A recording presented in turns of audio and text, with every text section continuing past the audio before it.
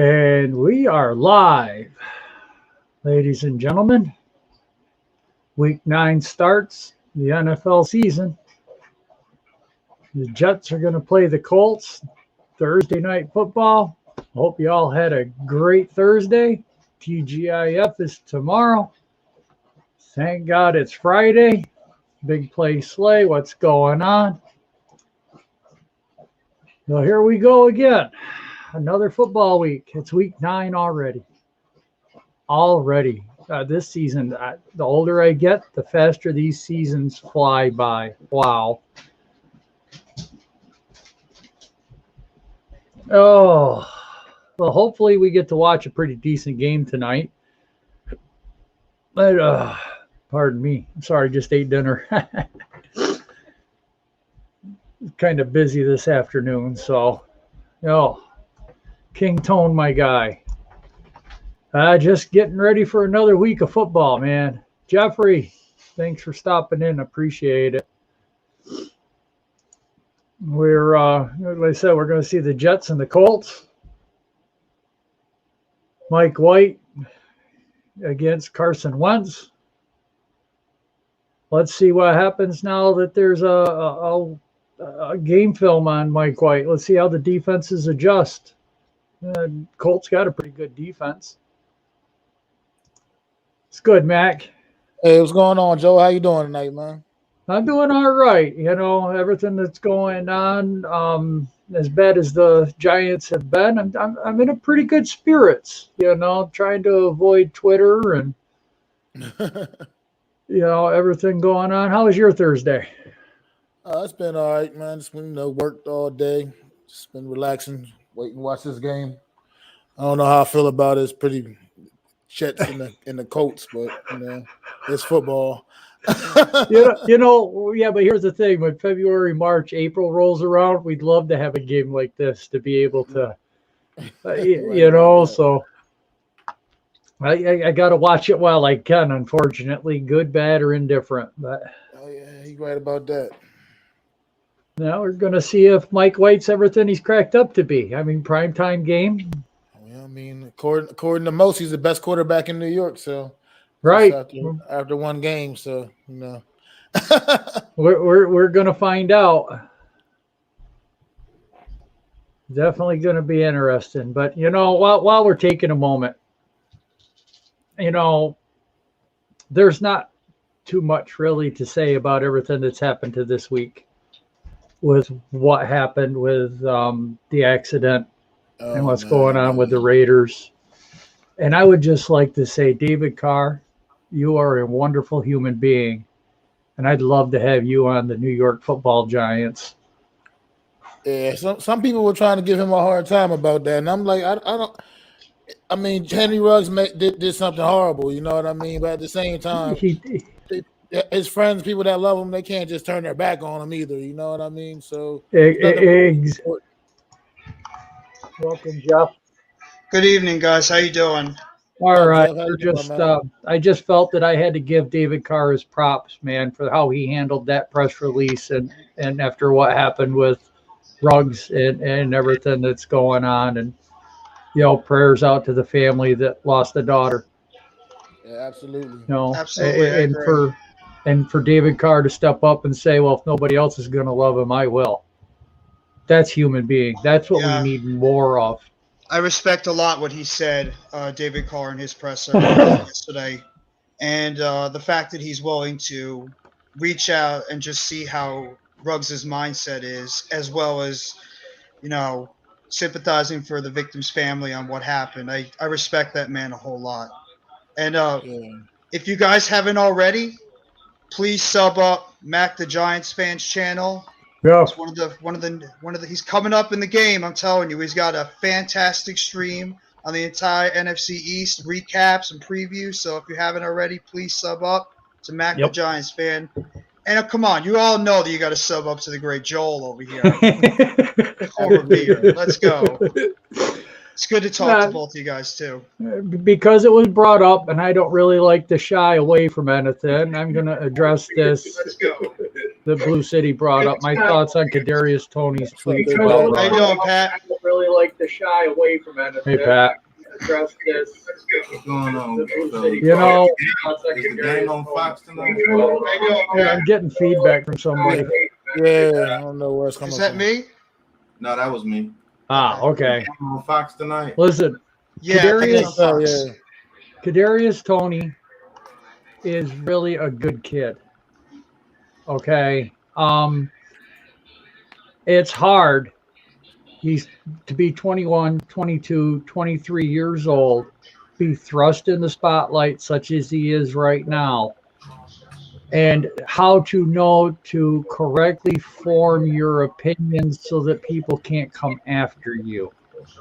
Look, he basically wanted to do the same thing David Carr did, but Carr is a lot older and more experienced at handling the press and media coverage.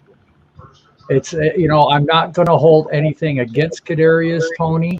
I understand where he was coming from, and I understand the point. And I think that's something we need to do more as fans too, is just be a little more understanding and a little less critical, as with everything that went on. It's a hard time for a lot of people. If anybody else wants to add on to that. People about what Tony said about Henry Ruggs. Yeah, I don't understand. Everybody know what he meant. Right. That's how I feel about it. Basically, he said people make mistakes and don't castrate them. I mean, don't kill him for it. I mean, even though what he did was extremely stupid and somebody lost their life because of it, doesn't mean he doesn't deserve a second chance once he does what he's supposed to do as far as serving his time, if he has to serve any time or anything. Taj? Yeah, like he condoned his actions. What's up, Taj? That's where I'm at with it. People tried to blow it out of proportion, man. Like he wasn't out there acting like it was okay that he did these things. It was just, you know what I mean? He was just, that's his friend. I mean, no matter, at the end of the day, like I just said earlier, like with David Carr, that's his friend. He still has his friends back at the end of the day, no matter what. I mean, his friend made a mistake. It was a horrible mistake, but he still got his friends back. That's all it really came down to. He's gonna serve his time. He will be judged, and leave it at that. Yeah, I mean, it's an unfortunate mistake that happened, and obviously Ruggs is learning from it. I mean, he should have not done what he did. But at the same time, there's nothing wrong with Toney reaching out to his friend and just checking on him. But at the same time, the tweet might have been worded a little bit wrong. But there's nothing wrong with what he said. Just people trying to jump on and attack him for no reason, because of the fact that he thinks that they're neglecting the interest and the feelings of the family that just lost their daughter and their dog. While in the fact he's also just trying to reach out to his friend, just seeing how his well-being is. So I just think people got a little bit too crazy with that whole situation. People are just sad and sorry, and they just want something to complain about. It's Twitter, guys. You know how the Twitter people act. Twitter are gonna jump on anything they see if it doesn't meet reach a certain just prerogative. People in general, man. People always want to. We're always judgmental. Lash out at somebody because of what they're going through, and they want to feel important about something.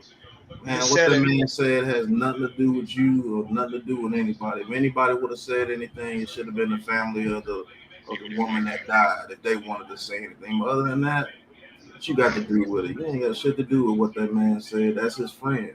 Right. My friend as well. And he said he was wrong. Absolutely. I could see if he said, man, he wasn't wrong and condoned his act. He didn't do that. He just said, man, hold your head up, do your time, and get back to it. Once you're able to get back to it, hopefully he can return to his career after he serves his time. I think they're going to give him 2 to 3 years because he was under the influence and he murdered somebody. Mm-hmm. Same thing Dante Stallworth did. Same exact thing Dante Stallworth did. Stupid. Dante Stallworth didn't even get any time. No, he got nothing. Did he even get suspended? Yeah, he got suspended for like a year or two, I think, and then he came back. Well, I think what they're really going to go after and what they're targeting is because he was doing over 150 miles an hour on a side street. 156. I think his blood alcohol was like twice the legal limit. Yep. That's the part I don't get. Whoever he was with at that night, you can't tell me that man at his size with a blood alcohol level that high, he was staggering already. He's no way anybody that was with him didn't know he was way too drunk to be driving a vehicle. So I'm just and at the same time, isn't the NFL partnered with Lyft and Uber that you can grab one of those to take them home? It's a judgmental thing. This man's a millionaire. He has all kinds of options. Exactly. Listen, you know what? I'm guilty of it. We're all bulletproof. I mean, I just got in a serious accident, and I went and did it too. Literally, just a year or two before, after my auto accident, I did it. I mean, we all people make stupid mistakes. I mean, they just do. That his mistake is amplified because he's a professional athlete, so that the whole world's gonna know. Right. Yep. I mean, but then at the time too, I was also in a completely different state of mind. Also, when I did that, so sometimes my mental health wasn't the greatest back then, and we didn't know half the stuff we know today. So that's what part of my problem was too. But as far as Blue City saying, is this the same thing as Baker? I don't think it's you mean DeAndre Baker, right? No. Yeah. No, it's not. No. I mean, that was a robbery. That was bad enough, but I mean, and it turned out that he was innocent. So he was guilty. He was definitely guilty before proven, guilty. I mean, everyone judged him real quick and fast, and then it was come to find out he was getting blackmailed. So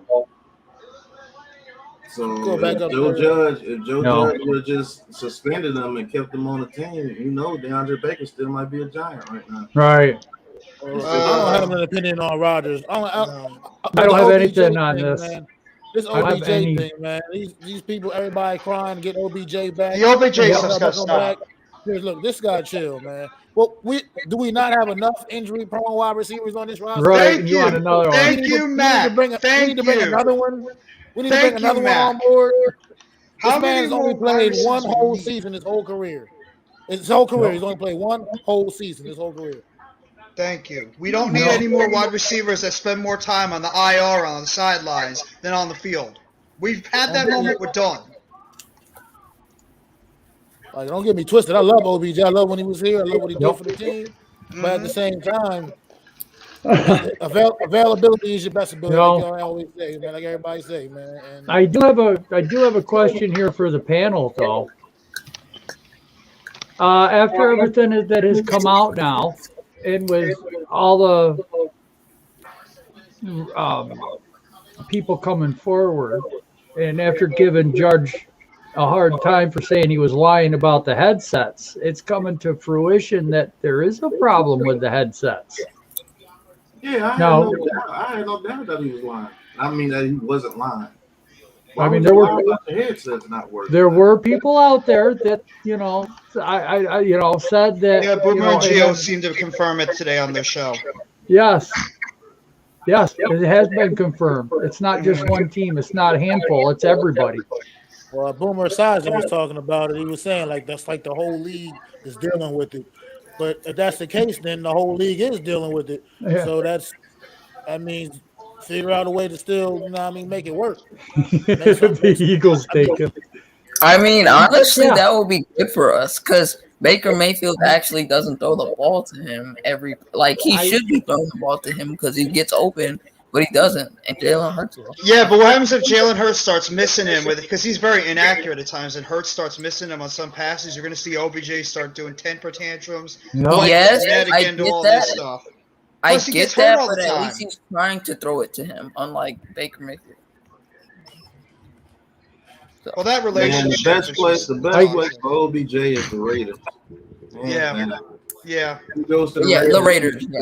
I thought it was absolutely right, and that's a lot of it. Hit Squad. We're going to jump on anything that we think is bullshit. Hey, I'm guilty of that too. But I was like, nope. With the headset, I'm going to step back. And you know what? I'm not out here trying to gloat, saying, "Yeah, I waited." No, it's nothing like that. I'm just bringing up what's going on, what happened. And you know what? We are so toxic right now as a Giants fan base absolutely. that we all need to take, don't hit send. The great Herm Edwards, when he gets these rookies into these classes for the NFL, when he was involved with that, he'd tell them the Twitter, the Facebook, the Instagram, whatever.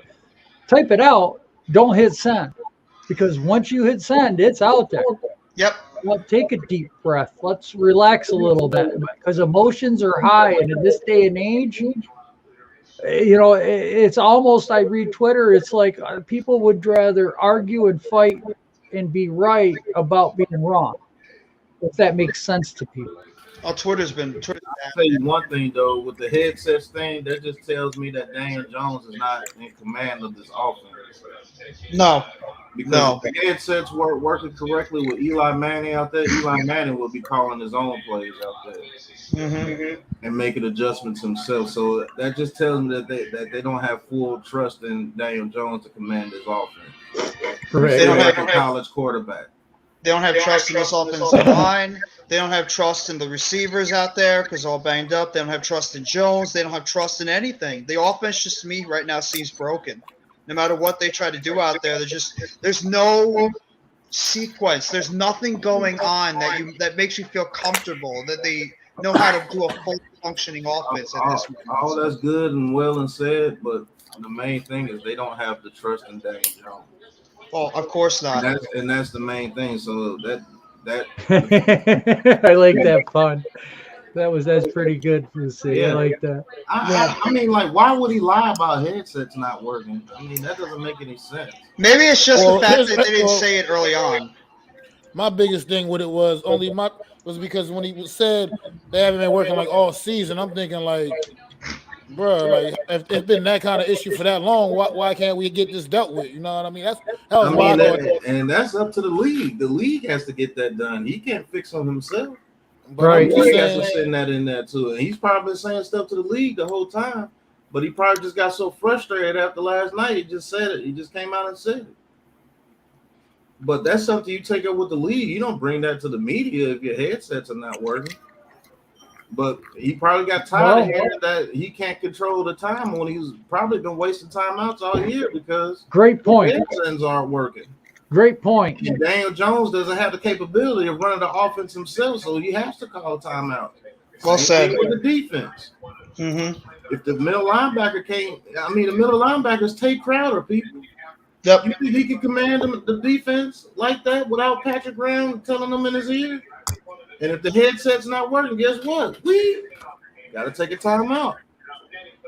So who knows what's been going on with those headsets? It might be crucial because you got Daniel Jones and Tate Crowder, two people that you know that you can't run this offense or defense by themselves. Now, Daniel Jones is more of a strike against him. I'm not putting a strike on Tate Crowder. He's Mr. Irrelevant. Crowder's a backup for a reason. Yeah, but your franchise quarterback, he should be able to command that offense. Well, you know what, though? If Judge and Garrett aren't letting him, Pat, how is it a strike against Daniel Jones? If they're not even going to allow him to? I believe he hasn't shown them that he can. Well, you know what? How many audibles, how many hot routes have you seen Daniel Jones command? How many times have you seen him move the running back to a position where he sees the blitz so the running back have an easier time picking up the blitz? I see him trying to line up guys because they don't know what the hell they're doing. That's what I'm saying, Joe. He doesn't like. I'll be honest here. I'm on Daniel Jones' side. For this one, I feel like you can't blame him because you can't keep saying it's his fault when every single year it's the same shit. Every single time Daniel Jones has some good correction and the receivers don't do their jobs. You can't get blamed him. I understand what you're saying, Pat, but I just feel like Daniel Jones, he can command. No way am I blaming Daniel Jones for the season. What I'm saying is he hasn't progressed enough to where he can command his offense by himself. But there's memes out there where Jason Garrett looks pissed on the sideline because Daniel Jones went to an audible that picked up 9 yards. And that's stupid if that's happening. That's what I mean. How is it on? Go ahead, Joe. I'm sorry, Joe. You know, if Jones does do that, he's not going to be the quarterback very long. If he's not going to do what the coach, we all know how that works. If he starts taking control, audibling and doing stuff that the coaches don't want him doing, not for long, baby. You're out of there. I'm going to get somebody in there who's going to listen to me. That's why I he wish I seems had like a a job good at that kid. organization, so I know exactly what's going on. But that's not He going seems like a good person, though. Is Joe Judge and Jason Garrett holding this kid back, or is Daniel Jones not able to run the offense the way they want to? Well, It's either or. It's either or. Either they're holding this kid back, calling these whack plays. I think it's a combination of both. A one-read quarterback. Is Daniel Jones just a one-read quarterback because that's just who he is, or are they telling him to do that? Because I say this all the time. Daniel Jones reminds me of a robot. Daniel Jones is going to do exactly what you tell him to do every single time. There's only one way we're going to find that out, when we get a different offensive coordinator in here, and he lets him fly. That's the only way. One thing I've always noticed with Daniel what I'm worried about is, if we do get a new coach or a new GM, are they going to let Daniel Jones be the quarterback? I don't think so. These damn quarterbacks in the draft. Here's my biggest thing. The only quarterback that I would love to see from this draft of the Giants is Kenny Pickett from Pittsburgh. Now that kid can play. That kid can play. Kenny Pickett from Pittsburgh. That kid can play. Look, Daniel Jones got his, he got his faults. He's not perfect, but at the same time, hey Joe, I'll be right back. Yes, sir. Here's the thing. Daniel Jones also has been a victim of players just around him not making plays. Other teams, they're skilled players. They make plays for their quarterback, and I feel like we don't have enough of that going on here. And you're right. You're right. Just not making plays.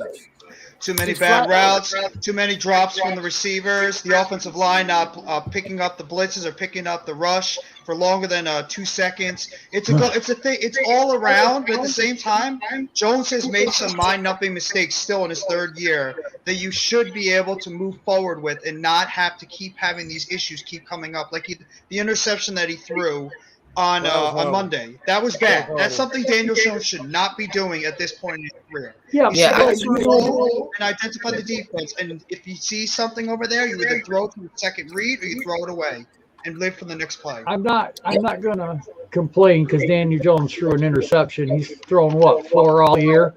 5. Halfway through the season. It's 5. Okay, 5 still. I'm not gonna. No, because, these safeties and everything, they know the routes. We talk about it every week. We run them damn curls and stick routes and all that other crap, and the defense is just sitting there waiting to pick the ball off. Mm-hmm. So, you know what? He hasn't fumbled a lot. He's not turning the ball over a lot. Yeah, you know what? That was a bad interception. But won a game, and he shrugged it right off and went through the whole game. And, yeah, okay, there was a couple of plays where they might have been an interception, but you see him getting crushed as he's trying to throw the ball half a second after the snap.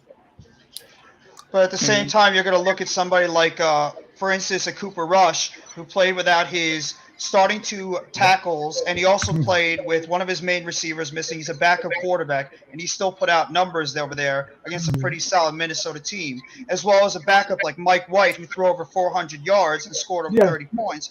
Did you see the offensive scheme they're throwing together for that kid? That's game part plan of it too. Exactly for him.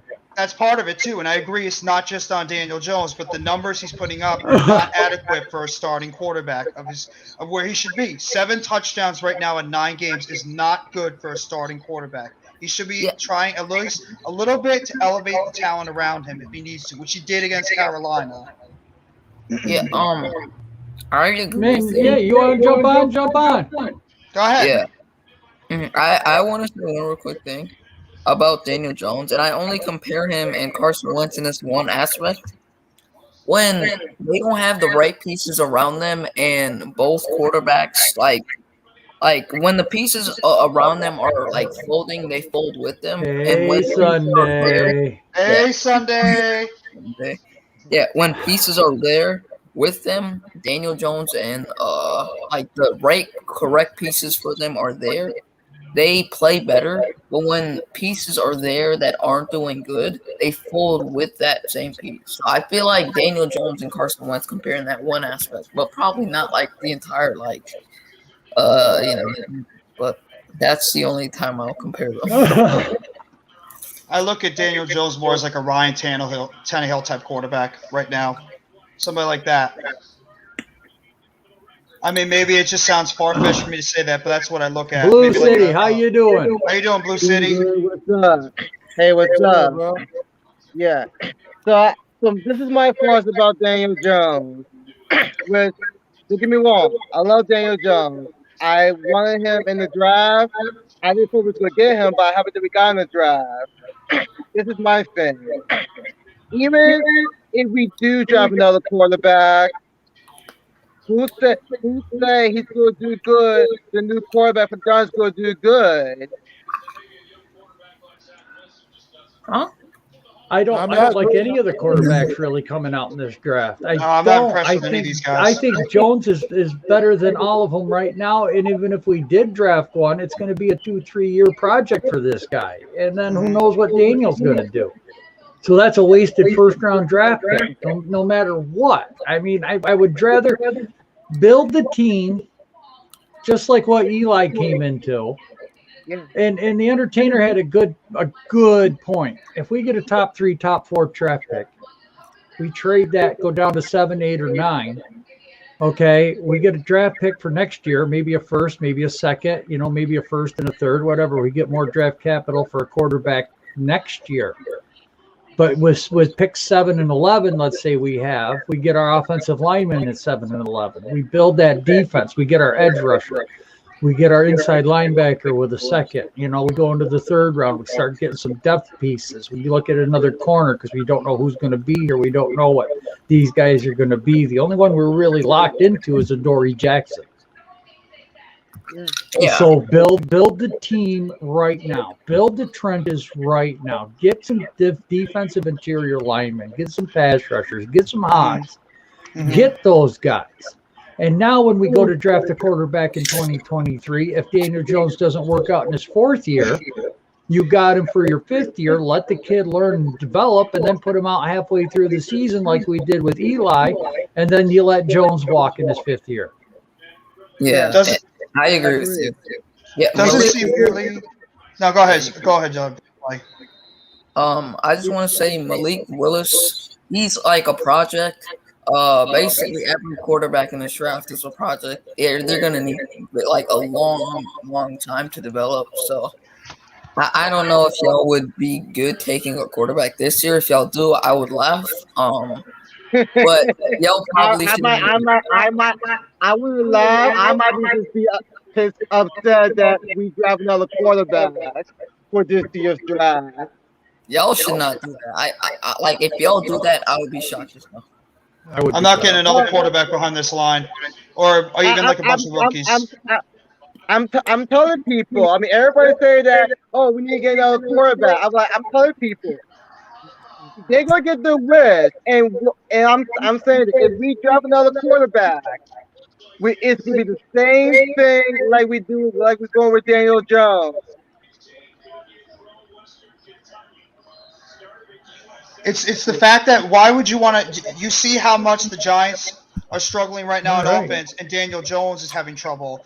Why would you draft another quarterback when he doesn't have an offensive line and he has the same pieces he'll probably have next year? The game has started, guys. Mike White's going to be under center, single back, 2 tight end set, 2 wide receiver. White takes a snap. He's going to roll to his left, toss into the flat to the tight end for a pickup.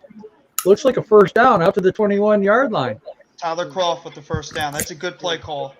Yeah, it was. And I remember what Aaron Taylor said. You drive another quarterback. You're saying that new quarterback to failure. Mm-hmm. Yep. Yeah, I mean, what's going on, Logan?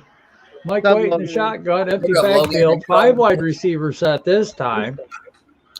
I see he's wearing the blue robe. White takes a snap, Colt rush 4, quick throw out to the right, and that's going to be tackled for no gain. 2nd and 10. And one more thing.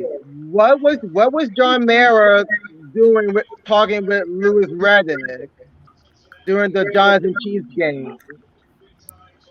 Oh, talking to what's his name there? Yeah, they were talking after the game. Lewis Reddick and John Mara. Yeah. Man, I hope nothing comes of that. Man. If we hire Lewis Reddick to replace Jay Gettleman, that's gonna be a disaster. Mm-hmm. Yeah. Wait, empty backfield again.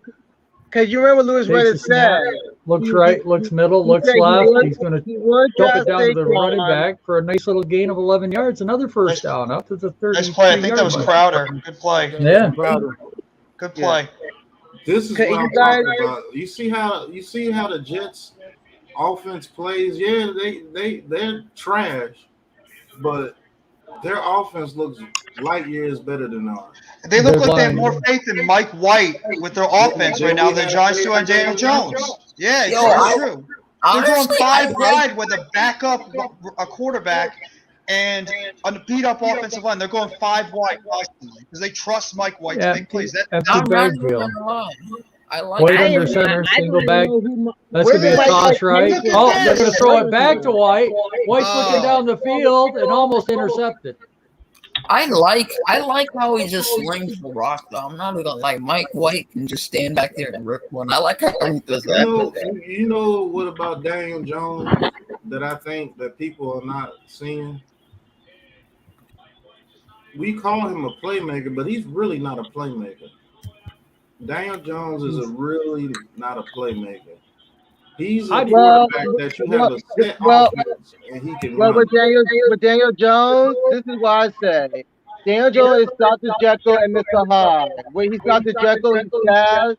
When he's Mr. Hyde, he's good. So he's like up and down. Daniel Jones is like a Dr. Jekyll and Mr. Hyde. I really think Daniel Jones is the type of quarterback where he needs to have help around him to completely succeed. I want to take a stab at this because if we look at games week 1 to week 2, we saw an improvement. Week 3, we saw more of an improvement. Week 4, we saw an improvement. Week 5, week 6, against the Rams, he did not look good at all. But, I mean, that's the Rams. Come on, that defense is something else. Yeah. Against the Saints game.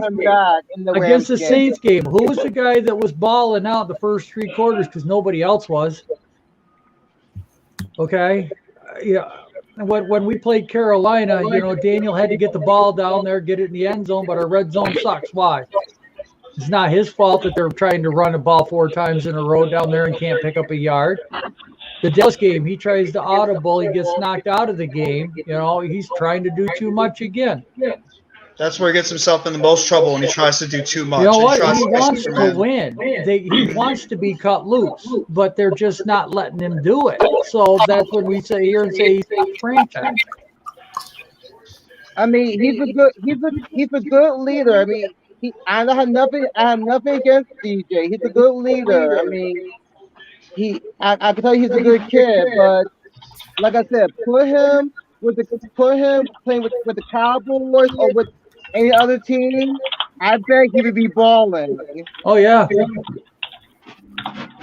I mean, I just want to know if we don't really know if it's him or if it's a mix of him and the head coach, if it's a mix of the offensive coordinator not trusting him. We don't know if it's DJ with his limited skills. They're afraid he's going to turn it over too much. We really don't know if it's like everything mixed together. That's what I'm thinking. It's like everything mixed together on why this offense is as stagnant as it is.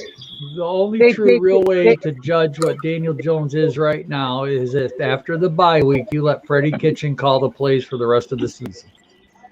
That's not going to happen. But how much of it do you think is Jason Garrett, and how much of it do you think is Joe Judge? Man, that's what I think too. I think it's both. I think Joe Judge and Jason Garrett are not teaching this kid on really have to be an actual quarterback. I'm gonna be honest. Guys, let me ask you this. Let's say they get him and Joe Judge are both fired this season. We clean house. We hire a new GM and new head coach at the same time. we keep the players That's not going to that happen. we have You're already from pigeonholing your team. who say that new head coach and new GM are going to do good. They might be bad too. See, my Yeah, only there's- problem is that the reason why I could see a lot of the same going into next year in terms of like the players staying, the coaching staff, and everything, is because the amount of big contracts that are still going to be on this team that are going to be hard to trade away or cut after the season. 2022, do not be surprised, and a lot of fans might not like it, if this roster is a lot the same, mixing with some draft picks next year because we can't trade away or cut some Well- of these guys. Their cap hits are too big. Listen, I mean, look at Jason Garrett's teams. Look at the football teams Jason Garrett's coached. Okay, I mean, look at how James Garrett look at, did have you know, some lot of we success give with the Cowboys. we give Romo a lot of crap, but how much of that was on Garrett? You know, the Cowboys they didn't win a lot of playoff games with Garrett there. Yeah, they looked great in the regular season, but when it came down to crunch time, Garrett was not very good at all. And this is crunch time right now because this team ain't good, and they know the fans are hollering. At the end of the I'm day, agreeing with you. until this offensive line is fixed, it don't matter who's playing quarterback. It ain't gonna matter who's calling the plays. Until this offensive line is fixed, this offense is gonna remain stagnant because they And can't that's run what- the ball well. They can't pass protect well. This offensive line can't do anything well at all. So And until that's fixed, this offense is gonna remain stagnant. That's the biggest problem. I'm gonna That tell has you to be this: addressed. some of these receivers Point are blank not and running period. routes well either. Yeah. Some of these receivers aren't running their routes very well either. No, they're Well, not. change it off goes right. Yeah, And then we got a lot of Hey players. guys, let's be honest. Did Dave Gettleman really want Daniel Jones, or cause maybe Dave Gettleman did want Josh Allen, not quarterback Josh Allen, as Josh Allen. Maybe They Dave got did Daniel want Jones. Josh Allen, but Pat Shermer told Dave, no, we gotta get Daniel Jones.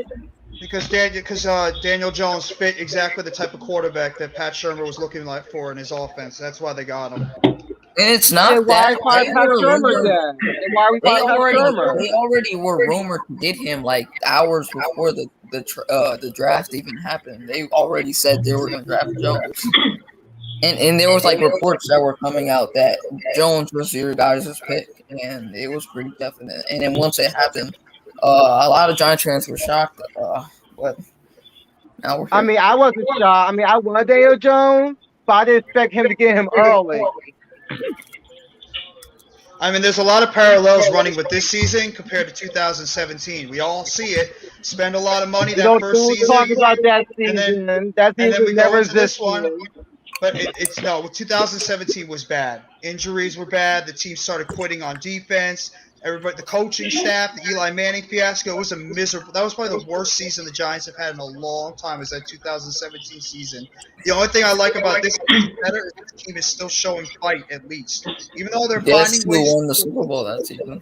But they're not winning games, but they're at least not giving up on plays right now. Kick him off the stream. Hey Jeff, guess who won the Super Bowl Yeah. that season? Who did? Yeah. You know what I'm gonna Cool. say. I Well, see you know what what to do. Wait, I see what you did there. I My see bad, what my you're bad, doing. I see, I see what you did there. I knew you was gonna say that. All right, fellas. Hey, fellas, let's get back to the game, man. Second Yeah. and 6, Colts in the shotgun. Carson Wentz, Taylor to his left. Ball is snap. Oh yeah, and number Carson number Wentz one, is hit. Big Play. I Oh, want to yeah, know you this. were You behind. guys hated the Jalen Hurts pick, and all of a sudden, you guys are liking him. Well, what's going on there? Huh? Wait, say that again? When the Eagles drafted Jalen Hurts, you Eagles fans, some Eagles fans, I don't know about it Nice general, first down but play a to lot of Michael Eagles Pittman. fans were upset that you guys drafted Jalen Hurts, and all of a sudden, you guys are saying he's a franchise quarterback and stuff like that. I think he's a manageable quarterback. I don't know if he's a franchise quarterback. He just can get the job. Oh, how did they not call that a horse collar? That looked like a I horse don't collar. know. on I was Pittman. just looking at that Yeah, it myself. looked like a horse collar on Pittman. Pittman is so good. All right, by the way. all right, guys, we're gonna start calling the game here a little bit. That's what we were supposed to be doing, but we got sidetracked with everyone's passion, and I love it. I loved it. There's a really bad echo, by the way. Like it's a really Yeah, bad. there is an echo Oh, somewhere. really? I haven't figured that one out Oh yet. yeah, and Joe, remember when Logan Ryan said this term is get out of control? When Mara said what? No, Logan Ryan. Remember when Logan Ryan said the term? And guess what? Dante Pettis got injured at the Chiefs game. That had nothing to do with the So Logan Ryan is right. It has to be the term, not just our stadium, but every stadium in every 32 stadiums. Yes. They're going to start putting grass. Pettis wasn't because of the turf. Down. He got hurt for another reason. All right, Carson Wentz in the shotgun, running back to his left, 3 wide receiver set. Wentz takes a snap, takes a handoff, goes to throw short, dumps it down for a first down. It's a dangerous pass. Down to the Jets' 48-yard line. 1st and 10 from there. I'm looking at the game at my phone. I got like the NFL app. That's what Carson Wentz does. Just he's a dangerous thrower.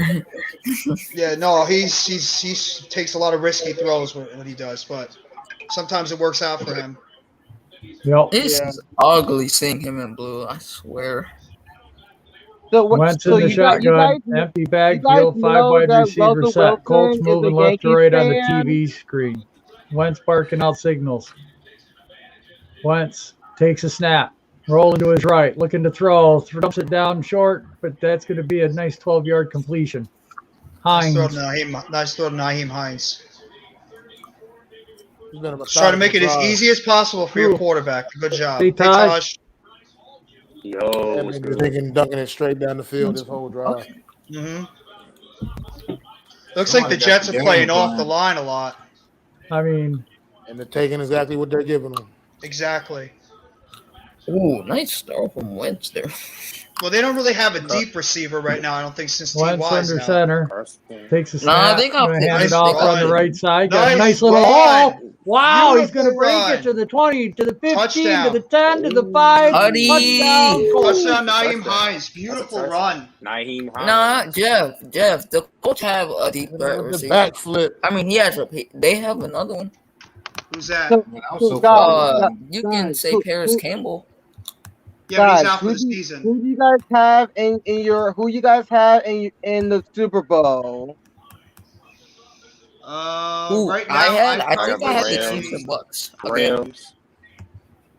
I have. You guys might hate me, but I have LA Chargers versus Cowboys, but I have LA Chargers winning the Super Bowl. I can't really say right now. It's too early. Kick is good. Man, the kick is good. I'd probably go with Rams and Bills right now, but talk to me a little bit later in the season. It's still way too early. No, it's not even that. It's not even that. It's when the Cowboys get to the playoffs, they meet number 12 from Lambeau Field, Green Bay. Man, I don't think that. If we had Cowboys versus Buffalo Bills, that would be like a Super Bowl rematch because the Cowboys and Bills, they're playing Super Bowl against each other before. The Bills are going to destroy that team if they ever face. The Bills are by far the best team in football to me. They're one of the most complete teams. But a lot of it has to do because they're healthy. A lot of it's going to have to do at the end of the season who's also remaining the healthiest team because you never know. You got that right. Yeah, it always comes down to who is the healthiest team. And the hottest towards the team. end of the season. Exactly. The hottest and who's the healthiest. I want to see Packers Bills. But you go, Joe. Aaron Rodgers gonna choke. Yeah. So, God, I just got an update about Kadarius Toney and his tweet. It says Giants head coach Joe Judge. He defends Kadarius Toney about his tweet. So technically, Joe Judge was on Kadarius Toney's side about the tweet. I mean, as he should be. There's no other side to be on. Yeah, there's no other side for him to be on.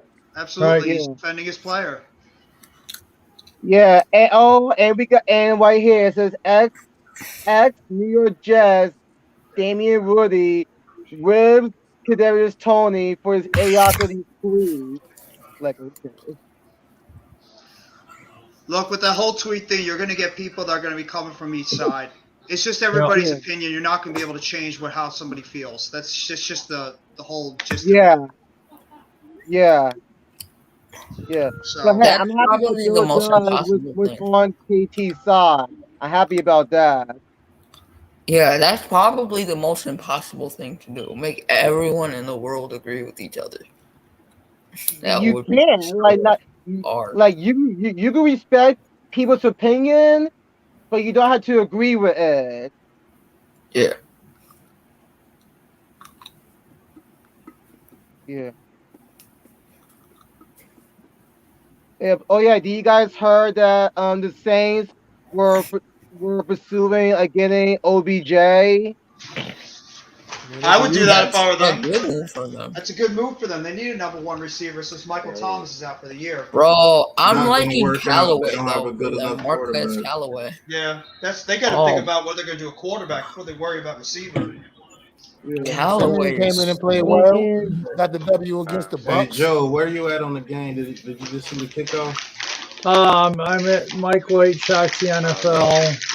Yeah. White hot quarterback I'll call this performance is highlighted. drive. Hey fellas, we really need to get to the actual game and start Does- calling, Go ahead, guys. calling plays. Does- So we I have need a, to I calm- have a, Go ahead, I have a Cole. question, Yeah. Joel. Does You that know that- place, does the stadium of the Colts have a? I think they said they have hotels and crap in that stadium. Because All I've right, heard. Mike White you and know that- shotgun you know- running back to the left. He's calling the game. you know, November the 3rd was Phil Simms' birthday.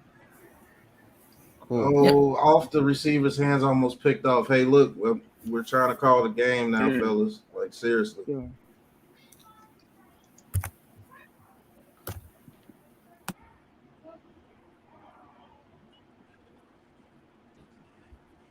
Mike the Goat White. Right. Mike White. All right, Mike White in the shotgun, running back to his right. It's like Jameson Crowder in the slot. Hey, I haven't heard anything from Moore this year so far. Running back in motion, trips to his Elijah left, Moore. empty back. Yeah. Yeah, Mike White, ball or snap. He's looking. Mike White under pressure. He throws it away. Yeah, Pat. He was hyped up so much. Elijah Moore was hyped up so much in preseason, and he hasn't really done anything.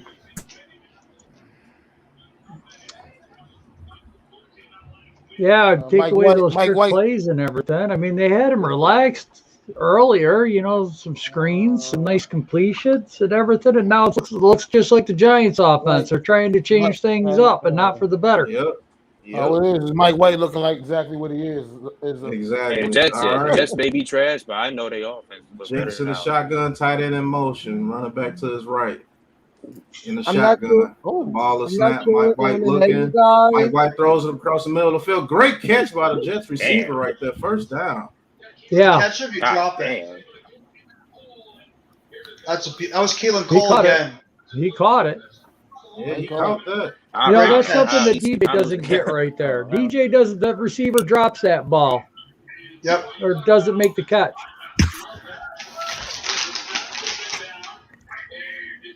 Yeah, I highly doubt any of our receivers would came down with that. Right. Except for Galladay. All right, after the first Hell down, Jets in single no. back formation. Running back in the backfield, Mike White changes the play at the line of scrimmage. Who has that plan in the background? All right, hand off to the running back. Good run by the Jets running back there. It's about by Carter.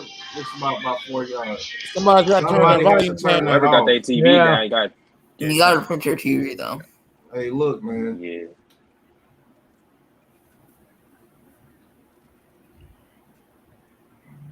Well, that goes back to what y'all was talking about with Dan. What I was talking about with Daniel Jones, player receivers making plays for their quarterback. You know what I mean? That was a tough hit. He took that tough hit and he still. Man, that was a tough catch. Yeah, that was a tough catch and a tough landing. Yeah. All right, Jets snap the ball, play action. Mike White looks deep towards the right. Another good catch by Keelan Cole. First That was a down, little Jets. behind him. That was a hell of a catch right there to adjust. My wife's looking pretty good. Hell, Seems I'll like tell you he's what. targeting Keelan Cole a lot. is his primary receiver. He has a lot better protection than Daniel Jones going on right now. And his receivers are making some really great catches for him too. I mean, he is not accurate with that ball right now. That pass was not accurate at all. All right. I nearly heard Mike White before. Both tight ends in motion. Look like they're running a big set. Carter in the backfield. Ball is snap. Handed off to Carter, and he is stuffed for about a 2-yard loss. Nice play by DeForest Buckner in the center. Wait, you were saying the second and right pass was inaccurate right here? Yeah, it wasn't on the money. It wasn't in front of him. It was behind him. Did you see the way how he caught that? You see the way how he caught that? Like, yeah. When you're running to the left like that, you're supposed to catch it on the left shoulder, not reach back on your right shoulder and catch it. That was just a good catch. Turned around. All right, 2nd and 12. Mike White getting shotgun. Jameson Crowder in motion. Running back to his right. Ball is snapped. Mike White looking. Wow. Looking. Deep over the middle field. Good catch by. He's going to get these wide receivers killed, man. Watch this. This guy. Terrific job by that offensive line. Look at the routes that are being ran. We don't run routes like this. We don't look at that protection. Look at that protection, though, Pat. Look at that protection. It's the protection, not the receivers making the catches. It's the protection that White's getting. It's all like that's first and 10. It's not even just the receivers. It's just the Mike White in the shotgun, running back to his left. Snaps the ball. Mike White looking. Wow. Throws a deep, wide open, more touchdown Jets. That's what happens when you have 2 or 3 seconds back there. Wow. Come on. Wow. Credit to that offensive line. Credit to that offensive line for giving his quarterback enough time to get those throws off, and good job by Elijah Moore. Mike reading the damn defense.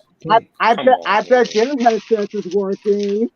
You see how Jameson Crowder's route confused Rhodes? It confused him. Rhodes better go back there and pick up his jockstrap because he just got it smoked off of him and it's on the field. Look, our routes usually only use one side of the field. We don't use the whole field with our routes. We don't. No, we don't. No, we don't. We don't. There again, Pat. There again, that's making their routes and I know people are standing up for Garrett, but damn it, No, I hate Jason Garrett. Look at how they changed the play calls during just this drive alone. The beginning they played the drive, it looked terrible.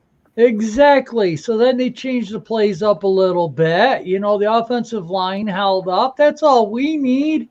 Yep. We need receivers that catch the friggin' ball. We need receivers that can get separation like that. Come on, I could have made that touchdown pass. We need receivers to stay healthy. Better route. I don't know if that was a blown coverage by Xavier Rhodes or just a great route by Elijah Moore. Oh, yeah, it was. Way more protection. Do you see Elijah Moore's speed, though, and his route running ability? That dude is electric. Yeah. That man can go a long way. That can run routes. Yeah, we have Kadarius Toney.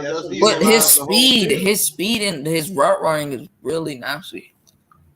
We call players that don't utilize the whole field. We don't utilize our receivers in the right way. No, you're right. Darius Slayton should be running mainly streaks, slants, and double moves. Kadarius Toney should be going all over the middle of the field, zigzag routes all over the field because if we get him the ball, he's electric. Sterling Shepard is a route runner. You should be doing some of the same things. Ross, deep comeback routes, double moves. We like Galladay's your 50-50 jump ball guy. We use like one side of the field, and it's either all on the sideline or all in the middle. There's never something in between. There's never somebody's running a route to get this guy open. The only time we seen that was in the Saints game. That's the only time we've seen where routes were being ran where other receivers can be open because somebody's worried about somebody else was the Saints game. Other than that, it's just the defense could just stay in one defense the whole game and guard us. What would you chalk that up as that, Pat? Why would that be? That's only happened one game. You think it's the offensive line? Do you think it's the receivers going in and out? Do you think they're not trusting Daniel Jones or all the above? All the above. And that's why I'm saying a cleanse might be needed. I'm telling you. I mean, also in the Saints game, we did have pretty much our full complement of weapons, pretty much, other than Slayton, I believe. Slayton and Shepard, yeah. But Yeah. I mean, They're we had working still on had Mike White's wrist. Saquon. I mean, What's wrong with his Saquon wrist? played very well in that game. His best game of the season. Galladay's best game of the season. I think the Giants versus Panther was the good game. Yeah, for the defense, the offense wasn't doing too much. The offense just held up. And the coach bring it back out to about the 24. Yeah. At times, we just can't mix the offense and the defense together consistently. Well, guys, I gotta go. Got work tomorrow. I will see you guys on Sunday. Thank you for jumping on. Good to talk to you, Blue City. Yeah, Thank you guys too. Yep, peace out, man. Have a good night. Bye. You just can't do that consistently,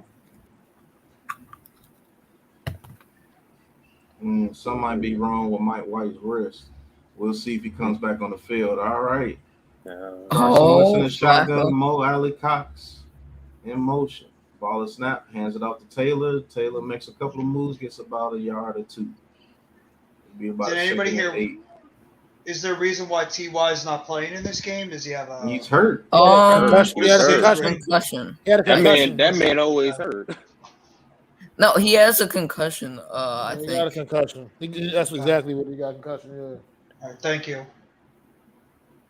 All right, 2nd and 8. Taylor so far 3 rush, 15 yards. Carson Wentz 4 or 5 for 36 yards. Carson Wentz back in the shotgun. Taylor to his left.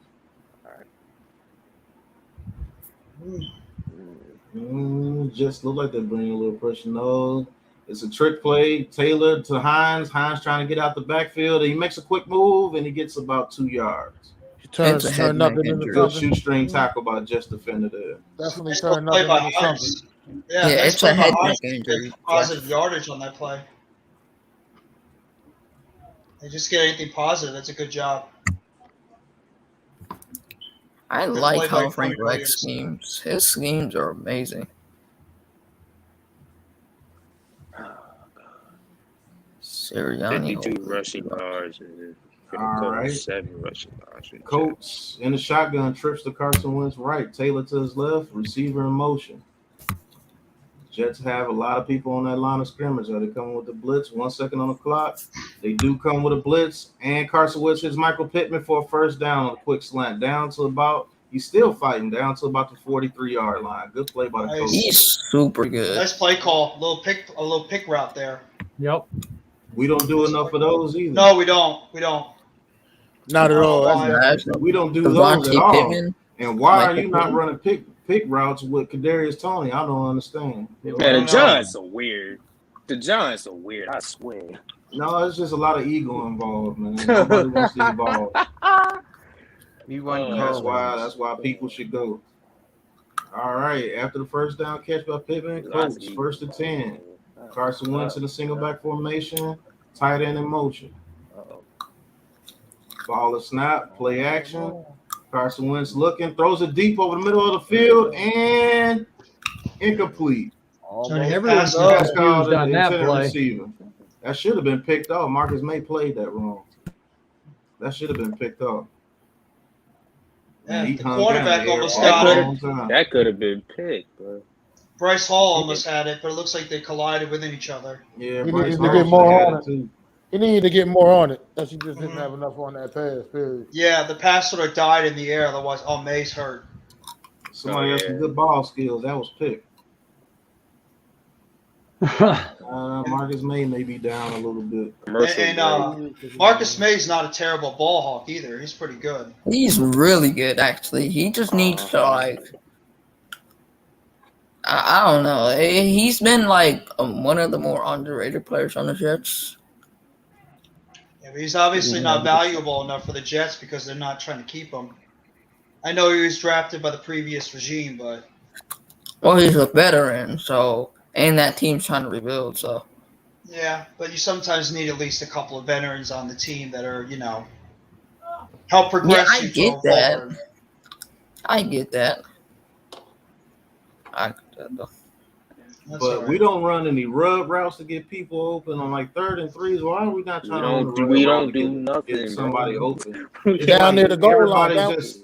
Right. Everybody just stand in front of somebody and see if you can beat them. That's how we're on the goal line. We're on the goal line every time. We just running the same the damn corner route to the end zone. What you call, you know what I mean? Out route and end zone. We're as boring as MetLife Stadium when it comes to play calling. That's how we are. We're so boring, predictable, boring, conservative. We don't try to mix it up and give the defenses something else. Curls, a rub route would be perfect. Fades.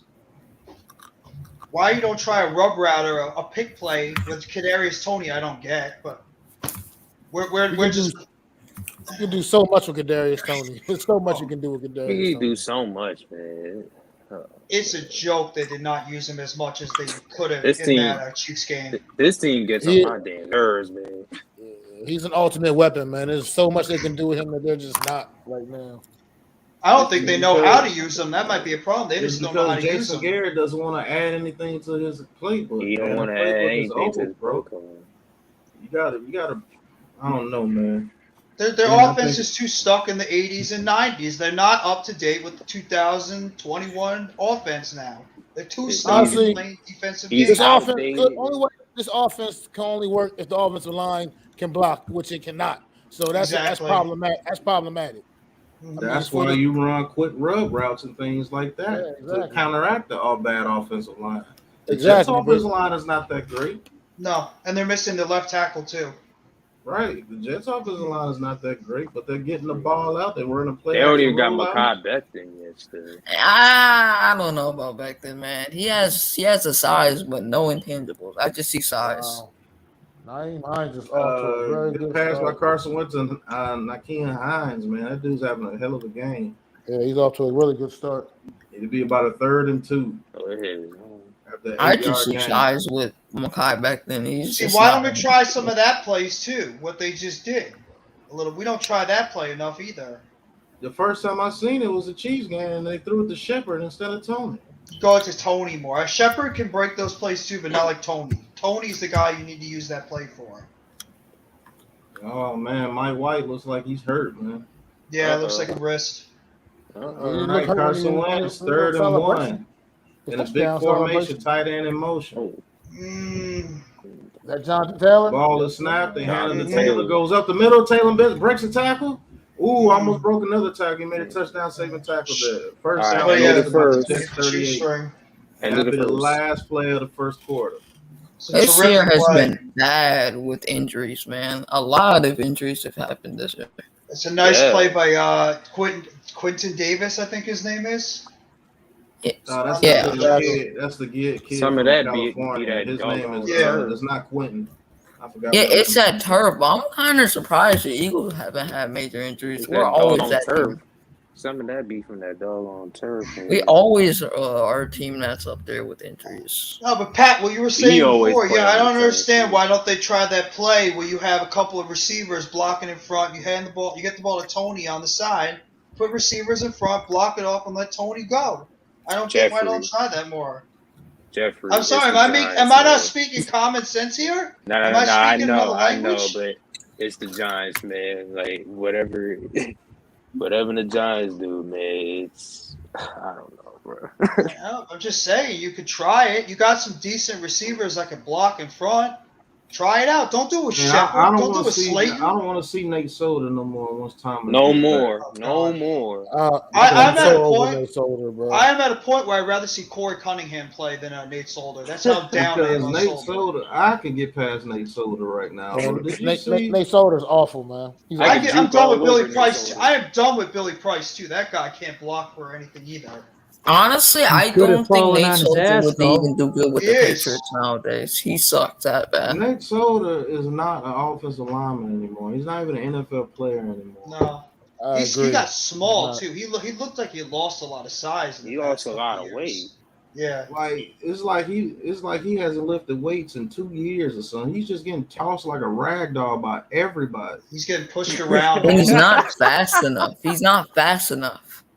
No, he's not anything enough. No. He's terrible. He's just Play bad. offensive line. You ain't got to be fast to play offensive line. You just got to No, get to I'm your not spot. saying. I'm just saying you're gonna have to understand how to like. got You're gonna footwork, understand man. that the defensive footwork. end is gonna come at you like really Footwork, quick. quick So you're gonna step. have to be there. Get Like, that punch, man. Get that punch, These man. offensive linemen, like these he has Stand upright. none of that. New England. You gotta stand upright too. He's He has none he's of going that. too much. He's falling over himself. He's tripping over himself all the time. He's not I fast don't know, enough but to react. But these New England offensive linemen, though, I don't know, man. Well, they had And a I great don't want offensive anybody line. else from New England ever again. Like these New England Neither do I, offensive Joel. linemen, Keep them far away from our Almost organization. Josh every McDaniels, offensive I lineman might that give him a leaves the try if Patriots, Nick Sirianni's not our guy. I might give him a I try. hope y'all hire Go him. for it. Give him a He's try. honestly, I think you All gotta right. give people second chances. Carson Wentz in a single back I mean, formation. unless they're not bad. Almost I every think offensive McDaniels lineman will that make a comes good from head the coach All right, now. ball is snap, They hand it will off be to trying. Taylor. Taylor makes a couple of moves, gets about 3 yards. Good run I like by Taylor. Might have got 4. I like Jonathan Taylor a lot as a running back. I really do. He has a lot of good hard runs up the middle. He's always going Down to downfield. 3. He's not going side to side a lot. I really like him as a back. And he's a pounder. Pause. He's like he can pound you in the running game. All right, Jets only have 7 rushing yards so like far that to the one, Colts too. 67. All right, it's 2nd and 7. Carson Wentz in the shotgun, Pascal in motion. Taylor to his right. Jesus. Ball and snap, hands it off to Taylor. Taylor busts it up the middle. He's to the 30, to the 25, down to the 21. Another good run by Taylor. Look at the offensive line blocking. Look at the hole they created right there for Taylor to go right through it. Look at downfield blocking. Block. Right. That is the biggest this problem is with one the of Giants' offensive line. We cannot Look get at downfield this. blocking. We're getting pushed back. Perspective. This is one of the best O-lines in football. Oh, Yeah, that is one of the they did best. it right. Oh yeah, the Colts definitely got one of the best offensive lines in football. Definitely. So I mean, All right, we're not even another good run by It's- Taylor. it's up there with Wentz the in a single back Browns. formation, 4 receiver set. No problem, Sunday. You take your time. All right, tight end in motion, goes to the line of scrimmage. Man, Big set. God. Wow. Out to Taylor up the middle, to the 15, to the 10, to the 5, touchdown, Colts. That is terrific running and terrific blocking by the offensive line and the wide receivers. fantasy Taylor football going implications right fantastic. there, baby. That is how you run an offense Jonathan if you want to Taylor get a good fantasy run. If league? you want to get a good ground game. Let's go. I got Jonathan Look. Taylor on my fantasy league. But if you want to be I got realistic Jonathan about Taylor. next year, yeah, we know what we want in the draft. And if the Giants don't draft O-linemen in the first round, second round, all We O-linemen, right. first round, second round, there's going to be hell to pay. We But let's right. not forget, okay, we're only going to have one guy back. I want Nick Gates to come back, but I'm not sure. Lemieux, I'm not sure. Extra point Okay, is good. you know, but we're going to have 4 brand new guys on this offensive line because I really don't think Pert is it. No, if you're going to have any of these guys come back, I want other guys there to push them. I want competition. These guys Exactly. But haven't had no now, competition.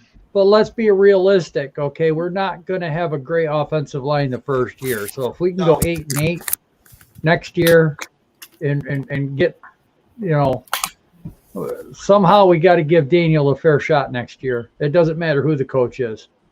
Somehow we've got to get some blocking on that front line, and we've got to get an O-line that can hold up. We got to get some guards, a true center.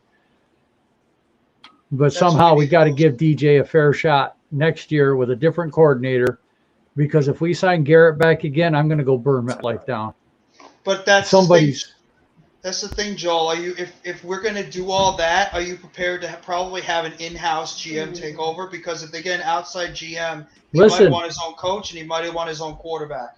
Listen, I'm fine bringing back the whole staff next year. I don't have a problem with it either. At this point, you're stuck with the roster. You're stuck with pretty much the same roster going into next year because of contracts. Just bring it back. See what you not can the do. same. Okay, we are going to be able A to lot get rid of of a them, few a lot of them. guys. But Most of them, though. Well, look at it this way. Evan Ingram's not coming back. Hernandez is not coming back. No. We're going to cut Shepard's Solder. not coming back. No, Shepard's going to be back. His contract. I think Shepard will be back. Shepard's But contract's too big to cut. they might restructure his contract. Yeah. Same thing with Ryan. But Bradbury, if he comes back, it's going to be a restructured deal, restructured contract, because we can cut him, save a lot of money. Blake Martinez, is he going to be the same guy after the ACL injury? Are we going to keep him? You know, we're going to keep who? Blake Martinez. Blake Martinez. I think they cut Soda, Martinez. They're going to cut all those bottom roster people. They're going to let they should let Lorenzo Carter and cut Zimenez after this year as well. Those guys are Hernandez will probably walk. That punter. Hernandez will be gone. Yeah, Riley so Dixon, probably, Garbage, get him out of here. There's probably 10 people that'll be gone next year. Because they got the draft capital coming up to replace all those guys. Well, that, and then, we are going to have a little bit of money in free agency. Yeah, so like you said, Jeffrey, I want to bring in. But now let's not forget, you cannot buy an offensive line. All right, let's look what Kansas City did. But the Giants fans were all sold on Kansas City, bought an offensive line, and they were going to be great again. And Mahomes had someone to block. Wow. It's not done like that. You bring in our rookies. If we can get that guy, from Alabama at pick 4 or 5, we grab his ass. If we can get a Linderbaum at 11, we grab his ass. Josh Johnson. Yeah, they need to get as many guys in the trenches as possible. Exactly. They have no choice. They have to start building this team from the inside out. Yep. I'm sorry. All right, go ahead, Pat. I'll let you do what you got to do. Oh, you're fine. I love it when people get fired up and add in like that, because it brings. If I wanted to, I could do this all night. I know I can. I've proven it. Josh Johnson, new quarterback for the Jets in the shotgun. Williams in motion. Empty backfield. Ball is snap. Josh Johnson looking. Throws it across the middle. Almost picked off. That's bad. Watch this kid can make some plays with his legs, man. Yeah, see what happens. Josh Johnson got good legs. He's got a rocket for an arm because that ball was coming at that tight end about 130 miles an hour. I feel for this kid, Mike White. I feel for this kid. Oh, Ash, what's good? You can't grip the ball. They got 4 quarterbacks. We'll definitely be a different team next year. Man, but I thought that this year, to be honest. Back in the shotgun, 2nd and 10. Williams in the backfield, tight end in motion. Looks like this might be a run play. Ooh. Snaps the ball. Josh Johnson will throw again. And he is sacked. Is that showing why he's third string? No, 95. The Jets. That's showing why he's third string right there. That's the type of shit right there that shows why. Held on to the ball too long. There's no reason he should have been got up out of there. Yeah, he held up. He had the running back right there. He was too indecisive on that play. No, now you try to throw it to him when you're getting tackled. He been open. Like I said, third string, bro. All right. Josh Johnson back in the shotgun, 3rd and 15. Look at this. He did get one. Look at this. Look at that. Look at that play call. Play call. Yeah. Williams looks like he got some room. He does. And it's a first down Jets after Jonathan Taylor did get a touchdown, Ash. Yep. He got one. He got one. It's a play call by LaFleur. Great play call there, and he makes a good move on Darius Leonard against the first down. When your offensive line blocks like that, you can run trick plays. Yup. That's it. All right, 1st and 10 after a little razzle-dazzle by the Jets. Josh Johnson back in the shotgun, tight end in motion. Okay. Ball is snap. Hands yeah, he got a rushing to the Ash. And it's a good about 4-yard gain. What were they, about 20, 25 yards out? It looks like Mike White's having issues with his thumb. He's having trouble gripping that ball. Yeah, his wrist. It looks like his fingers, yeah. He can't grip it. He can't get any strength in his arm right there. It's a badly sprained wrist. All right, 2nd and 5. 5-yard run, but I just run back on previous page. James the Crowder in motion, Jets in the shotgun. Oh! Nah, he went down. Josh Johnson hands the ball off the running back, and looks like it's a fumble. Colts got it. Okay. Fumble by Johnson, and the Colts recover. And on that photographic moment note, I'm going to go get me a cup of coffee. Hold her down, Darius, fellas. Darius Leonard. What a great play by Darius Leonard. Oh, Leonard just punches it out of his arm. Darius Leonard. It's one of the best linebackers in football. Just instinctive play. I believe he is the best middle linebacker in football. That man is. I think he's either up there or he is number one. Yeah, he just got the ball punched out right there. And now he's got a line in front of him, so he can just roam all around the field because he's got a good defensive line. Just makes him that much better. They got a monster like DeForest Buckner in front of you, causing havoc. And Kwity Paye, I think, is off to a pretty good start in his rookie year. Kwity Paye is playing pretty well. Yeah. I really love that move they got when they made the trade for DeForest Buckner. I thought that was a great move. So I mean, but yeah, I mean, with the Giants, they have to. What would they have to do the rest of this season to convince you guys that most of this regime should come back? What do they have to do? They have to win. Right. Well, besides that, but besides winning, like what do they have to do? I mean, look, right now at this point, honestly, Jeff, winning is what needs to be done. Period. Yeah. Because it's no more excuses, man. Like been talking this talk, man. We gotta start walking that walk.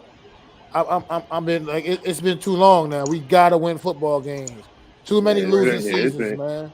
Man, it's been since 2011, man. We got to start winning.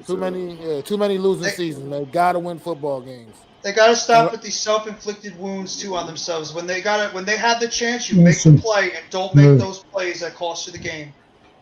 You gotta stop it. You gotta stop doing that. Gotta get these right pieces for our needs to win games, man.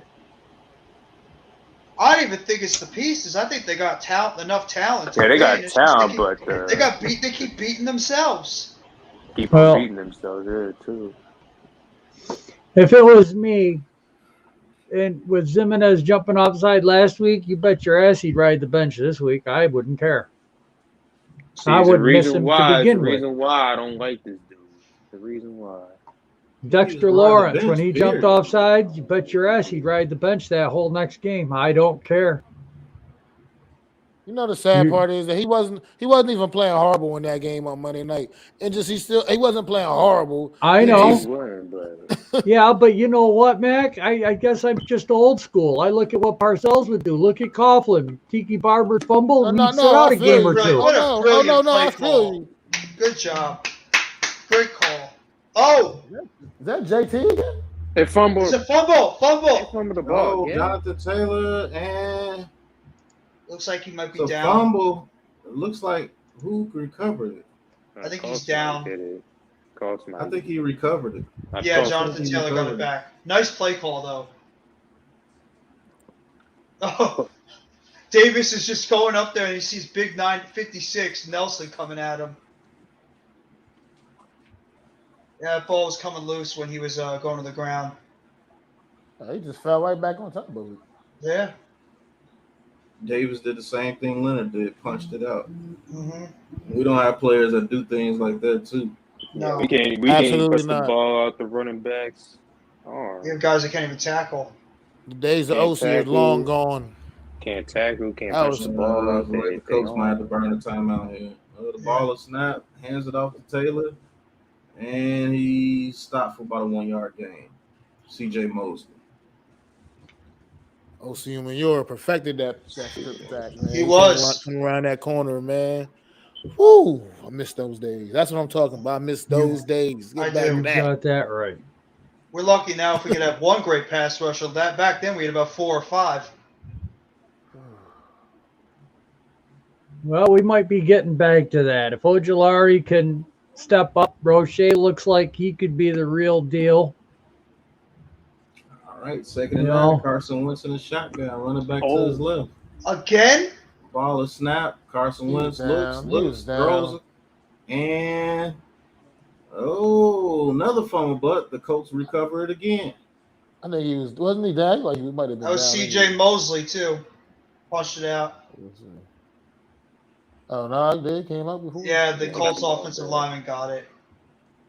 But we can't do Yeah, that that. ball was out. Yeah, it came It's out. just good play by the defense to know what they're doing. Trying to punch it out. Colts better hold on to that ball. The Jets are looking to get a turnover here. All right, total yards for the Colts, 194. Total yards for the Jets, 124. All right, Colts in the shotgun. Carson Wentz snaps the ball, hands it off to Taylor. Taylor goes up the middle, and he gets about 2 yards. It'll be second down and about 8 from the 11-yard line.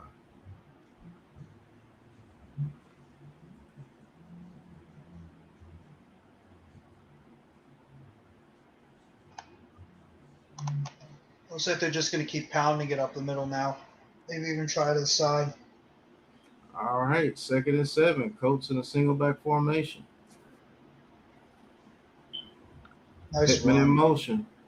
Is that? Oh, Nice Freaking run. him and All right, hands it off to Taylor, and Taylor goes up the middle for about 7 yards. It'll be about a 3rd and 1. I am so damn jealous of this offensive line. Look at the blocking there. Look at that. Look at that hole. Look at that hole he has to run through. That could is you imagine beautiful. if that was Saquon Barkley? He's in the end zone. Oh, my Exploded God, in the end yeah. Oh zone yeah, on yeah, that that was hole like that. Saquon. I am jealous Exploded of in the this end zone with a offensive hole line. like This that. is so beautiful to watch. He ain't never seen a hole like that his whole career. That was Never. the party of the Red Sea. I don't even think he ever seen that hole like that All in Penn right. State. Third and 1. Colts of the big formation. Taylor in the backfield, tight end in motion. Again? And sing it back Oh big set. Oh my God. Carson Wentz hands off the ball. Taylor goes up the middle. Looks like he stopped. Oh, looks like it might have been a fumble. No, I think the Colts got it. The Colts got it. Colts got it. yeah, forward progress was stopped. Yep. 3 times, It'll though. be 4th down. 3 times. 4th and 1. You know what? With the way this offensive line is playing right now, I go for it. Oh, you got. I feel like You got to go for it. The offensive line's opening up holes. I got to go for it and pound that rock. Oh, hell yeah. The Jets are on their 3rd string running back or quarterback. Hell yeah. Yeah, you got to go for it. Just punch it in, or at least get it to the goal line.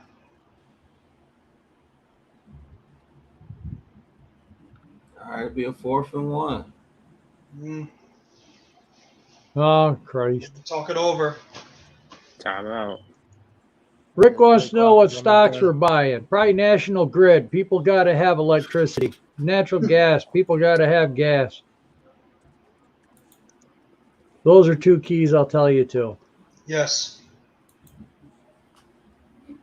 All right, looking at the Geico list. Colts going to get a 1st down here. Let's see. The Geico list.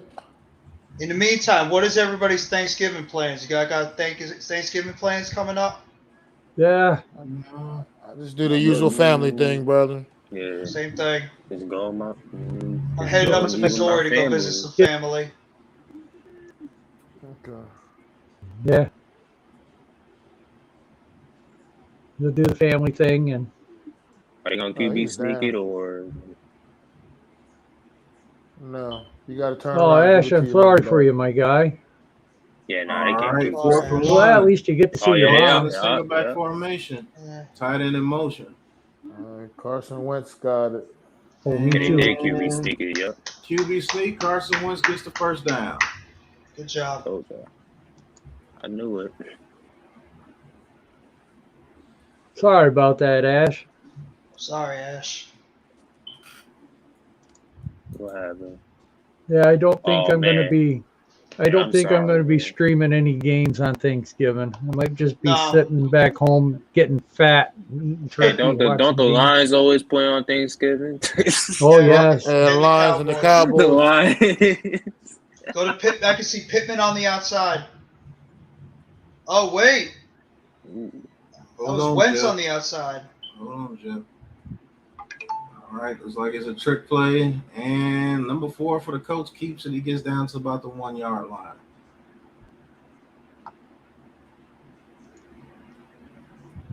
I know I'm going to be too tired to do the late game. The first game, I'll be cooking. Oh, that's Sam Ellinger, Yep. Texas quarterback. I'm gonna be putting my phone away most of the time and just spending time with my family.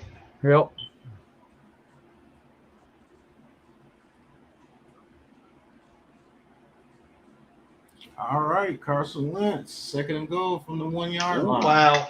Come on, man. What a great Look play. at that. Look at that. Exactly. Oh, We just good pitch play to the tight end, touchdown. Look at Colt. that. yeah, we just don't do anything Doyle. remotely like that. That is so creative. Yeah, we just Frank- don't do things even in the realm of that.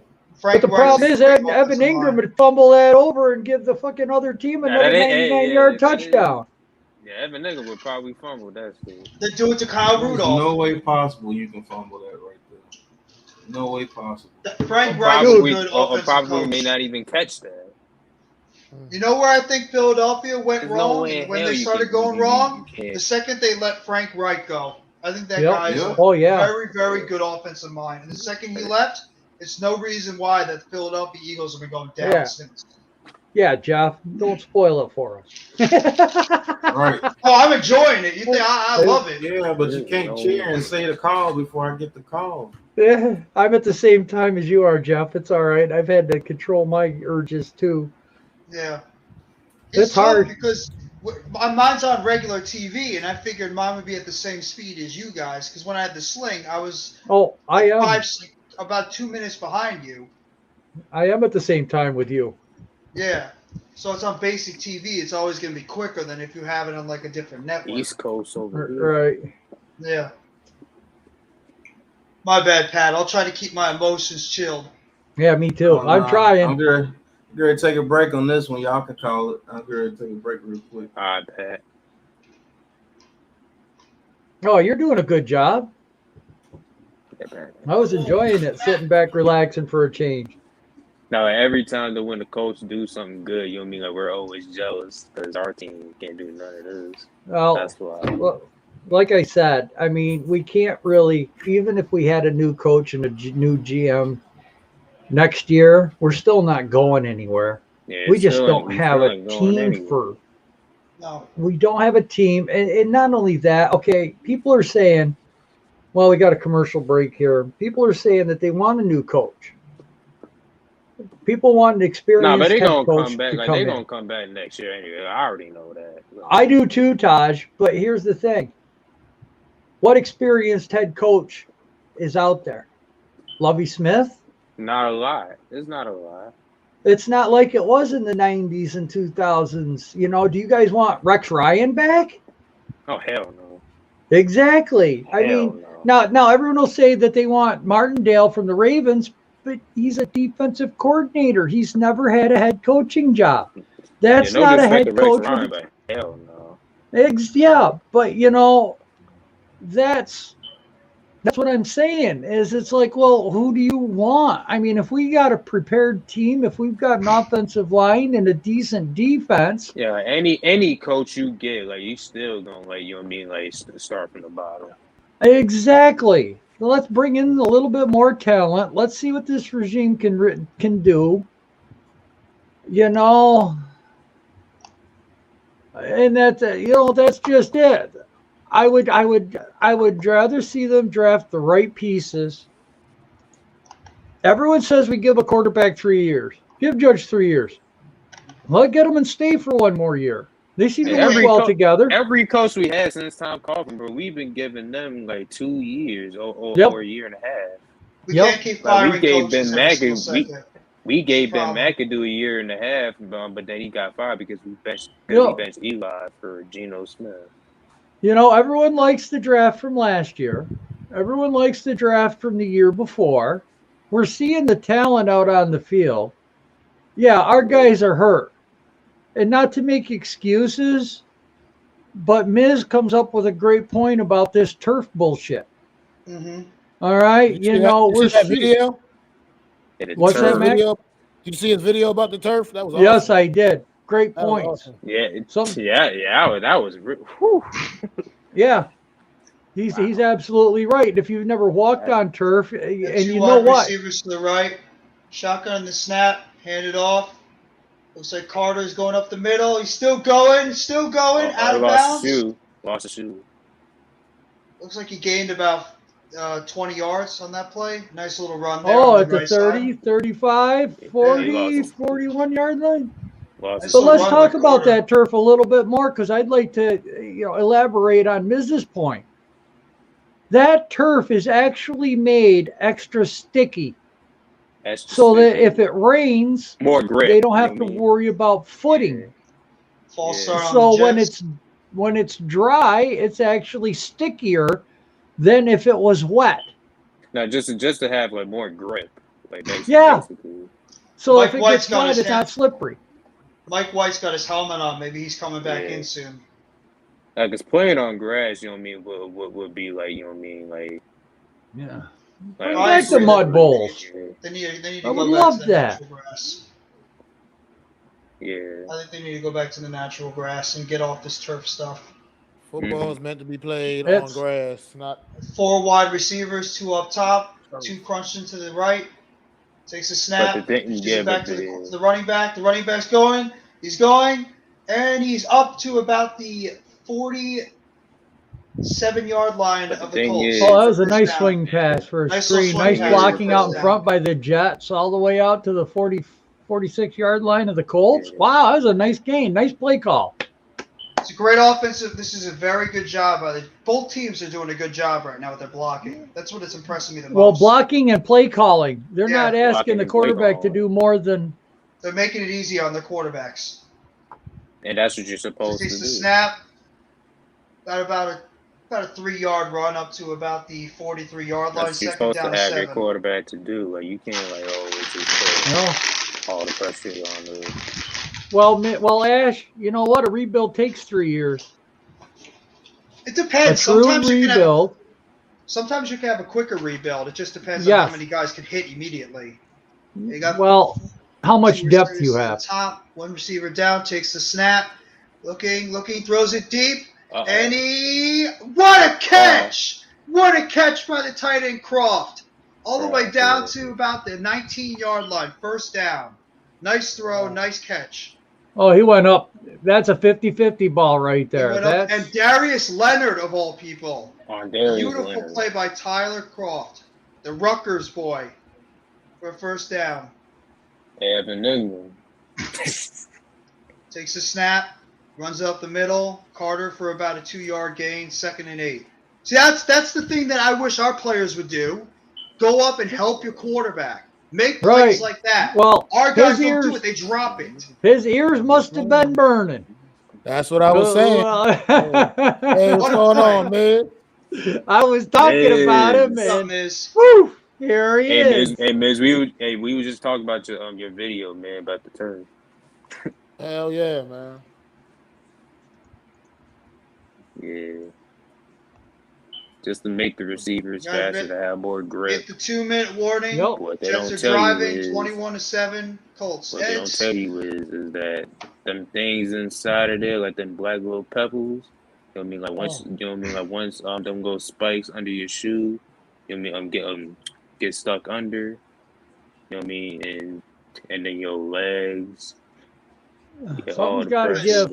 That's just that pisses me off so much. Seeing these guys going out there making these huge plays and huge catches for their quarterback, and our guys are too busy dropping. His ears were burning. I'm telling you.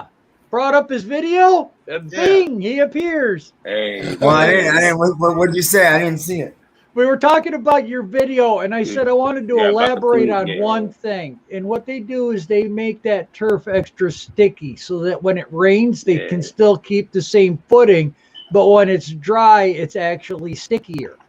That's cool. I didn't even know that. Yes.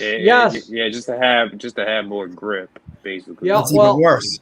When it rains, that way the players aren't slipping and sliding and everything. So yeah, that was. You know what I mean?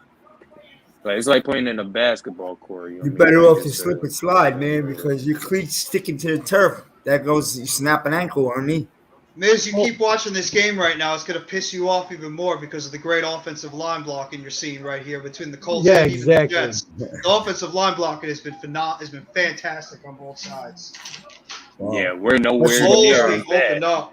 especially We're the Colt, nowhere near because as bad. Oh the my Colts God. line is getting a sick push for the run game. Yeah, even the Oh, yeah, Jets it are is. opening up some holes with their run game, and even their screen game is working well. It's making me jealous just sitting here watching it. To me, the Look, we're game's so over. The jealous Jets. right I now. didn't think the Jets were going to compete with the Colts tonight anyway, and then they lost this other guy. So White.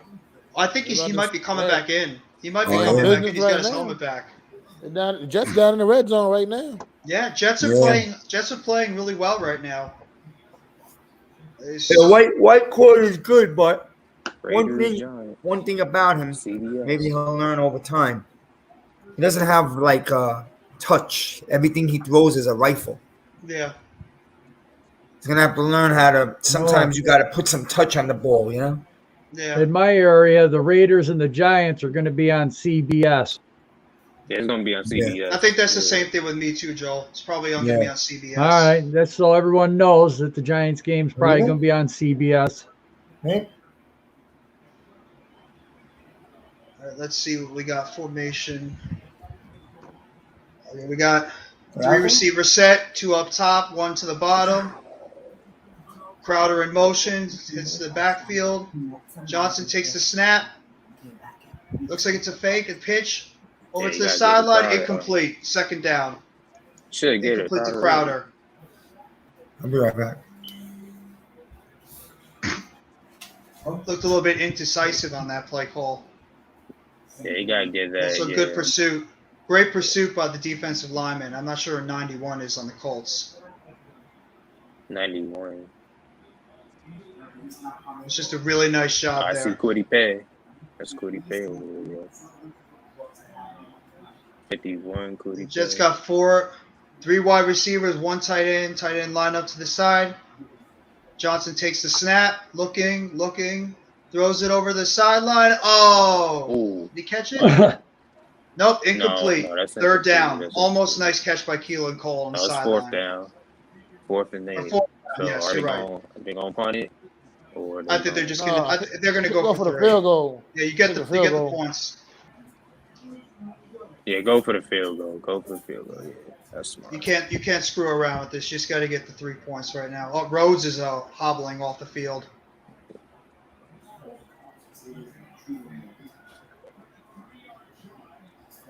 Got about a 32-yard field goal.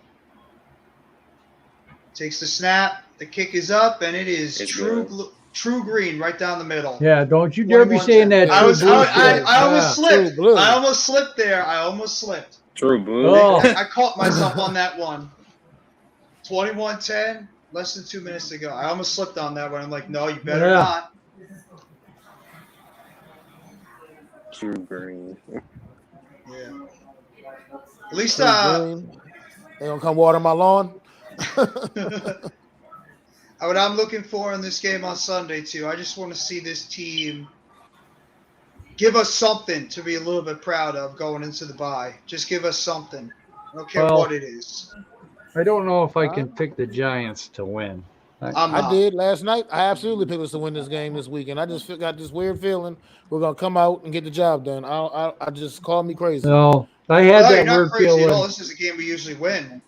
I had a weird feeling last week, and we damn near almost pulled it out. I mean, I just we were so goddamn close. And if we could beat the Raiders and beat Tampa Bay, if ifs and buts were candies and nuts, we'd have a Merry Christmas. Maybe because I bought in maybe a little bit. I bought in on this defenses, put together 2 nice games back to back. I'm starting to I'm starting to become a believer. Well, Garrett's got to become a believer. I don't understand how Garrett can go from great play call in 1 week to shit the next. I just don't understand this. It's been on and off every week. 1 week the play calling is great. The offense looks halfway decent. The next week, I don't know what happened to them. They suck. Well, to tell you one thing, guys, every team is not the exact same. So you play better defense. I get it, Pat, but no adjustments. That Chiefs defense is not good. The Chiefs defense is a bad defense. Yeah, that Chiefs defense is a bad defense. That's it's really to be honest with you, man. That's why I say I'm not opposed to purging this team. I'm telling you, it's some things that is just set in the minds of these players. Oh, And I think a new offensive coordinator at the very least we need next year.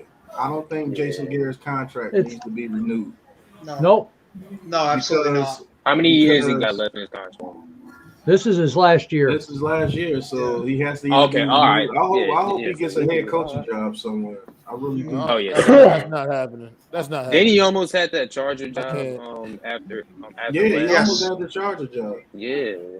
So to be honest with you, I just think that this team needs something new on offense. They need a young mind in on the end offense. zone. They'll take it at the 25. Who's not scared to call plays no matter Who's not what. scared. Because if you call the plays that you want to call no matter what, you're gonna find out on this offensive line who needs to go, and then you can go from there. You can see who needs to go. We already know who needs to go. I think on we this know who to go. offensive line. Yeah, I think we know. We already know. And this team's going to be completely different next year because there's going to be there's 10 or 12 guys that are definitely ain't going to come back. I know I've been being hard on Daniel Jones the past couple of weeks, but I believe if you get him an offensive line, I believe he's very Wentz is taking the snap, He's snap, gonna be very throws, and a swing pass out to the backfield up for a first down. Like we don't run 35-yard line. Naheem Hines. We don't run swing passes, and that's we don't even run swing passes. That's ridiculous. Our offense is so vanilla. It's like it's robotic, man. So vanilla, so conservative.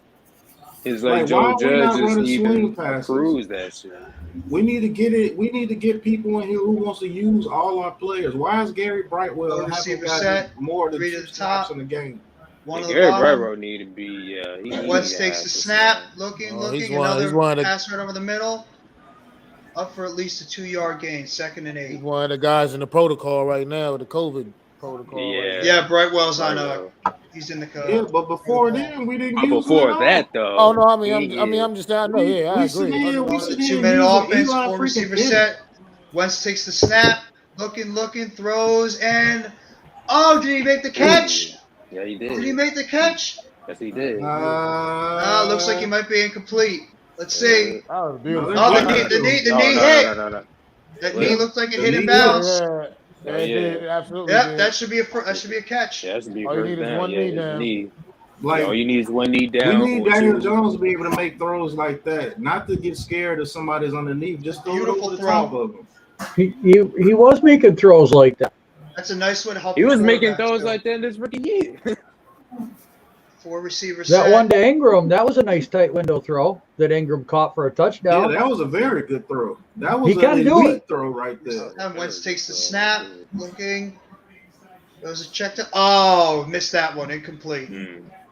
Overthrew that one. Yeah, but he was making throws like that his rookie year though. But then until the O line is fixed, man, it don't matter who's quarterback. It don't matter who's calling plays, man. This offense is like this offense is just predicated to running the ball. It's predicated. I to running understand the that, ball. Mac, but freaking Deshaun Watson led the league in passing yards with no O line and Brandon Cooks. That was Brandon Cooks. Brandon Cooks as his best receiver. Yeah, I'm not really. We're gonna compare Daniel Jones to Deshaun Watson now. I mean, like, that's two different levels I'm of players. saying the play calling. The play calling was good. Let's take the snap. The play calling, looking, the play calling they got. Looking. Better now. He's gonna roll up. He's gonna run it. And he's about a half yard shy. Oh no, are they gonna give him the first down? Looks like he's gonna be short by about a yard. 3rd and 1. Yeah, but the Texans play call is like way better now. Even though I think the play calling Wentz takes the snap, hands it off. He broke it to the side, and he's down at about the 28-yard line. Nice little run there. Nice little run by Naheem Hines for the first down. Look at that blocking. Look at that blocking. Great offensive line blocking right there to open the hole. Well, the deficiencies of the offensive line, though, that's what I mean. Daniel Jones' his best ability throws it, check down. Nice little catch there by Jack Doyle. His best ability is the deep ball, Pascal. you know what I mean? And we just can't. His best ability is O line can't block long enough to develop the routes downfield for him to And utilize. that's because nobody's nobody's scared of our offense. We have 22 seconds. no excitement to our offense. It's very vanilla, so it allows the defensive backs to play up as much as they want and not fear anything. Yeah, to back What's up. up, Rick?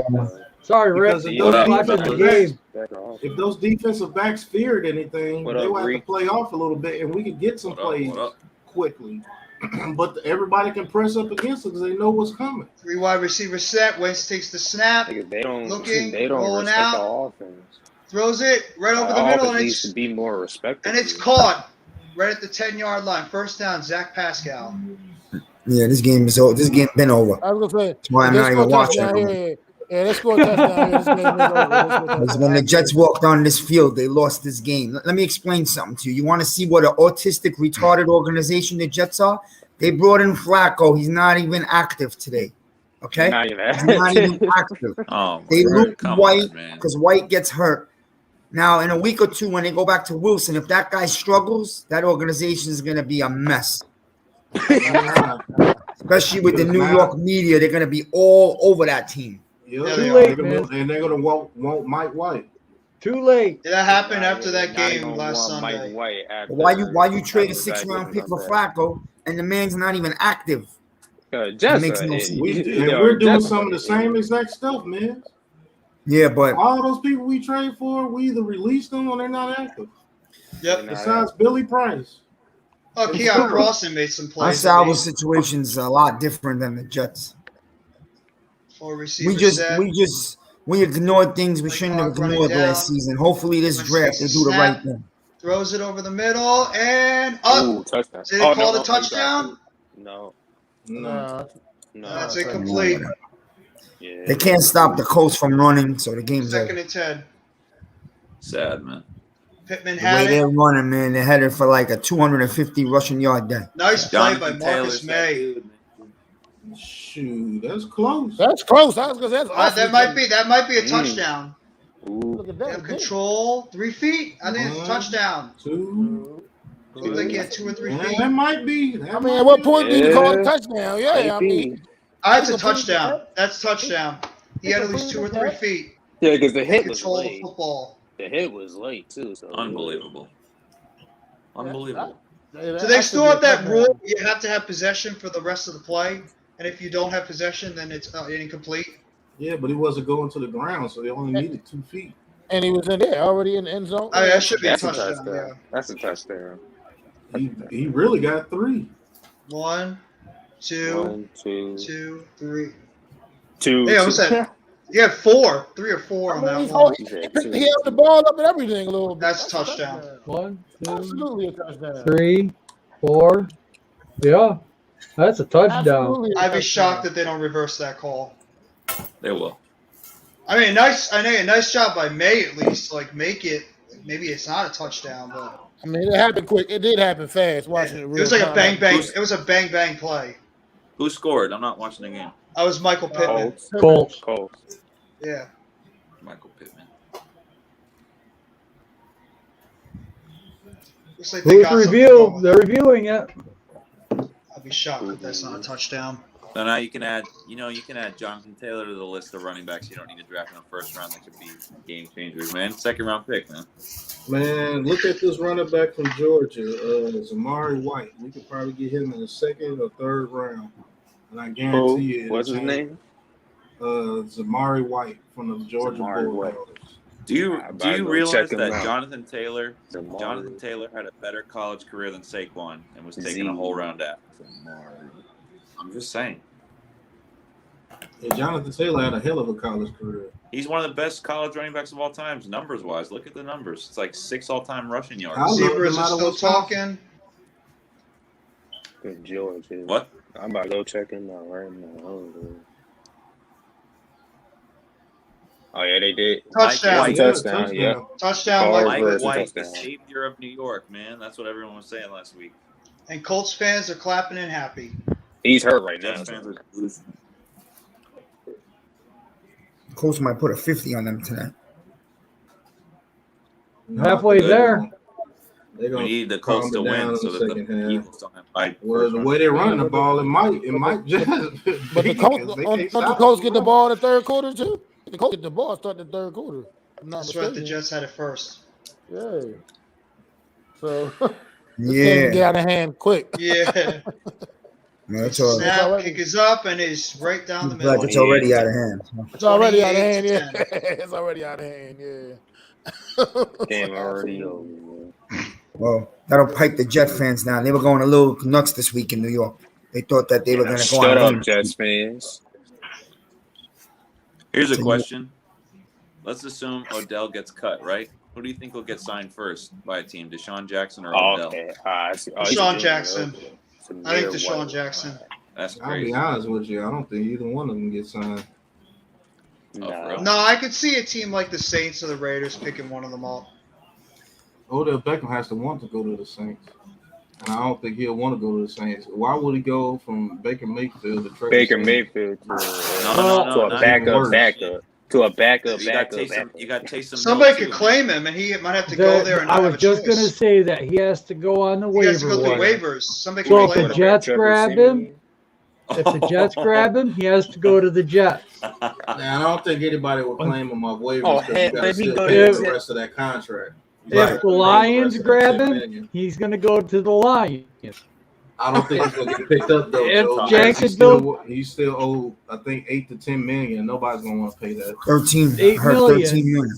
Yeah, he's got 13 million still on the books.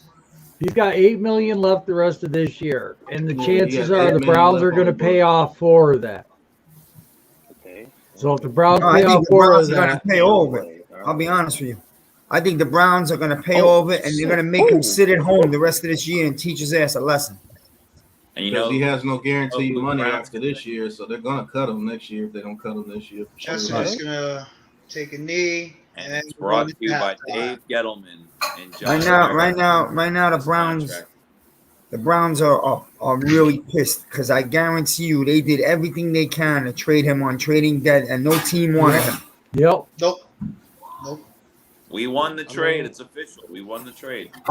Man, we both lost that trade. We all lost that trade. We all lost the trade. We lost that trade as much as they did. Both lost the trade. I disagree. Nah, we did though. We got more out of it than they did, so I say we won.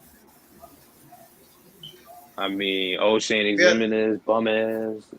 We got Dexter Lawrence. Yeah, but he's not. Dexter Lawrence is not a type of player that's warranted at the 17th pick. He's a good player, but he's not a game changer at the 17th pick. Every NFL team would rather have Dexter Lawrence than Odell right now. That's a fact. I can agree with Are that. we so? Probably. Yeah. Say what you want about where they drafted I mean, him. Peppers is a He's nice reliable, player. Good player. You can't say that about Odell right now. The past couple of years. Odell can't stay on the field. Yeah. That's why I don't get why fans want him back. Do you want another injury-prone receiver? Why would you want to? I don't want Odell. I don't want him anywhere near the Giants anymore. These casual Giants just want him back. Like for, I'd rather have Eric Flowers back, honestly. No, ooh, hurt shiny. No. Ooh, sparkly. Oh, no. Ooh, No, he'd be at there guard, for a he'd be game or better than two. Hernandez right now.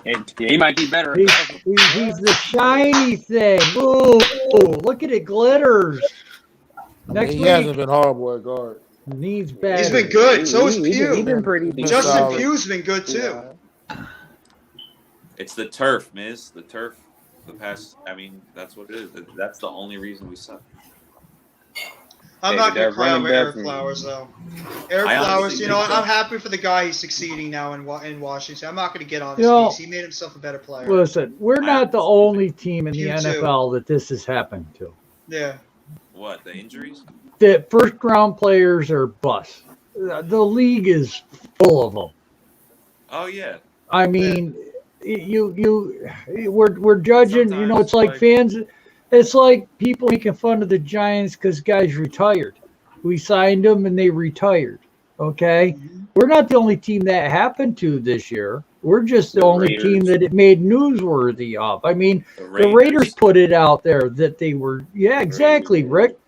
But did anybody jump on that bandwagon? No. Because it's the Giants. Right.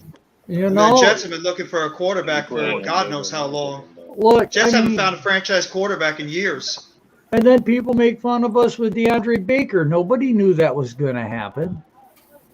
He won Okay. the award in college for the best cornerback in college. Yeah, exactly. I mean, people were liking that pick. That wasn't a bad pick at all. No. You know, Actually, I think if he would have been able to come back for another couple of years, he'd be a starting corner right now. That's like one of the Yeah, hardest. absolutely. Quarterback and then cornerback, like hard. now Eli Apple, I'll say he sucked right off. Nah, the you got bat, Apple. That. He sucked Yeah. and he had a bad attitude. That one. Oh, But God. you know Mama's what? boy. His mom He too. was. His mom was. Evan Ingram, first round pick. All right. Well, that was Jerry Reese. Yeah. All right, Okay, all right. but Evan Sam Ingram had a Beal, promising rookie okay. season. He had a promising rookie season. Evan Ingram had a Yeah, he did. Sam Yeah, Beal, you know, okay, that was Evan Ingram struggled here, but I'm not. The guy's he's a decent guy, and I mean at least he's trying out there. But I know it's New York. We He's don't a care good if man. you're trying or Hey, not. hold up, y'all. Go ahead, Joe. Sam Beal. He was a pick that we got in the second. Well, what the hell Sam is Beal. what the I think it was the third pick It in was the the third supplemental. round of supplemental. Yeah. supplemental? Yeah, That's it. The supplemental second. draft. I was thinking not the NFL draft, but the supplemental draft. It was How the many third guys round get picked in supplemental. the supplemental draft? Not many. Okay, they took a shot. He was good to get drafted in the third round somewhere. Now the injury concerns. Did they know that? Did he come in for testing? Did they show up? What happened there? Okay, look. I mean, you took a shot on a third round supplemental. We needed that corner. We all thought that was a decent pick for what it was. If he turns into something, great. If he doesn't, it's not that big of a loss. There's other draft picks out there that Dave Gettleman has missed on, but let's look at all the other drafts that these guys. Let's look at the Raiders draft. Okay, now with everything going on with Ruggs, that whole draft class is not on the roster. No, they still have Edwards on the roster. Well, yeah, but isn't he on the practice squad? I mean, there's none of No, those he's guys. one of the like the fourth starters. receiver. Yeah, he's Is like he? I think he's one of the starters. I But think. still, okay, they had a lot of draft picks high in the draft. And they haven't hit. They No. lucky they got Derek Carr. Exactly. All right. Let's look at, we were just talking about New England the other day having Bill Belichick as our GM. What draft picks has he really been hitting on lately? The last several years, it's been rough for him.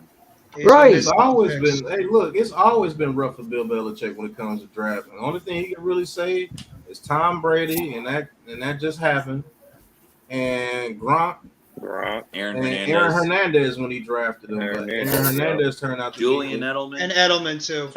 Now, Hernandez had red flags. That's Edelman why he was good. dropped, but Edelman nobody was a thought good he was player. involved in the gang members or anything that was going on with he what he turned was out to be doing. that case. So Right. Doesn't- So, Didn't they draft Lawrence Maroney too? Back he went. Yep, He got Lawrence drafted. Yeah, they did. Yep. James White. They've drafted pretty bad too. It's just that their Dante. organization is so tight and strong yes. that they could bring in players like a Wes Welker or Amendola And make them it work. works out Amendola. because they had a system and they stuck to it. The Yep. Patriots over those years, other than the Randy Moss years, they attack you in the middle of the field with their tight ends and their slot receivers, and they know damn well how to use them. They have the system, and it was hard to stop, especially when you got somebody like Brady who perfected that system. So You saw it too. they didn't need to hit on many draft picks like that.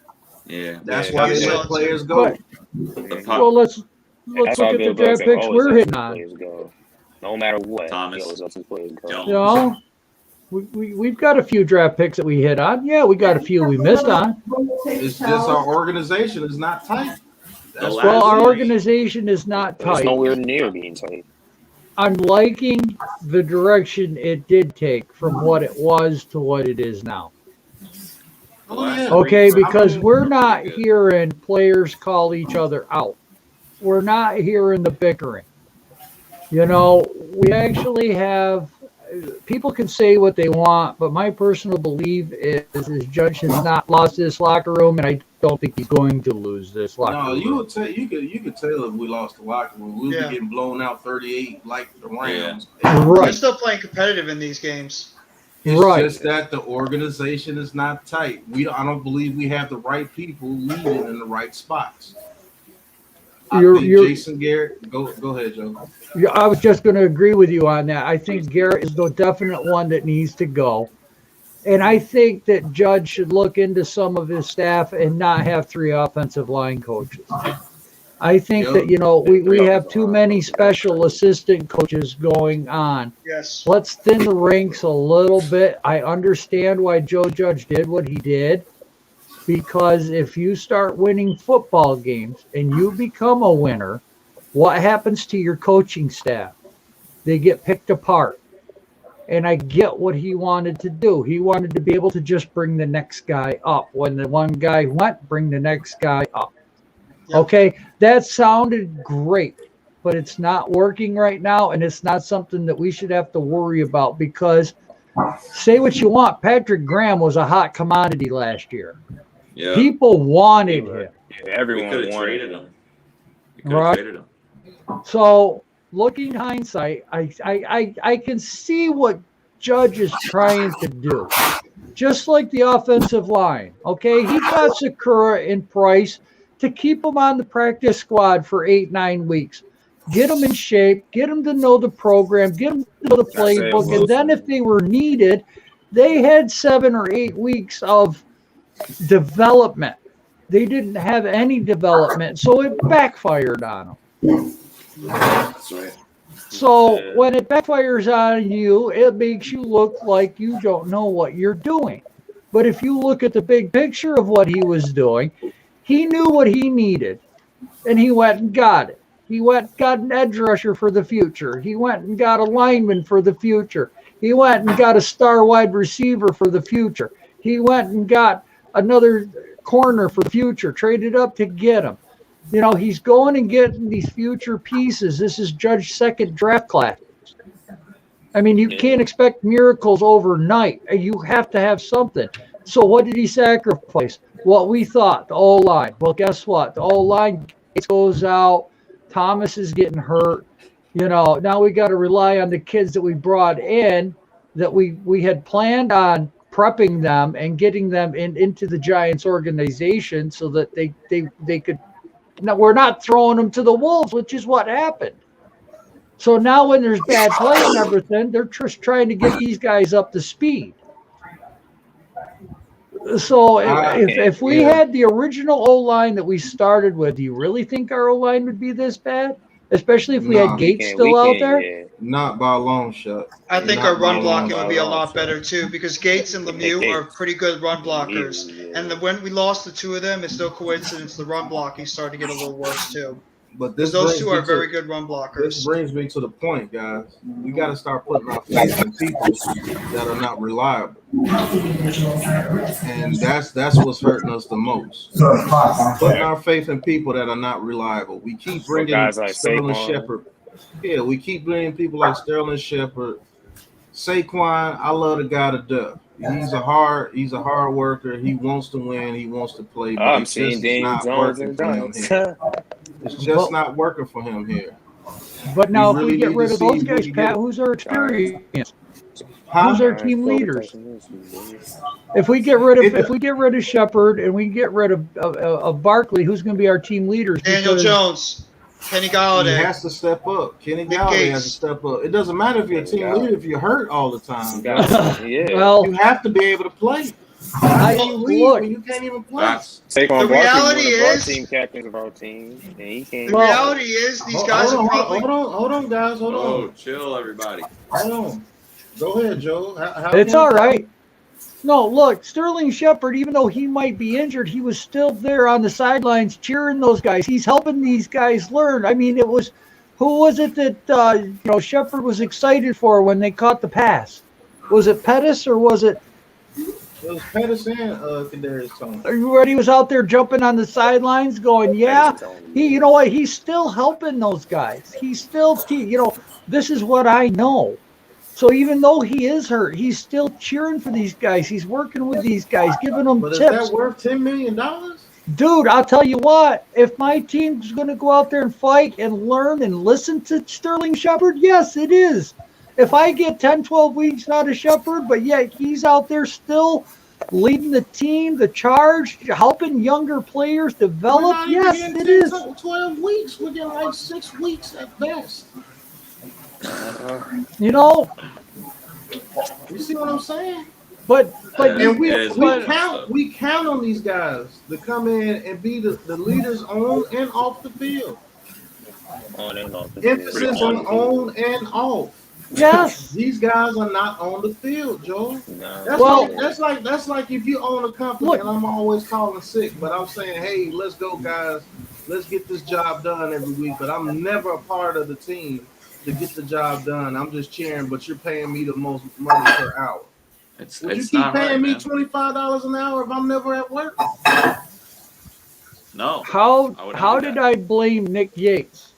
I said if we had Nick Yates, the offensive line would be a lot better than what it is right now. And no, Daniel Jones was getting crushed. Yes, our offensive line was Daniel terrible. Jones was getting crushed in that Yeah. game. I mean, he wasn't getting crushed. He was running for his life. And He was running really for his life. He got crushed. He's our quarterback. Kickoff, You know what I mean? Jets, Colts take it back to about the 16-yard line. And we got a Colt But down. in that Rams game, he was definitely crushed. Everyone has a bad day at work. You know what I mean? Everyone has a bad day at work. You're absolutely right, Rick. But you know, and that's just it. Oh, that was Maybe it isn't Shepard. Maybe Shepard isn't the reason why he's hurt. Maybe it's the Giants training staff, which is what we were just talking about.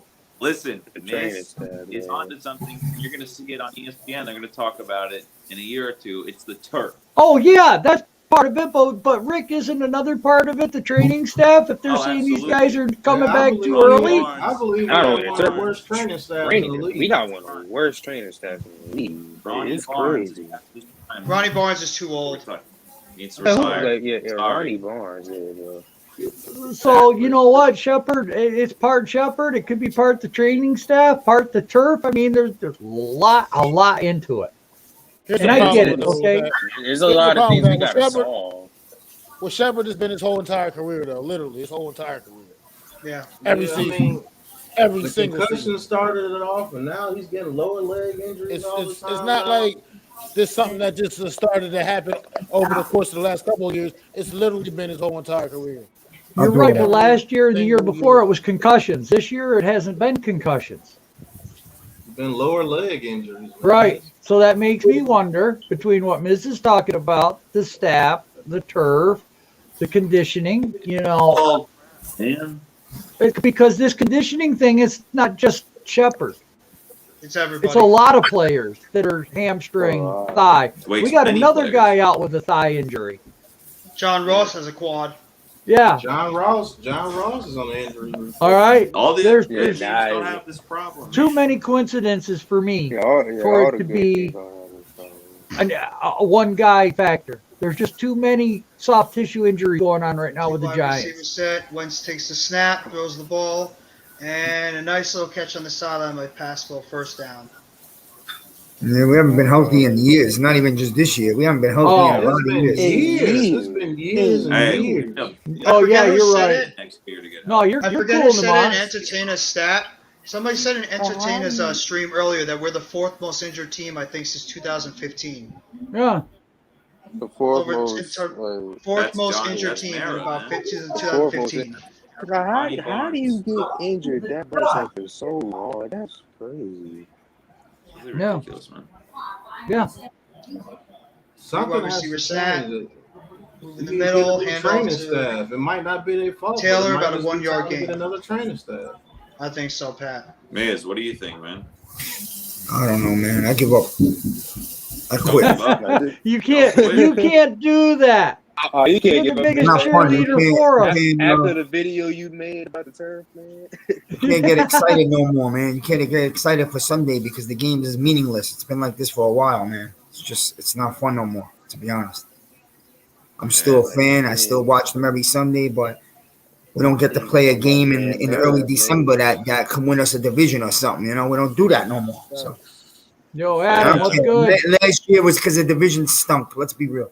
Wide receiver set. Takes the hand up. Looks like it's. Except for Oh no, he broke a tackle. At a I felt like we 4-yard could win gain. this week and we could have a good second half of the year. But look again now, Shepard's out. This guy's out. This guy Barkley has COVID. You can't make this stuff up with Barkley. It's always something. You man. can't It's make everybody. this stuff up, man. I think he might So be a bust. now we got CJ Boyd hurt, Pettis hurt, Shepard hurt, Ross Kadarius hurt, Toney. Galladay hurt. So who's he gonna be throwing to this week? Colin Slayton Johnson. is, Tony's hurt. Tony's hurt. Don't forget about him. Yeah, he's not 100%. Yeah, but Yeah, Slayton's the only help. Slayton and Colin Johnson. That's it. That's Those are the crazy. only healthy So it's guys. gonna Those are be healthy Slayton, guys. Colin Johnson, and Tony. And Tony's gonna banged play, up. right? Tony's playing. Yeah, Tony's banged up. No, he's not. He It's just had he'll a be fine. finger injury. Nah, he's gonna play. He's I playing. say he's gonna gonna play. Yeah, he's gonna Oh, play. that's so play. Yeah. No, As he's long as gonna his play, legs but he's can not. move, he's playing. Is he 100%? That's the thing. Nobody's on. No matter, man. Tony at 80% is better than like what half the receivers in the league. He's just a weapon and a half with his legs. But nobody in this part If of you the could actually season's use him 100% anyway. correctly. The Raiders lost their best receiver, so you know their minds is in another place. Giants should be able to win this game at home, man. I don't want to hear no excuses. I don't think they're gonna miss Henry Ruggs. That much. Yeah, Renfro, I think, yeah, was the best I receiver. don't know if that. Renfro's their best Renfro's their receiver. receiver. I don't know about that. I think Well, that you know, Red their minds are over there, and they fly across the country, play a think 1 that o'clock Red game, Zone which is dude- really 10 a.m. West Coast. So, you know, Yeah, it but still Derek Carr matters. might Somehow. carve us up, man. Derek Carr. The Giants got to show up like they Snap, did throws last it week. deep down the field, wide open, Pascal. Right down to the 11-yard line. As long as that defense comes out like they did the last couple of weeks, man, I feel like I think that we Red can gonna do pull that us to up that off this Raiders, week too, man. I think That's what I'm Red saying, Zone man. receiver, not Henry If Ruggs. their gotta get- defense play like it did the last 2 weeks, they could win the game. You Absolutely. touch Derek Carr. Nice route. He'll feel it. Derek Carr doesn't do well under pressure. Oh, nice I don't route by understand why we don't Pascal. run things like this with Yeah, Tony. we can't I even. don't do it. understand Great why we don't route. run shit like this. Because of Garrett. Every That's time why. I watch these plays, man, it bothers me, man. Because It Dan bothers Jones me. has enough arm to make that throw right there. Yeah, he You got does. that right. He has He has more an arm arm than to everyone make on this that call throw. combined. I think they don't really go Takes the deep a snap. lot because Takes it they off the feel field. that the O-line won't give him the time he Picks up at needs. least 2 yards. Hey, Miz, your guy's in here. Ah, fuck Chris. Hey, I just spoke to him a minute ago. hey, Ah, Chris. We were getting at each other. I told him your Jets are further away from a Super Bowl than they've ever been in their history. He I got got mad at jet me. down. oh my goodness. Oh my goodness. Marcus May. Unfortunately, if we lose Sunday, you start looking to the draft, man. We might have 2 very, very high picks. That's do a you mean positive, start? I guess. What do you mean start? We've been doing that. I think we will have 2 very None high of us picks. should know who Yeah. Tyler Linderbaum is, man. Nick None of us Gates. should even know who the hell Why that would you guy want to get is. rid of Nick Gates? Yeah, well, I mean, I don't He'll know come if back, Nick I'm Gates is keeping him. coming back. He's had 7 leg operations on that. That's And too for bad. somebody, And then if we do cut Nick Gates, we save $2.5 million. well, here's the thing, Yeah, but okay? our For hearts are somebody broken. that broke legs, okay, I know how hard that is to come back from. And it took me, I broke both my legs at the same time. It took me about 2 years God before I damn. could even walk again. So that is something that, you know what, if it's going to take him 2 years, but he can come back, give the kid a shot. I mean, he's done everything the Giants organization has ever done, asked of him. So, but as far as Gettleman, man, I'm telling you right now, here's the deal. If we fire Gettleman and fire Judge and clean this whole staff out, it ain't going to matter. Either we keep them or we let them go. We're going to be an 8-8 team if we're lucky. Yeah. Because we're going to have a lot of new players. There's going to be a lot of turnover next year. So the only thing that we can really do is ride them out one more year, bring in the offensive lineman we need, get the pass rusher we need. And look, if we get a third, let's say we get the number 3 pick in the draft, and we get the number 11th pick in the draft. Let's take the number 3 and trade it with a team that wants to come up and get a quarterback. And let's say we go back down to the 7th round. Okay?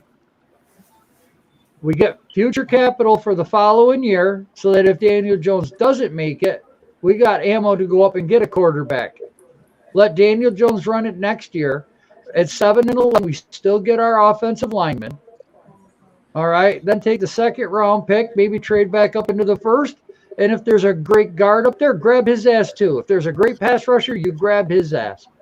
You get the established team instead of draft a quarterback, throw him to the wolves like Zach Wilson, like Trevor Lawrence, I like don't want to. Fields, like all these other guys that are going through hell right now. Let's run it all one more year. Let's get our offensive line. Let's get our players that we need, because that's what we need. And if we get an offensive line, I feel Daniel Jones is going to be the quarterback going forward, because if you give him time, we've seen it with the Saints game. He got a pocket. He was tearing that defense apart. Snap. About a 1 yard gain. We saw it. 3rd and goal. We just seen it in the Saints. Yes, I do. Jones ain't going nowhere, bro. No, Jones ain't no. going nowhere. Judge No, ain't Chris. going nowhere. I'm telling you what's going to happen. I'll tell you right now, 90%. They're going to promote that guy, Ibrahim, and they're going to keep everybody. That's the way to keep everyone. That's what the Giants do. That's what Mara's going to do. So that's what's going to happen. I agree. Gentleman is going to retire. That's all. We're getting Linderbaum, baby. Yeah, this is Gettleman's last year on his contract. So. Kevin Abrams will. Wide receiver set. Wentz takes a snap, looking. I'm telling Balls you. out to the right. Yeah. He's going to try to run it in, and he's down at about the 2 yard line. Nice try. Lions is too far along in the process to go blow it up. They're not going to blow it up. Mara's not going to do that. They like Daniel Jones a lot, and he's shown you enough. Yo. Now, how about you do the right thing by him and go build an O-line? We already went over this a million Right, times. exactly. Because look at how Daniel Jones, he's going to Nice say, look how he tackle. played against the Saints. Look at what the game plan was against the Carolina before. Panthers. They were the number 3 defense going into that game. Yup. Okay, look at what he did. Our defense shut him down to 3. He moved the ball. Best defenses in, come on now. Jones is good, man. He's not great. He's good. Now, if you give him a real solid O-line so that we can have some running game, he can step into the top 10. He could step into the top 10 with an O-line. Oh, we might have a fight. That's all. Yeah. Before You know y'all what I'm even get saying? a new I think we quarterback, all you better agree watch on him. that, man. He could be right around in 8, 9, or 10 with a real good O-line. He'll Right. be in his 4th year. Am I right? And Next a year. top 10 quarterback, Miz, is good enough to take you to the Super Bowl and win it. It's Of course good it enough. is. With a good Top defense 10. and an average ground game, that's all you need. Hey, we're gonna have a good Hey ground man, game one we day. just seen Jimmy G go to the Super Bowl like 2 years ago. I mean, Huh. is he Rams that had a good? great running offense, and they had Yeah, receivers that were like Yeah, running the back. pass rush. Can We anybody got, here Exactly. say? we got good receivers. We got good weapons. Can anybody here say Trent Dilfer? Right. Brad Oh Johnson. yeah, but Brad you talk about historic defense with that team. Yeah, that team Brad has just Johnson, something Joe else. Flacco. Yeah, but Dilfer wasn't even Joe a top 10. He Flacco, was Jimmy- top 20. You guys remember Joe Brad Flacco, Johnson with Jimmy the Bucks? G. Yeah, Remember that's Brad right, Johnson? Brad G was like, hey. You're gonna hear rumors. You're gonna hear connections between Russell Wilson and the Giants. You're gonna hear it all off season. You watch. No, because the Eagle fans are already calling that one. Why would he come here? They could get in on it too. That's fine. I'd rather Because keep his my wife wants to picks. be His here. wife is in there. Yeah, He wants to listen, be man. here for a career. Maybe 3 years ago that would have been nice, but by now at his age, I'd rather keep my picks and build the O line and stick with our young quarterback. There's no way I'm getting rid of first round capital for Russell Wilson. Right. You're not Absolutely gonna. not. We need it. You're not no. gonna get anybody outside the organization until it's time to let Joe Judge go. Unless Not Mara gonna happen. doesn't do that. I don't Mara know. doesn't do I don't those know. things, If bro. we could get Russell Wilson for 1 first round pick and maybe a 3rd round pick, maybe. Yes. You ain't getting him for Maybe. that. But if we gotta give up 2 first round picks, Oh, easy. Yeah, they're gonna want that because they know that we have it, Pat. And the Eagles have that we arsenal got a lot of ammo draft too, so they capital. could make that trade if they wanted Well, the Eagles might end up with 3 first rounders, so yeah, they're Yeah. gonna have the capital. But the thing again. is, Russell Wilson has a trade clause in his contract, and he's not Yeah. going to Philly. He's not going to Philly. They'll He kill wants him. to go to a big market where his wife wants to be. Maybe the Here, Saints? not in New York. Saints? That's not a big Maybe the market. Saints. I think Yeah, he'll maybe do the the Saints. Ugh. Because that- to. What about the that'll give him- Bears? Hell no. That's a big They got market. Justin No, I don't. Fields. Chicago would be too cold for her. Seattle. I don't think he cares about the cold. He doesn't Yeah, care about the cold. The Bears are not giving up no draft capital to get a quarterback when they got Justin Fields. Yeah, they just gave up bro. They just gave up a first round pick to get Justin Fields. Yeah, he's there for at least 3-4 years, definitely. You know what? You know what could be surprising is Miami. For She Russell would go to Wilson. Miami as well. Yeah, Miami. Yeah, Miami as well. Yeah, then Watson will the go thing where? is, he'll go to a worse situation than what he is. might go to jail, man. You don't know. That really Well, you got to figure. Why do you think Denver Russell made Wilson that will go trade to the an other even day? worse situation than Denver made that trade to get more picks because they're looking to get a quarterback themselves. Yeah, Denver's looking to make a big move in the offseason to probably get a I'd quarterback. be hearing They might end up with Wilson. Watson. I wouldn't be shocked if they get Watson. I wouldn't be shocked. And that would be a Oh, damn boy. good trade for them. We got a flag on the play, encroachment by an Eagle fan, 10-yard penalty. Yo, what's up, who has Slay? most I mean, I Giant was already here though. So. Go ahead, who has Miz. most Giant Okay. fans? I think 85% of Giant fans will want to stick with Jones here because we're finally seeing growth. And he's growing with a damaged team around him. So you got to look at it. That's pretty impressive, to be honest. We got a Got lot of two Eagles of them. fans coming on. What's up, Oh, Eagle yeah. Censored? They double teamed you, Joe. We They got double two teamed Eagle you. fans. Yeah, we got the big boy Slay. And I knew Eagles Uncensored was coming. Yo, what's Listen, good, guys? man, How's it you going? can't fire Joe What's going Judge. on? Man. I know this guy wants Joe Judge fired, Nimar. You can't fire Joe Oh, is it Judge picked after off? a year and a half, dude. No, it's not big. That's not big. The Go Eagles Uncensored is alright. Hey, welcome. Yeah, listen, man. How The you Eagles are in the same boat. They'll be looking that's for a wrong. quarterback. Yep. I'll be honest with you. I'm sorry. I believe made it? life Bro, hurt. believe I'm saying Eagles Uncensored, it's not the Eagles. No, I'm Okay, saying Eagles I'm not. Uncensored. I know. I'm telling you. I'm saying the Eagles are like in the same boat. You know, they're going into a draft with 3 picks. Going to be very interesting. Yeah. See what. If I was smart, I would get Jalen Hurts one more year and use those 3 picks to get 3 good players. If I was Alright. smart. Nah, I agree with you. With all Eagles- those picks the Eagles have, they could get some big time players. You know. Right. Yeah. On Eagles both sides of the Uncensored. ball. And Big Play Slay. You guys are Eagles fans. How do you feel I about just Jalen Hurts? don't want to give up on Hurts this early. Now you go Eagles Uncensored. I'm all right with the man. I've been saying it on my show for the longest time. You know, Jalen Hurts, we all know, is not a finished product. He wasn't when he came in. You know, he's something you have to work with, kind of how Russell Wilson was his first 2 years and Lamar was his first 2. He's about patience, and the fact is you just got to see if these guys have patience. You know, he's definitely someone you got to work with. You know, it's not going to happen overnight. You know, it's going to take a year or 2 for him to develop, but he has the attributes. He's mentally there. You know, I like where he stands mentally, physically, but, you know, it all comes down to Howie and Jeff at this point. Yeah. I just don't trust your management. I don't trust. If I was an Eagles fan, I do not trust Howie Roseman to build that team correctly. Oh, no. I don't either, man. I don't trust him with the first 3 picks. I don't trust him with any pick. You know, but we all know how that situation goes, and we can only be so lucky if he gets fired, but it's highly unlikely. And we'll probably have to deal with it, but who knows, man. If it's Howie picking, I expect it to be 3 linemen, defense and offensive line, the first 3 picks. Nothing that we need. No safety, no corner, no And linebacker. You know, that'll be taken care of in like the later rounds, and there'll be busts, and we'll just still be in the same predicament we're in now. No shocker. Would try to take No a corner shocker. and safety with those first couple of picks. Yeah, I agree with you, Pat. No shocker. There's a lot of defensive ends in this draft, and what does Howie like to do? Draft those type of defensive ends and defensive It's linemen. about and 10 defensive ends strong. Well, one might be off people's draft boards.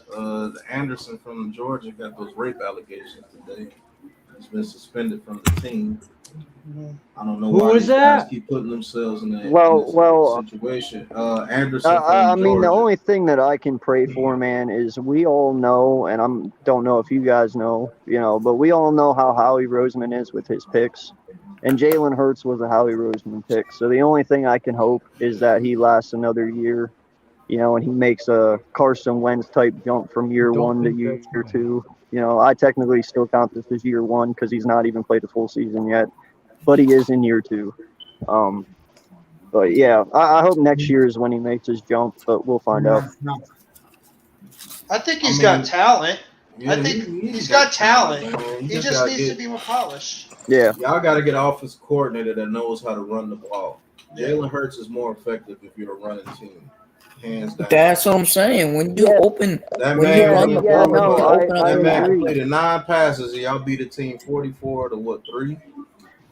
Was it 44 to 9? Yeah, no, I agree, man. I honestly believe that Nick Sirianni, his quarterback for him is more of a Carson Wentz quarterback than a Jalen Hurts. I believe Carson Wentz's type style quarterback fits his type of play better. I believe he was in every intention of having Jalen Hurts or Carson Wentz when he came here, but it didn't end up working out that way.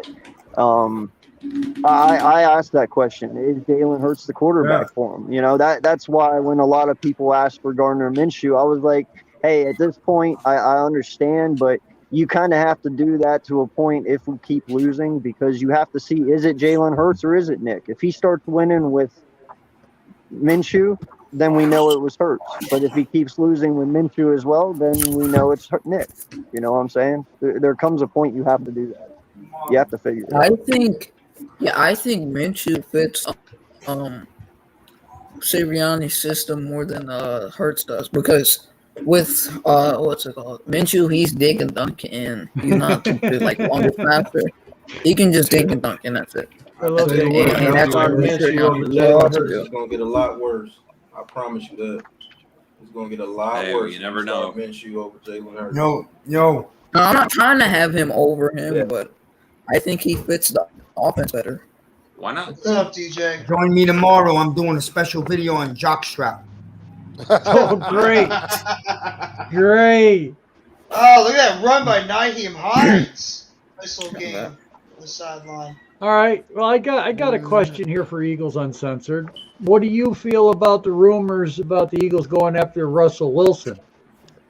He's Russell Wilson. Not me. Wow. It is Russell Wilson. I agree. Like, hey, it's Russell Wilson. What can you say? But that's kind of the thing, though. If you're going to go after Russell Wilson, you might as well stick with Jalen Hurts, because if you can develop Jalen Hurts, you can develop him into a Russell Wilson-esque type player. Yes, you can. But that's what I'm saying, though. You need the proper coach. You need the proper coach, though, to develop him that way. And I don't believe Nick's the proper coach for him. I would not go as far as saying I believe Minshew fits Nick's system better. I just believe Nick doesn't know how to utilize him to the fullest. So you need a coach who can utilize Hurts 100%. And I don't believe Nick's that guy. Well, because I think these fans think Russell Wilson, but they don't realize the draft capital that's going to be involved to get somebody like that, and what that's going to do to your team, especially with two teams like what we have right now that has a lot of holes to fill.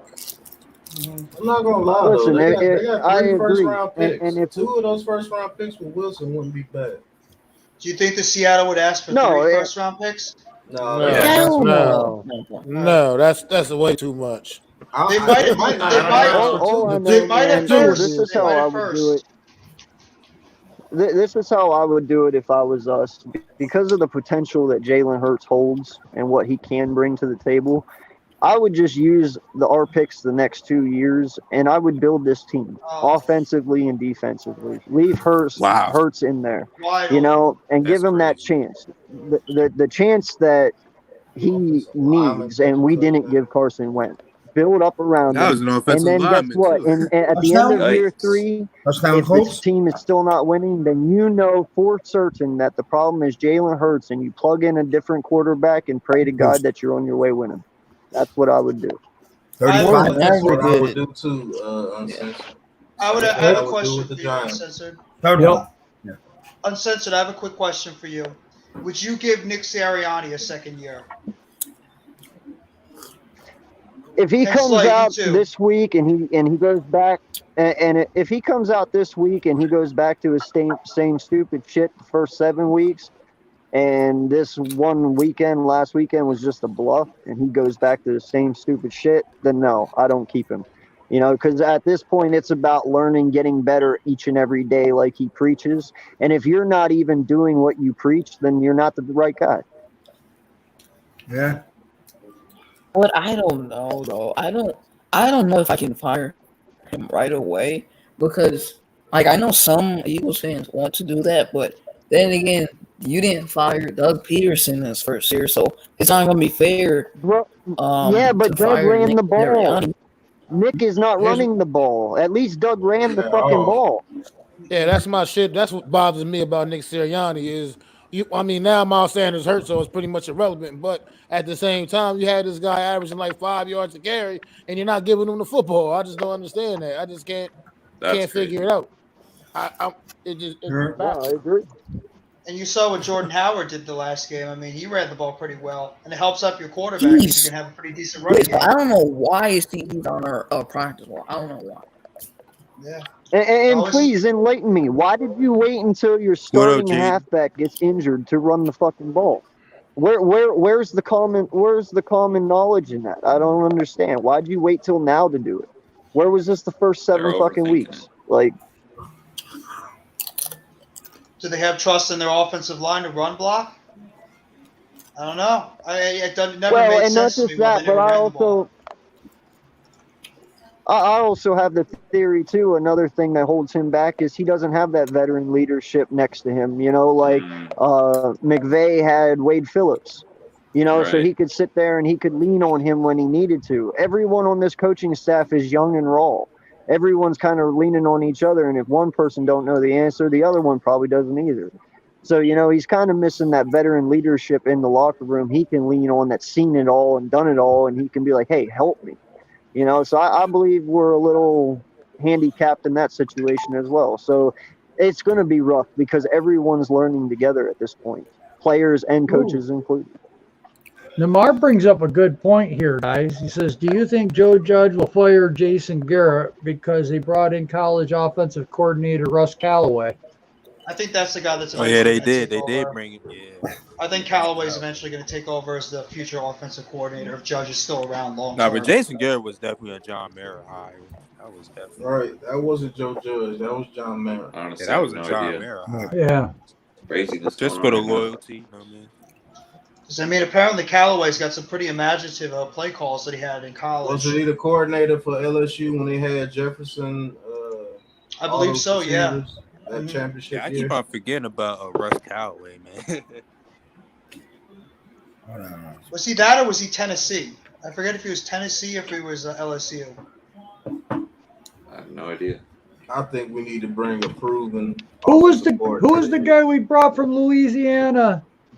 The Cajuns. I think that was Callaway. That's where Callaway came from, right? Russ Callaway, LSU. yeah. That was Joe Brady. LSU. No, Joe Brady's with Carolina. So if you guys get rid of Joe Judge, do you still want to go offensive coordinator for head coach? I Because at want this a head coach here. I'm tired of all these people, these specialists that you keep bringing in here that have no coaching experience whatsoever. Yeah. I'm talking about like mind-wise, leader of offensive men. mind, That's what I want. defensive A mind. leader of men. A leader of men. Right. No, There's it none out don't there. matter Coming in offense here and defense. You just want to Just lead. because he's a specialist on offense, that doesn't prove anything. That doesn't prove he can coach up everybody on this team to get everybody in position. That just proves that he can make a little bit better for Daniel Jones. I'm tired of specialists. I'm tired of McAdoo's. I'm tired of Pat Shermer's. Pat Shermer is a damn good offensive coordinator, but he's not a coach. You need a leader of men. Well, who is that? Who is that? Because there's none out there. Okay, man. I gotta ask you a question just because. Give me Wink Martindale. He's not a head coach. Not a head coach. Give me Wink Martindale. That guy is a leader of men. I promise you he is. That man has every much power over I there just got to as, ask it. Would you as take John Dougie P? Harbaugh. Say it again. Take who? Peterson? Would you take Dougie P? No. No. I Hell would not no. take. I would not take Doug You're Peterson. not messing Hell around, no. dog. Okay. No, I do want not want Gary Doug Peterson. Patterson. You mean Gary Patterson, man? That's your All right. coach, not ours, I man. just had to throw it out there. He's available. I just had to throw it out. No, I'd Doug rather Peterson. take Tom Coughlin out of a nursing home back. I heard Why that, took man. that I'm guy. not taking Doug Peterson. Gary Patterson, You see, man. what a lot of Doug Peterson did, I think what had a lot to do with Frank Reich. I think Right. Frank Reich had a lot to do with that Eagles' success for that offense, more Frank than Doug Wright had Peterson. everything to do with that Eagles Yeah. success over there. And maybe it's no surprise Right. when he left that Carson Wentz started to regress. Just saying. Bro, Just throwing it out there. Judge ain't going nowhere. I promise you guys. And No, I to be think Judge honest is with coming you, Judge is actually a decent leader of men. I just think you need to get rid of that damn Jason Garrett. I think Get you need Gary to get rid Patterson. of Jason Garrett. And if you do want Dave Gettleman to retire and bring up Abrams, you got to have a plan, man. You got to have a certain. You got to make sure that him and Joe Judge are on one accord. Absolutely. Real talk. They're both together from New England, right? So they have a connection from the past, and that's why I believe it's going to stay that way. Oh, he's gone. Goodbye. Touchdown. Jonathan Taylor. Touchdown, Colts. Jake, That fantasy team. that's what I'm talking about. Oh my God, what did he rush for tonight? He rushed for what? He rushed for 223, man. Holy He's hell. going to rush for 300 tonight. Give He me all them just blew fans. right through that hole. That's ridiculous, man. Need all of that. You're going to put the Jets in the history books tonight. Sheesh. Well, Jets fans. 41. The 40 burger. Yo, you know, hey, Get hey, outta you know here. something though? That's something that's got to make you feel good. At least we could be the Jets at this point. Yeah. Thank God we're not. That's I And you're right, man. They hope might so. score 50, man. They might put 50 up on them, man. I think they will. I think they That's all a are. statement. Peace. They're putting up a statement because, all week, All a lot right. of Jet fans started chirping. I don't know from where, but they started chirping. Sorry, Chris, but that's true, man. What about Dennis Allen? Well, I had a Jet fan in my gym chirping me the other day, chirping shit to me. I said, I can't believe you're talking shit to me. You're the one of the trashiest organizations in all of sports, and I you're don't over know here about next that, to Joel. dumbbells talking to me. I don't know about that one, Joel. Dennis Allen. I Has he mean, had any experience as a head coach? Yeah. When Oh, was I he a wish head you guys coach? would stop with the head coaches. You all know Judge is going nowhere. I'm just asking No, he's just questions. throwing it out there. I'm just No, throwing but it for out what? there. For what? If you want to say, that we're gonna have a change of GM, go ahead. We could talk about that, of course. Judge ain't going nowhere. I'm telling you, he's young. He's still learning, and Mara likes him. And Mara do not want to change coaches every 24 months, bro. That's the reason right there why I think the coach is staying, because he doesn't want to have this revolving circle of changing coaches every 2 years. He wants to try to wait it out. a No little bit franchise longer. wants that. It's not just the Giants. You shouldn't want that. All right. Period. He allowed him to make some draft picks. You think he's getting rid of him after 1 year later? Come on, stop. They know that they didn't finish the team. They ain't do the right thing. They got to draft O-line. They got to get a pass rusher. They know that. This is the draft coming. This is the draft that will be able to do that. I don't think they're going to screw that up. Judge has got to bring in some more of his players. There's still Brian some more Dable. players Joe's going to bring in this I team. think that Linderbaum kid helps this line out tremendously. Yes. If I'm with Pat Linderbaum like gets that. in We need and to he get plays his him. potential, it helps this line out tremendously, bro. Yep, tremendous. Because Billy Price is absolutely terrible. Shit, So- was. That's some He's of a the worst first-round center pick. play I've ever seen. Spends more time on his ass than he does on his feet. That man. And is When would you not a expect that football in a player. guy? When they picked him up, Pat, was that the guy they picked up the last week leading into the season? That's He's right. the one we That's traded right. B.J. Hill for, and B.J. Hill's having a career Whoa. year this year. Listen, what do you think you were going to get with 4 days left to the season? You're going to get the don't bottom know. of the barrel. You know that. Come on. We got bottom of the barrel right tackle and center. I believe we got the worst center and right tackle in the league. I truly believe so. Right. With those two gone, with two new pieces there, I won't give a damn if it's Pert next year. Billy Price and Soder has to go, bro. Hernandez I believe- can go too. I believe they're making Hernandez play bad. To be honest with you, Because when Hernandez is playing it's good to see your face, man. somebody decent, Hey, what's up? he plays well. He like Delonte West. I'd like to see a change, Namar. I'm not gonna lie. I'd like to get a different example. I think Hernandez with Nate. With Nate Gates played better than Billy That's Price. a good question too. So does he like JJ more than Garrett? I don't know. That's a tough That one. is. That's a damn Now good look, question. I do know Merrick come out and said that Joe Judge is not going anywhere. I do know that he come out and said that, but that's right now. That's not the end of the year. Right, but I don't think anybody's going anywhere. You got to think he's still in his. We're still in the building process. I don't think he's getting rid of him all over again. You know, they're going to make Gettleman this fall guy. Well, that's who I think is going to be the fall guy, and they're going to continue with the rest of the staff. What else was new? Let's make Gettleman the punching bag as usual. No, I know. One thing I've learned about the NFL, he's going to force Gettleman to retire, and I think Abrams will be our next GM. I agree with Pat. They're going to hire him within. They're not going to make Gettleman look bad. They're going to talk to him quietly. Say we're going to have a little ceremony. You're stepping down. We're going to give you a little retirement party check or whatever. You know, they try to make it nice for him. Yeah, and do what they did with Coughlin. Try to do the same exact thing. Make it as classy as they can. Actually, they did the Coughlin. They did not classy at all. They did him dirty. They can do the same thing to Gettleman. They can force him out. If he doesn't want to retire, they can force him to retire. But I think Gettleman's ready to retire, bro. Yeah, you can't force anyone to do anything, you know. I think Gettleman's ready to retire. He's older. He's been sick. He's probably had enough with the media here. So, you know. Jaden, the last time that happened, his daddy had to have somebody step in. So he's just like his daddy. He wants to stick his nose in everything. That's what I think the biggest problem is. Mara's got to step back. No, I don't know if Douglas is going to get fired. No. Yeah, he will. He will. Yo, Joseph. And touchdown, Elijah Moore. That's my guy. That's the second touchdown tonight, right? Yep. Hey, what are you eating, man? What are you eating, Miz? Me? Whatever he's eating. What's up, Jaden? I'm eating special chips so I don't tear my ACL on the sand. There you go. That's a good idea. ACL chips. It's stupid nachos. I usually don't even eat it, but it's in front of me. I'm really pissed. We're having a stream. The Giants suck monkey nuts. So I'm so done with it, bro, man.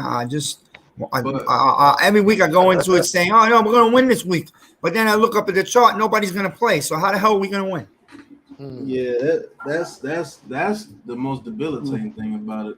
Listen, I'm gonna tell you, Pat. This guy Shepard pisses me off. I'm done with him. I'm done with Shepard, man. I am too. This guy, bro. I am too. Be honest with you. Be honest with you. It's a sad story because that's one of the most loyal kids you can get. Mm-hmm. That kid's loyal, man. That's the part that hurts. Yeah, Shepard. And Barkley too. Both of them. Giant. He's a giant, but man. I'll be honest with you. I'll have less remorse getting rid of Barkley than Shepard. I love Shepard. Shepard's my guy on that I'll team. Be honest and with you. Kill me to see him go. In the off season, I'm talking to the Ravens. I'm talking to the Chiefs. I'm talking to the Texans. I'm talking about 10 franchises out the top of my head about Saquon Barkley. To be honest with you, I know we can get a second round or first round pick for the kid, especially if he comes out and he plays decent at the second half of the season. Yeah. And I don't want to hear, oh well, if he plays decent, you got to bring him back, man. No, we got to start trading some of these injuries. When the iron is hot, man. Yeah. I hope he balls out the second half of the season because then I could get a first round pick for him. I guess I'll be the bad guy if I was the GM. No, you got to run me out of town. No, you know what, Pat? You're doing the right thing. You're doing the right thing by doing that. Maybe we need a bad guy, Pat. Maybe we need a bad guy. Sometimes Jeff doing the right thing is the wrong thing. We're going to get on a prove-it-year contract, $3 million. No, I agree with you, Pat. But at the same time, how many times can we keep going into a season relying on guys like Barkley, Shepard, Galladay every year to stay healthy? We know they can't. Ingram, Slayton, we can't do it. These are the main guys that we came in on this season counting. I think we're getting rid of both of them, Jaden, to tell you the truth. Blake and Bradbury are gone. Galladay's hurt. We came in wanting Thomas to pan out. He did, but then he got hurt. Daniel Jones, we can't figure out who he is because we don't have anybody around him to figure out who he is. No. Saquon Barkley hurt again. Shepard hurt again. Blake Martinez hurt. Bradbury wasn't playing up to potential until these past 3 weeks. We brought in Adoree Jackson. He wasn't doing anything to these past 2 weeks. X-Man, nothing. Carter, nothing. Nah, X-Man did do something. He got a penalty on an interception. He did do something. I'm the type of person that try to keep my anger down because when I get real angry, I can't control it. I get it, Pat. Peppers, another one. We counted on Peppers. He got hurt, and he wasn't performing. This is our leaders. This is our leaders on the team that are either getting hurt or they're not performing. These are the guys we need to step up. Gates hurt. Hurt. Peppers. Three captains. All these guys on this. All these guys You can't get mad at Peppers. He gave you everything you had for 2 years here. So he got injured, okay, but he was trying hard. So leave Peppers alone, man. Honestly, I would love to bring Peppers back on a 1-year small deal, a prove-it Like deal. I said, he'll be back next year, $3 million, 1 year prove-it deal. I don't think he's gonna have a choice but to come back to us. Right. What's his free agent market gonna be like? Nah, it ain't gonna be nothing. He's not gonna have anything. No team's gonna want to take a chance on a guy coming off an ACL injury. Nobody gonna want him. He's gonna stay home right here. Oh, He's don't gonna say that, bro. The Eagles are notorious for fucking going after ACL tears. I don't think I don't think he's gonna do that. You You hear what Joe Judge is always saying about Peppers, how much he loves him, and how important he's born he is. and raised right here, man. He's born and raised a Giant. So Joe Judge will go out of his way to try to keep him here. He says the He same wants shit to be about here, but I Evan got Ingram, news too. for you. If they give him a 1-year prove-it deal, I could guarantee you they will not give him a big contract, even if he has a good year. No. I'll let Julian Love take over the spot. Yeah, Julian Love. You're going to get there one day, Joseph. Julian Love can pretty much do. I like Love a lot. Could do, but better recovery. And then Logan Ryan's another guy that'll probably be gone after next year too. You got to think about Logan Ryan. They'll probably try to cut. He might become a coach. Logan Ryan, you don't save money by releasing. Not this Logan Ryan. year. You actually lose money. Not this year. You lose. That's the same thing. That's the same thing with Shepard. Though. You don't get a lot of money if you cut him. The big cap did. This offseason coming up, Logan Ryan stays, Adoree Jackson stays because you can't get rid of him. Right. I'll be honest with you. I don't think they're going to move off of Bradbury either. No. I guarantee it. No, not unless they see something that they like in free agency, they want to go get it, and they feel Bradbury is expendable. But I wouldn't get rid of him. I actually give him an extension. Yeah. If he balls out the rest of the season, I give Bradbury an extension extension because he's a piece that we can keep for years. Yeah. If he keeps playing the way he's playing now, because the kid's still having a good season. Jackson's really bounced back too. They're going to tweak things, but I promise you, the base of the team's coming back. Yeah, the way the you base guys of are the all team- talking, you're talking about blowing it up. That's not happening. You man. can't blow it up because everybody's contract doesn't allow you to blow it up. Yeah, there's too many guys that are locked You into lose contracts. too much money. Well, even if you don't allow you to, Pat, I don't want to. I feel we could come back next year. We draft an O-line. We could be a playoff team. You know that. That's all we got to do. The people you're getting rid of this year, if I was a GM, is Martinez because he's coming off of ACL. I could save almost $10 million. Yep. That's me. Get rid of Shane Zimenez because I could save $2 million off here. Get rid of Carter. I could save $3 million off him. Carter's gone. This is his last year here. He's not even under contract. I'm getting rid of Rudolph. I'm saving $6 million there. And there's a bevy of like Sam Beal. You actually save $1 million by cutting Sam Beal next year. That I don't understand. That other fullback you save almost $1 million. Not yet. Next year. Yeah, Colin Gillespie. And what are we doing with Ingram? He's a free agent. He's gone. Don't bring him back. He's Can't gone. Bring him back. You damn sure ain't gonna franchise him paying like $12 million. Hell no, you ain't gonna franchise no damn Evan. Well, But if you let him walk, we get what? What will we get? A 4th-round comp or something? I don't even think you get that. I don't even know if we we get get like a a comp. 5th rounder, if that. I guess Yeah, we'll you take get a it. 5th rounder because he's a 1st-round pick. Yeah. Same thing with Peppers. I think you'll get a 5th rounder because they didn't have good seasons. And they're not going to sign for a high value contract. So Riley Dixon's gone, and we're going to get rid of that goddamn rugby player too. That's supposed to be Bro, how much is Nate Riley Ebner. Dixon making? Like $3 million. Get rid of his ass too. Yeah, he's making that was $3 the most million. pointless signing. I could draft a punt. I could draft a punter in the 7th round. Mm-hmm. You don't even have pay him $3 million. Only pay him $100,000. You don't have to. We're paying. You don't have to draft a punter at all. You can just bring some guy in. $3 million for a damn punter. Come on, man. That's stupid. Riley Dixon has not made a Pro Bowl. Why is he getting not one time? Why is he making $3 million? Hey, I can see Graham Gano making. I don't know. Special why teams, we got that's two why. fullbacks? We don't use them. No, making a Pro Bowl. Special teams, that's why. Be a much better team. You know that. Special teams. Special teams is why we have two fullbacks. Listen, man, Special. Penny is effective, man. He lost us a game. He did something big. Yeah, exactly. He's a good player. Bro, why do we have two fullbacks on the damn roster? Gillespie plays special teams. Two fullbacks. Special teams. You got to remember who your head coach is, man. Yeah. Look, it's fine, whatever, man. That's up to him. Whatever. That's ridiculous, bro. Who I think is going to be back as part of the base of the team is some of the guys you might not like it, but I just think because of the cap ramifications, I'm just going to say it. Jones, I think, will be back. Barkley, I think, will be back. Galladay will be back. Tony Shepard will be back. Gates, I think, will be back. Lemieux will be back. I think Thomas will be back. Parrott. I don't think Hernandez is going to come back unless he takes a small deal. I think a lot of those guys are on rookie deals. I think Logan Ryan will be back. Obviously, Julian Love, Crowder, Cam Brown will be back. Crowder will be back. I want Carter Coughlin will be back. The whole secondary will be back. The whole secondary will be back. Besides maybe Peppers, I think I think Peppers will be back too. I think I want that Bernard McKinney back. That's what I want. Yeah. I like him. Look, I think they might try to bring him back. McKinney will be back next year. He needs to step it up. These are the people. These are the people I think that are going to get released. Nate Solder will be released most definitely. Yep. Absolutely. I think Blake Martin. You say $14 million releasing Nate Solder. Taking off Miz. $14 million. You say not. I'll buy the soldiers.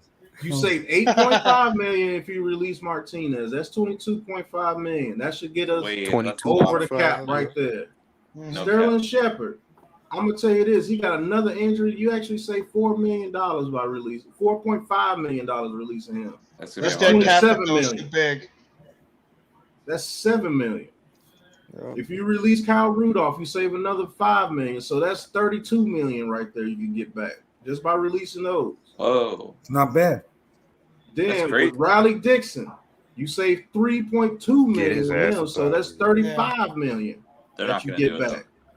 Nick Gates, if he does not turn out to become the player that he once was, you save $2.5 million releasing him. Don't jinx him. You save $2 million by releasing Booker. Yep. Ooh. You save $1 million by releasing Sam Bill. You save another $1 million by releasing O'Shane Zimenez. These are people that are not coming back. Yep. These are people that are not coming back. You save let me see right here. Hold on. You actually save $1 million if you let Darius Slayton go. I keep him for depth. No, you don't let him go. Yeah, you can't let him for depth. We gotta have depth. Yeah. That's why we. Now let me ask you, Pat. Now you take $5. What would it take for 1 year with Peppers? He's healthy. He's ready to play next year. What, $5 million? 3. No, it'd take about $3 million, maybe even less than that. That's a lot, man. Because he's coming off of ACL and he's coming off of subpar. A high ankle sprain too. For $3 million, man, I am bringing him back. He can't even cover, man. Well, here's what I would do. Bro, Here's what I would do. If I've given Peppers a contract, I'd give him 1.5 with 1.5 in incentives. That's insulting. Guess what? A player that Abraham will work that out. He's good with that. A player that we don't even know that's still on a team. TJ Brunson, you save $1 million with him. He's on injury reserve. Oh yeah, like, come on. So man. you can release him to get $1 million. I can draft his replacement in the 6th round. You see what I'm saying? But I'm just looking at dead cap hits for next year. Rid of, and that's it. And that's 30. I gave you like $38 million, and that's before even if you want to get rid of James Bradbury, you save another $13 million. So say if you want to get rid of James Bradbury and say we're gonna go out and get some offensive linemen as free agency, get the top tackle or something. You can do that. Sure. You can do that. Hey, we got Aaron Robinson. Who else we got? Rodarius Williams. Rodarius Williams. But players, a lot of people are going to give Dave Gettleman a bunch of crap Too many young when he players. leaves. But he changed his salary cap around. He's good with the numbers, man. Yes. And he was smart with those contracts. He didn't give those guys huge contracts like that because in their third year, you could get rid of all of them. Yeah, 2023, they can get out of a lot of these contracts. Yeah, right. But tomorrow's not guaranteed. So, like, come on, just fix the team now. You know what I'm saying? What? If we draft a receiver, I will do snap not out, need bro. another receiver. No. If we draft a receiver in the first 3 rounds, I'm gonna be pissed. You better not. Now I wouldn't care about getting a receiver for depth in the 4th or the 5th round because What about they a can tight actually end? turn out to be pretty good. Exactly. And in the 3rd round. God, I'd rather get a running back in the 4th round to help Barkley out, a physical guy. I'm trying to get that kid Robinson that's what I want. from Alabama in the 3rd round with that third round pick. What's his name? Brian Robinson. Brian Robinson. Guy's I'm trying to get him. Beast. I'd rather. That's what we need. If we're going to keep Barkley, we need to get him a big power running back like the Saints have always had with Alvin Kamara and go that way. And go with Kamara and Mark Ingram and Alvin Kamara, exactly. Yeah, because Barkley. That guy, I told you, that guy reminds me of Jacobs. I'm not saying he is Jacobs, but he reminds me of him. That kid's a hard runner and he's faster than you think. Yeah. I think we'll get a tight end later in the rounds too. If we don't get like a cheap free agent, there's plenty of tight ends in this draft, and there's a lot of tight ends that can block and catch in this draft and are big, just like Rudolph and faster. Yeah, you can get one of those in the 4th or the 5th round. And I don't think we'll go after these first 3 rounds. You need to focus on trenches. This first 3 rounds, you need to focus on offensive line, defensive line, and get yourself a linebacker. These first 3 rounds, you got 5 picks in the first 3 rounds. It's not going to be boring. Don't be surprised, though. It better be a boring ass. Don't be surprised the Giants don't trade one of their first round picks to move down and get a bunch of more picks. I could see that. I could see that too. If one of the linemen that they want. But if it's a lineman, it's not shiny. It's not sparkly. It's shiny. I don't care.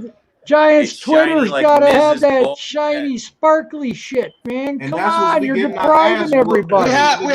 That's what's been getting our ass whooped for 10 years. We have enough shiny stuff on this team. How many more shiny people do we need? Organization I had to throw it out there. Okay, I know, Joel. No, it's like you guys saying you got a 4th round tight end. I might be shiny, bro. You got Tony, Galladay, and Barkley. You got a lot of shiny now. Get them some blockers. The shiniest players that we ever had on this organization before these past years has been Strahan, I believe. Well, and Strahan was tough nose as they came. Oh yeah. You guys can say you want a tight end in the 4th round, but my tight end right here might be 52, but it's a 1st rounder, baby.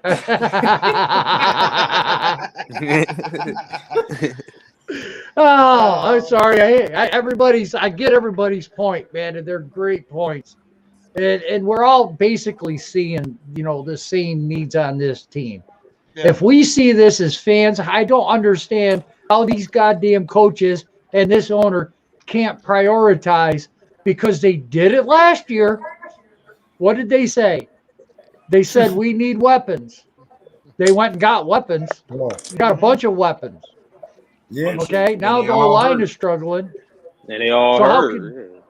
Exactly. They listened last year, listen this year, but still, even if we get our offensive linemen, we're still going to only be an 8-8 team because it's going to take a little bit of time for all this to come together. We're going to have a new coordinator. We're all hoping we have a new coordinator.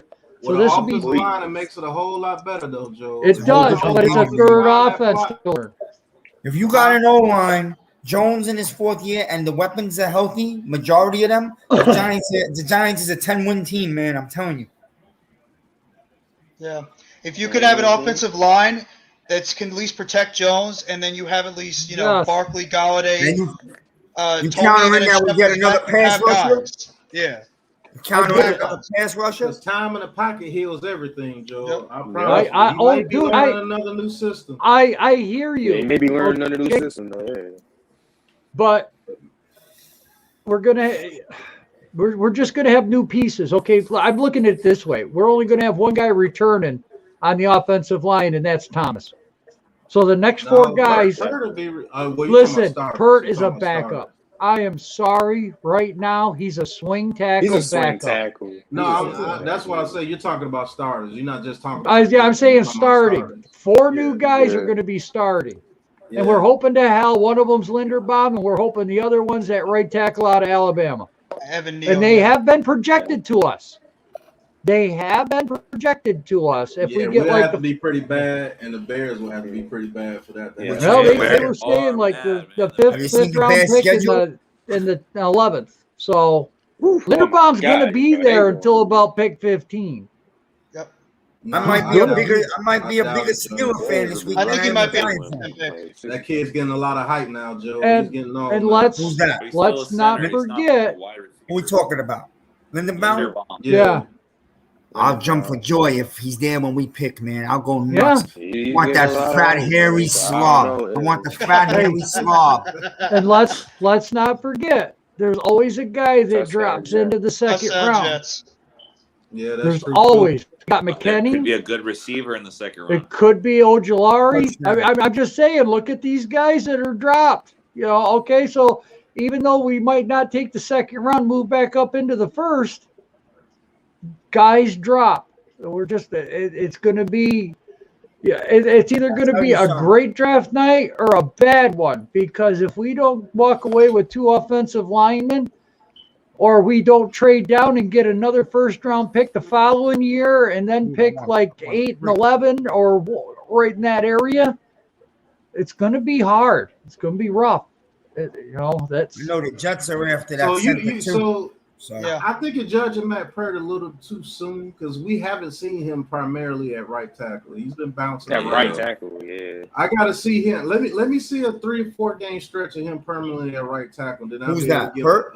Pert. Yeah, Pert. I have to see him at a steady pace at right tackle instead of switching back from left and right. Because he's not getting any real reps. He might be better at right guard, my guy. Don't forget, even if that turns out to be even better. Yeah, don't forget. You have another guy who he could become really something for us. Isaiah Wilson. Yeah. Yes. He has to get his hair straight. He has to get his weight under control. Yeah. That's what the offseason is for. I'll be honest with you, Miz. I'm not counting on that guy coming in. I'm not either. Start on this team. I'm hoping. I think that's a huge project, and it's a huge mistake. I love he has a lot to overcome before you can even think about it. If they could get him right, Pat, and he could be what he was supposed to be when he was coming into the draft, then that'll be a blessing. No, they will. He was the first round draft pick, man. He was the first round draft pick after all. I can't count on that, man. Well, I mean, I get what you're saying, but I'm saying when it comes at the physical ability that if he can get his head right, he was first round talent. It wasn't like he was over drafted when he got picked. I mean, you know what I could count on Isaiah Wilson to be on this team? I could count him to be depth. I can count him to get himself together. For right now, that's good. I'll take it. Yeah, we can but use him if you count on this man to be a starter and change this offensive line, you're sadly mistaken. Oh, wow. There's a 10, maybe a 10 to 15% chance that happens. I hope it happens. Don't get me wrong, but I just don't see that happening, bro. I'm just hoping. Listen, and I have no problem. I'm sorry. Go ahead, Joel.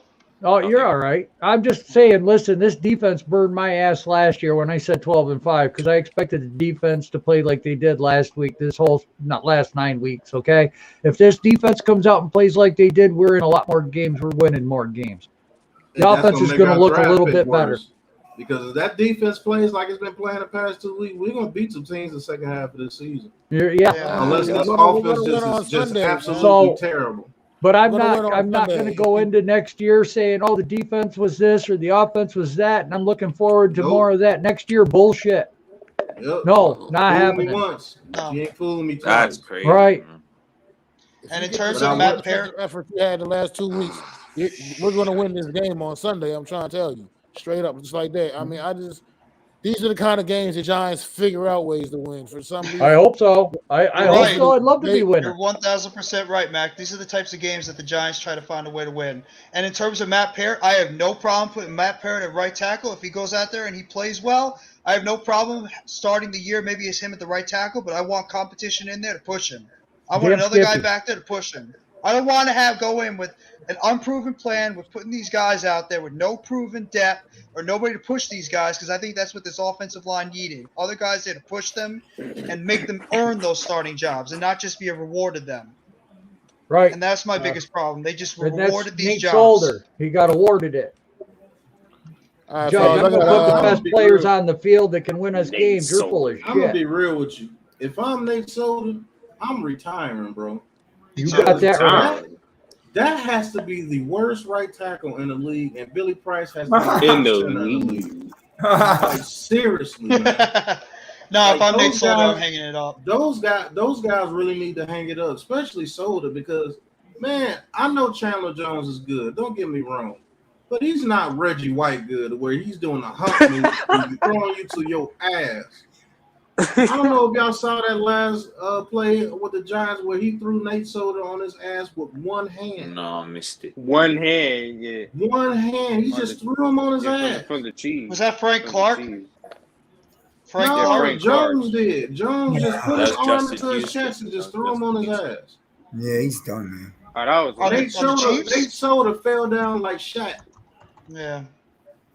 All right, this man teeter-totting on the ground. About to hop off, fellas, man.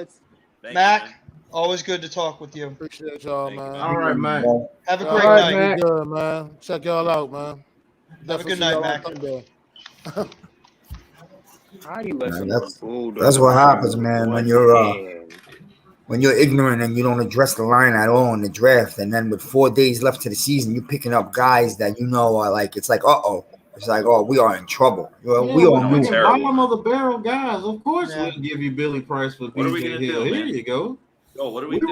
We weren't gonna let Billy Price play in the first place. Here you go. I'd gladly give it and a 4th round pick. This is insane. Heck yeah. Yeah, if I was the Bengals, I was like, wow. Yeah, I definitely. It's just craziness, man. Do what? That's desperation, man. And then we grabbed the guys that we sent our best right guy to get the replacements that he replaced. It's mind-boggling. It is. It's mind-boggling. Man, this guy Hill is having a career year. Kevin Zeitler went over there and replaced Matt Skura, and we picked up Matt Skura. So we basically got rid of Zeitler to get a guy that he's going to replace. I think we're going to have a good season. We replaced him with Bredesen. And Bredeson's not even playing. I know he's hurt, but he wasn't playing great even when he was playing.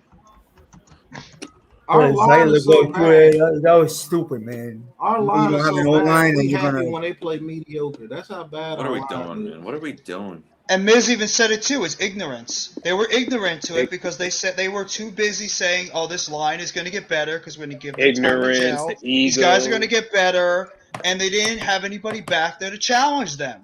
And that's the problem. There was nobody on that offensive line that could push these other guys to try to have them earn their jobs.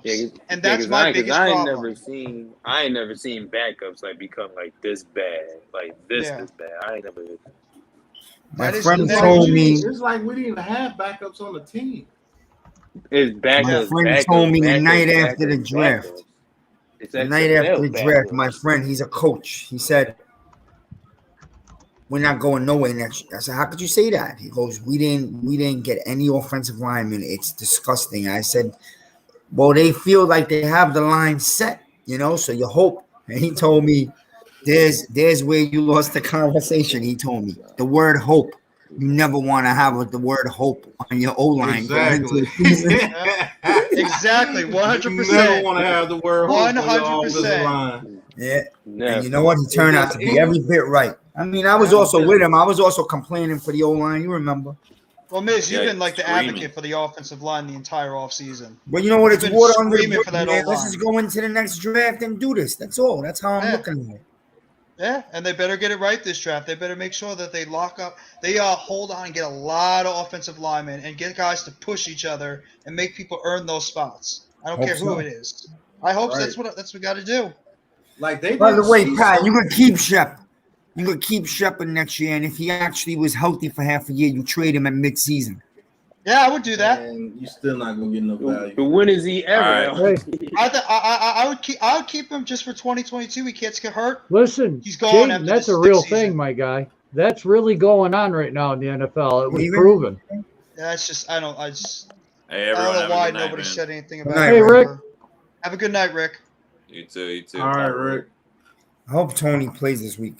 Or else I I hope- would really he's got playing. nothing to watch, bro. Galladay might play It was too. his thumb. It was his thumb. He probably got it stitched up. He got a thumb cut. He came Galladay back and might play in too. the game.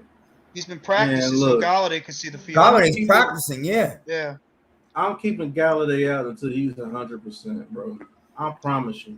No, That might be next year, Pat. He's so right. That Yeah. might be next year. He's another Hey, it has to one. be next year. He needs to get on the field. Galladay has got to get on the field, and he's got to start Hey. producing. We paid him a lot I'm of not money. rushing injured.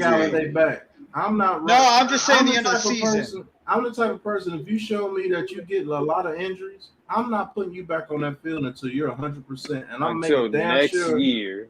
I'm making damn sure my doctors give me a full report on you every freaking week. Because he's Doc, injured. is he 100%? No, he's about 89 to 90. Sit his ass.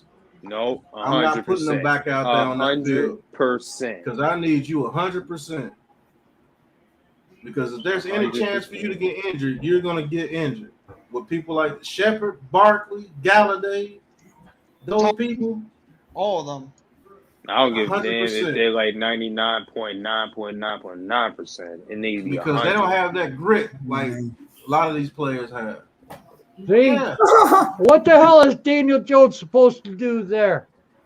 He's supposed to take a whacking. That's what. That's and the wait, one where Jones put him on his ass. Yeah. I know that was Frank Clark. That's Frank Clark. That's even worse. Yeah. No, Frank Clark's Jones one of did the- it to him too. Soldiers on the floor watching. Right. It's unbelievable. I could get out there and do that for you. And you look at the No back. shit, for and half you look the at the back price. too. Parrott was about to. Parrott just blew his block. He looked like he was going to get hit from the blind side as well. Right. It's so bad. Yeah, but we've seen too many of these this year of people just going by Soldiers like he's not even on the field, Oh man. God. Billy Price falling on his That ass is not every an play. offensive lineman, man. That Will is not Hernandez- an NFL offensive lineman. Will Hernandez a human penalty? He like gets a He penalty, ain't all, a he penalty ain't all all the NFL time. offensive lineman. He not. I mean, this is bad. It is like historically bad with this offensive line. It hurts my soul when I see this.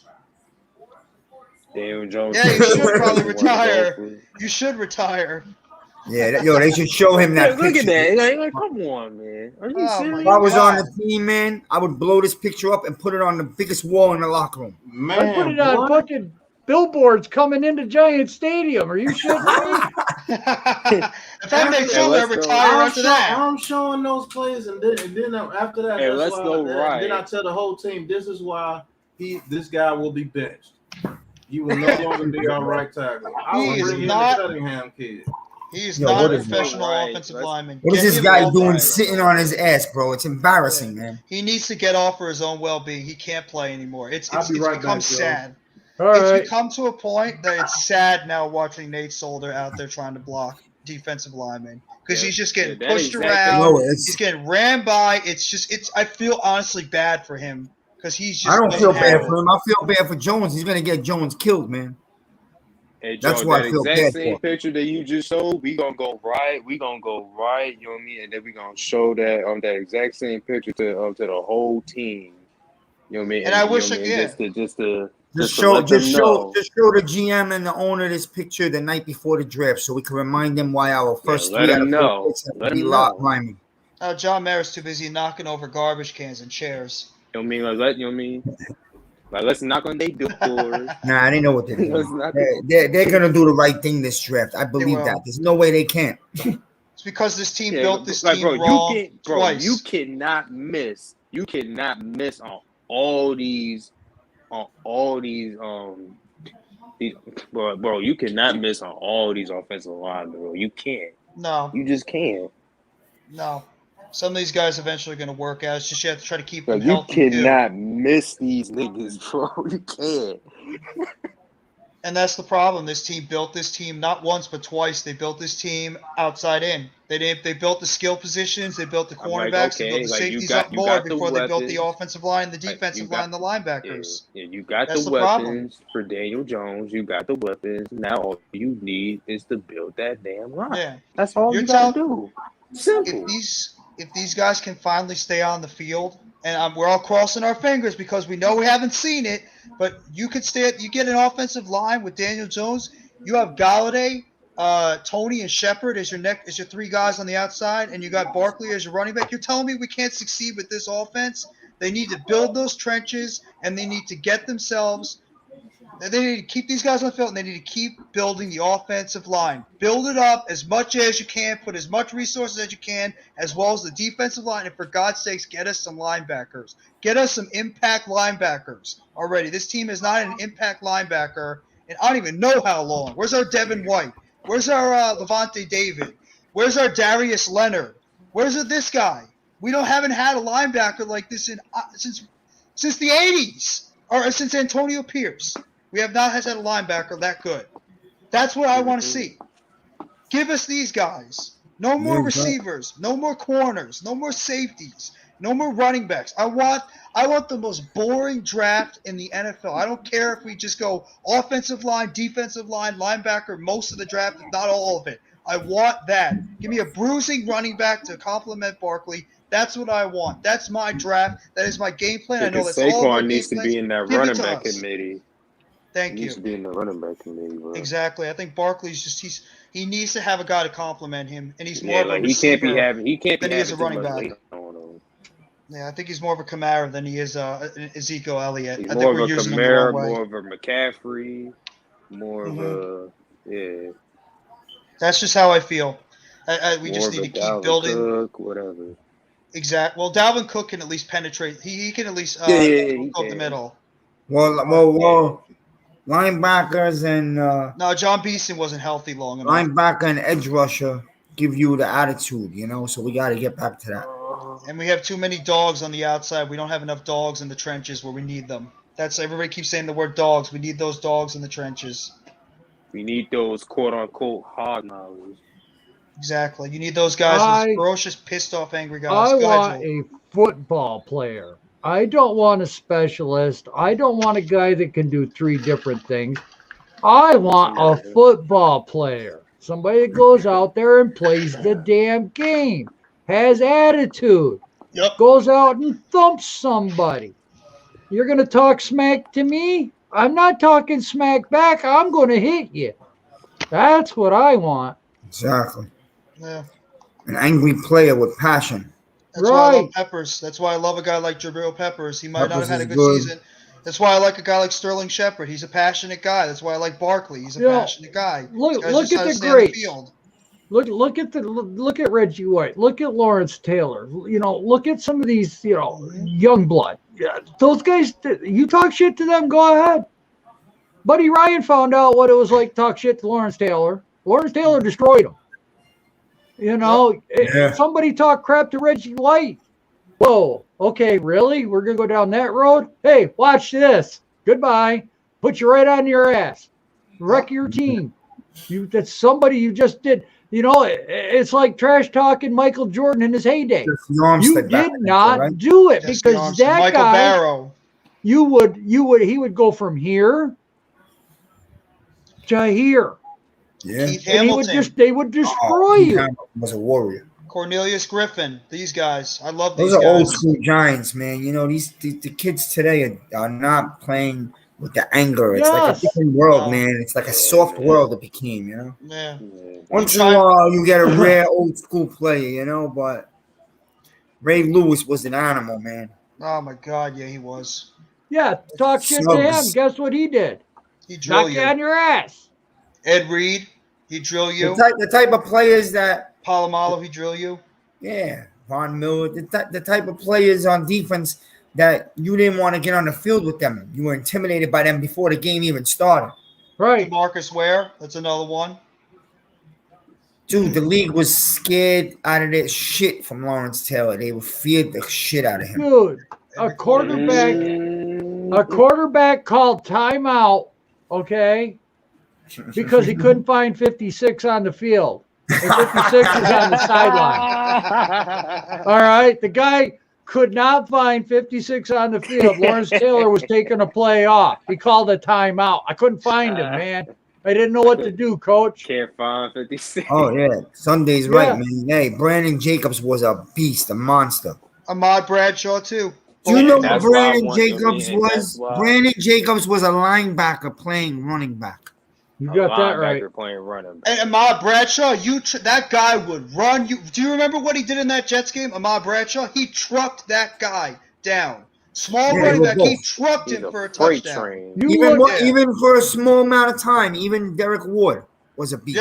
Yep. Hey, you look at the running backs the Giants had during Super Bowl runs. Joe Morris, Otis Anderson, Brandon Jacobs, Bradshaw, even the three-headed monster we had. Look at those running backs. Ronnie Hampton. Remember that season we had 3 running backs that had over 1,000 yards? Ward, Jacobs, and Bradshaw all had 1,000 yards. Ronnie Hampton was a beast here for like a good 8 years, man. Ronnie Hampton was great. He had the best running attack in the league.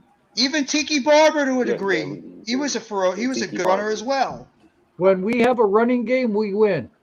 Yep, and we lost sight of that. Yeah, but the thing is, when we had those running games, we also had some of the best O-lines in football in all those Super Bowls. You're right. Yep.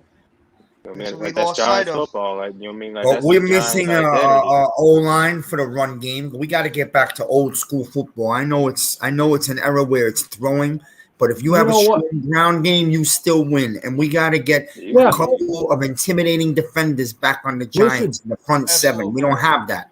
Miz, just look at what Derrick Henry does for the Titans, and now he's out. Yep. That's a running game. Yeah, you're going to see it now. That's a running game.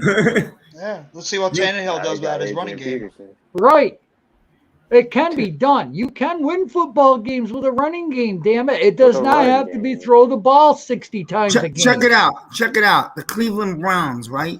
They're struggling. Why are they struggling? Let me tell you. Running game. Let me tell you the entire Browns team. Let's talk about just their offense. The entire Browns offense is those 2 running backs. I got news for you. Yep. No, you're right. It's not the receivers. It's not Mayfield. You know, they could have their good days. We know that the receivers are it's that offensive line too. Those 2 running backs make that whole thing tick. Their offensive line's really good too. Yeah, it is. But look at their passing game without the running game. It ain't the same, man. Yeah, it's not Jarvis Landry. It's not Odell Beckham. It's not those guys. It's Nick Chubb and it's Kareem Hunt. That's their game. I wanted Adrian Peterson too. Chubb and Kareem Hunt. I wanted AP. What now? You want AP now? Come on. No, when Barkley got hurt, when he got hurt, I wanted them to bring him in. Last year? No, this year. Oh, this year? Listen. You know what? You can say what you want, but I like AP better than I do Booker. I would have had Gallman back instead of Booker. Yo, Booker's giving you the best he can. Booker's giving you the best he can behind that dirtbag O-line, man. You're facts, straight facts.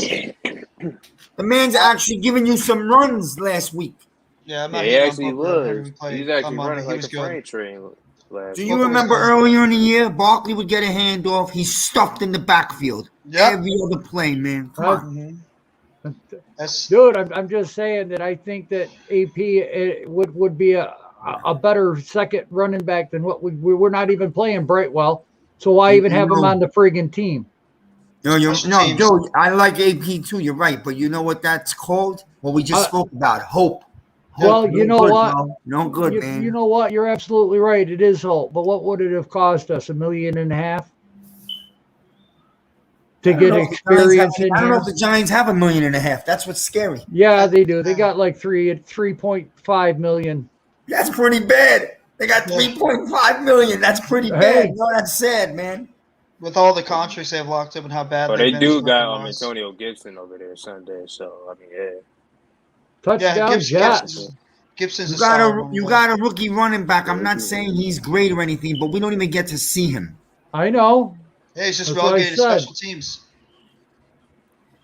Why did you draft the kid if he's not allowed to touch the field? I get it. Does he play special teams?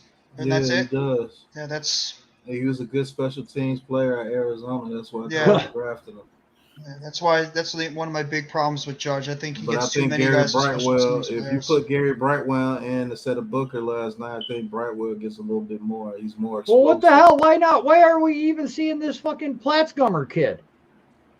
Is he even He's been on the practice squad for 2-3 years now. I don't know. Who knows, bro? Who knows? He might just be another David You didn't even Sills. see Tony till week 4. You know what I'm saying? Right. Doesn't that tell you? Isn't that alarming? Devontae Booker before I get to play Sandra Plaster. Isn't that a little bit alarming that we It's didn't so see Tony till frustrating. week 4, and we all knew what he could do from August? It's so OBJ didn't frustrating. start either. No, he was in his doghouse, but a little too long, man. You overproved your point, and all you did was hurt yourself. In 2014 with OBJ? Yeah, he didn't. He was hurt. Oh, he was hurt because they didn't want to take a chance of him mess up the hamstring. But also when he came back, when he was but playing, Kadarius Toney was hurt too.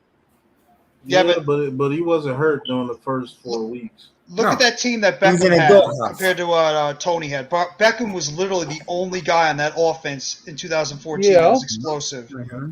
But at least You on this gave, team, there are other guys. So you But, can take you Tony know, around. I mean, we're just slowly. gonna go back and say it could have All been right. and would have been, so it doesn't matter. Let's But let's look at big picture here. Big picture, okay? I think Judge learned a lot by throwing Thomas out there to the Wolves in week 1 at left tackle. Now, we didn't have much choice, but that really affected his play the first half of the season last year. We can all agree on that. We saw a downplay, and then all of a sudden he started getting better the second half of the season. He started getting his confidence back. And then we find out at the end of the year he was playing on a bad foot. And that started at week 1. So I think Judge learned from that and says, look, I'm going to get you guys ready because we didn't see we saw Ojulari, but it wasn't a lot because he got a sack in the first 3 games. But was he getting more than 15 plays? Not really. Not really. No, not really. They were just bringing him in, learn what it's like to be a pro. I love your speed rush, and his speed rush is fantastic. He does need a few more tricks. But as far as an outside edge rusher with speed, he's definitely that. He's all he's advertised to be. Mm-hmm. So did Judge learn something from Thomas last year and say, okay, I'm going to bring you guys along a little bit more slowly. Let you see what the game is like, because we all saw Tony was out there for a few plays, but he wasn't targeted. I think weeks 2 and 3, we were calling his number. He was out there on the field, running the route. Joe, because when he got his chance, he blew up. Exactly. They're like, okay, let's bring you out. I'm going to give you some plays. We're going to have some film. Go out on the field for this play. Here's the play, whatever. Okay, goes out and runs it. Now we got you on film. Now I can correct you. And now when your opportunity comes up, I'm going to make sure you got the best available opportunity that I can give you as a coach. So there is something behind that that I liked. It's like, okay, let him learn.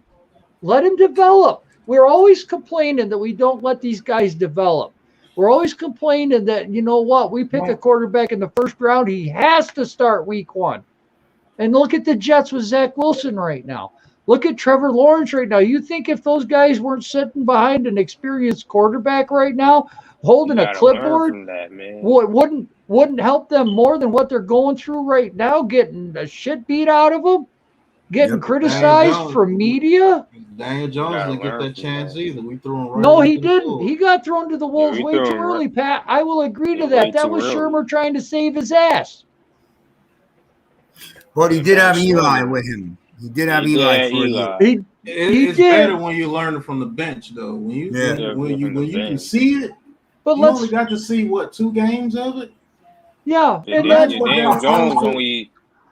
Jones only got benched for like the first 2 games until that 10th game. But let's look at Eli Manning. He sat behind Kurt Warner. Kurt Warner's a damn good quarterback. I don't care what people say. He's got a ring. Went to 3 Super Bowls with 2 different teams. Mm-hmm. You got to be good to do that shit. You're not wrong. You got to experience that Kurt Warner. Kurt Warner was playing winning football, and then they're like, okay, but that was the game plan. Had Shermer done that with DJ, we were like 4-3 when we brought Eli. Yeah, I think like 4-3. 5-4, 4-3, something like that. Yeah. 4-4. The Giants weren't that bad before they No, put in. no, we weren't. But that's how Eli got brought into it, you know. And then Daniel got thrown to the wolves, and look what's happening to him. And we're putting way too much pressure on these rookies because preseason football. Oh, Field is going to be great. Look at him in the preseason. Yeah, against the vanilla defense that he saw in college all the time. He hasn't seen an exotic defense from any of these defensive coordinators. Fields is the same way. Lance the same way. Lawrence, Tua. The list goes on with these young quarterbacks. And people are saying, well, let them take their lumps. They're growing from that. You know what? It's a 50-50 shot, just like the first round draft pick. You got a 50-50 shot of this working. Whereas I think if you let the kids set, learn what it's like to be a professional, learn the playbook, when the experienced quarterback goes out there and makes a mistake, you got something to watch. You got something to study. Wow, I can't make that throw. He can't make that throw. Okay, so bang, okay, learning experience for both of us. I think he would have learned how to read defenses a whole lot better too. There you go. Eli Manning. And learn how to do his checks better as well. There you go. Put people in position. He did get thrown in there way too early because he's just going off talent. Now he's just going off his college talent. He's not really going off anything of substance. And I wonder if that was a lot of pressure too from the media and also from that Shermer needed to get this kid in there when Eli wasn't performing. I think Shermer did that to save his job. Yeah, he just did it because he needed to get the kid in there. Pat Shermer was the one who picked Daniel Jones. Yeah. Like Dave Gettleman wanted that. But that should have been up to Mara to be like, hey, look, let Eli play out his last year. You got your quarterback. Let him learn for Eli, and let's put him in there after this year. Let's call this year whatever we can do with Eli. And if he plays bad, look, this is his last year with us. It's a swan We song. got Daniel Jones already. Let's get Daniel Jones in there after learning from Eli. Because Eli is not a guy like that. Eli would have taught him everything.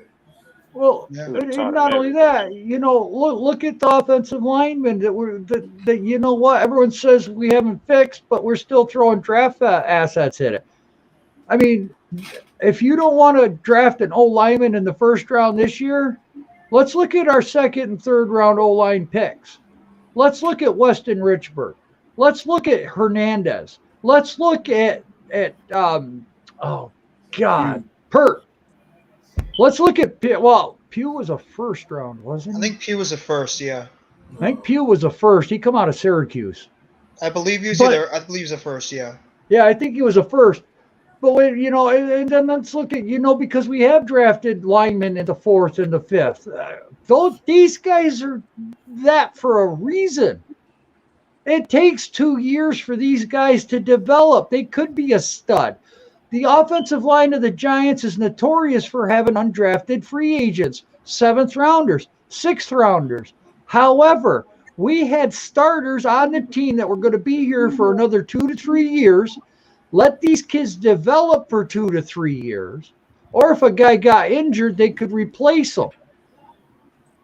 We don't do that no more. There's no way you're going to let a 3rd, 4th, or 5th round pick come out and start and be good enough to block these damn specialists that are edge rushers and defensive tackles that are weighing 350 pounds and are as athletic as hell. You can't do it. You've never faced that in college. It's a hell of a wall to come up against. It's damn near impossible. I mean, the only reason Nelson is good is because A, he went to Notre Dame, and B, Notre Dame always plays the top talent in the college. He's going against the Alabamas. He's going against Clemson. He's going against Georgia. He's going against the best schools in the nation. So he's going against the best talent coming out in the nation. Pert, where did he go to college? I mean, he might have faced Chase Young once, but you know what? Once isn't enough, man. You got to see that stuff week in, week out. And then the thing on Pert is he's not mean enough. That was his biggest reason for dropping into the third round at pick, what, 99? How can we expect pick 90? That's like us starting Mr. Irrelevant at linebacker. The same bullshit. You're right. Don't get me wrong. Tate Crowder's a great kid. And you know what? He could be a starting linebacker. But right now, he's running off of talent. Mm-hmm. You make some great points. There's a lot of the guys on this team that should be right now still sitting behind developing a little bit, and yet they're out there starting because of injuries or because we haven't gotten enough proven players that are in there in front of them. And then this, like one of the guys commented earlier, goes back to Jerry Reese. Mm-hmm. Because we do not have first-round draft picks on this team from 2014, 2015, 2016. And that's why we have to throw them to the wolves. Exactly. The fact that the only 2 draft picks left since 2016 are Sterling Shepard and Evan Ingram is a problem. Yes, that's a problem. We should have at least a few more draft picks that have lasted longer than this, and that's why the team has been so bad. Exactly. And I get it that you all want to get rid of Gettleman. Okay, and that's a lot of frustration. But you know what? If you look at when we drafted Barkley with this team as to you look at it right now, it might not be the best winning record, but there's definitely more talent on this. And now the hardest part is we've been a losing franchise, and I'm going to include 2016 for 10 years because that was a bullshit season. I agree with you. I agree with you 100%. You know, and when we get that mentality and we're just so sick and tired of it that we're just going to go and say somebody needs to go. Mm-hmm.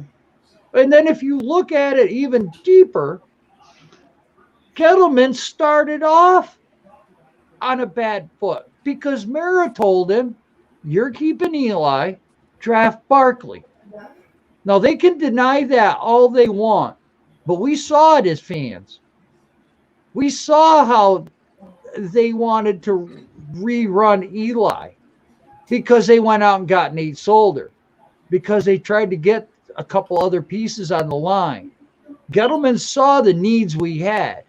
They weren't there. So he grabbed the best things that he could, being strapped the way he was, the way Mara brought him in.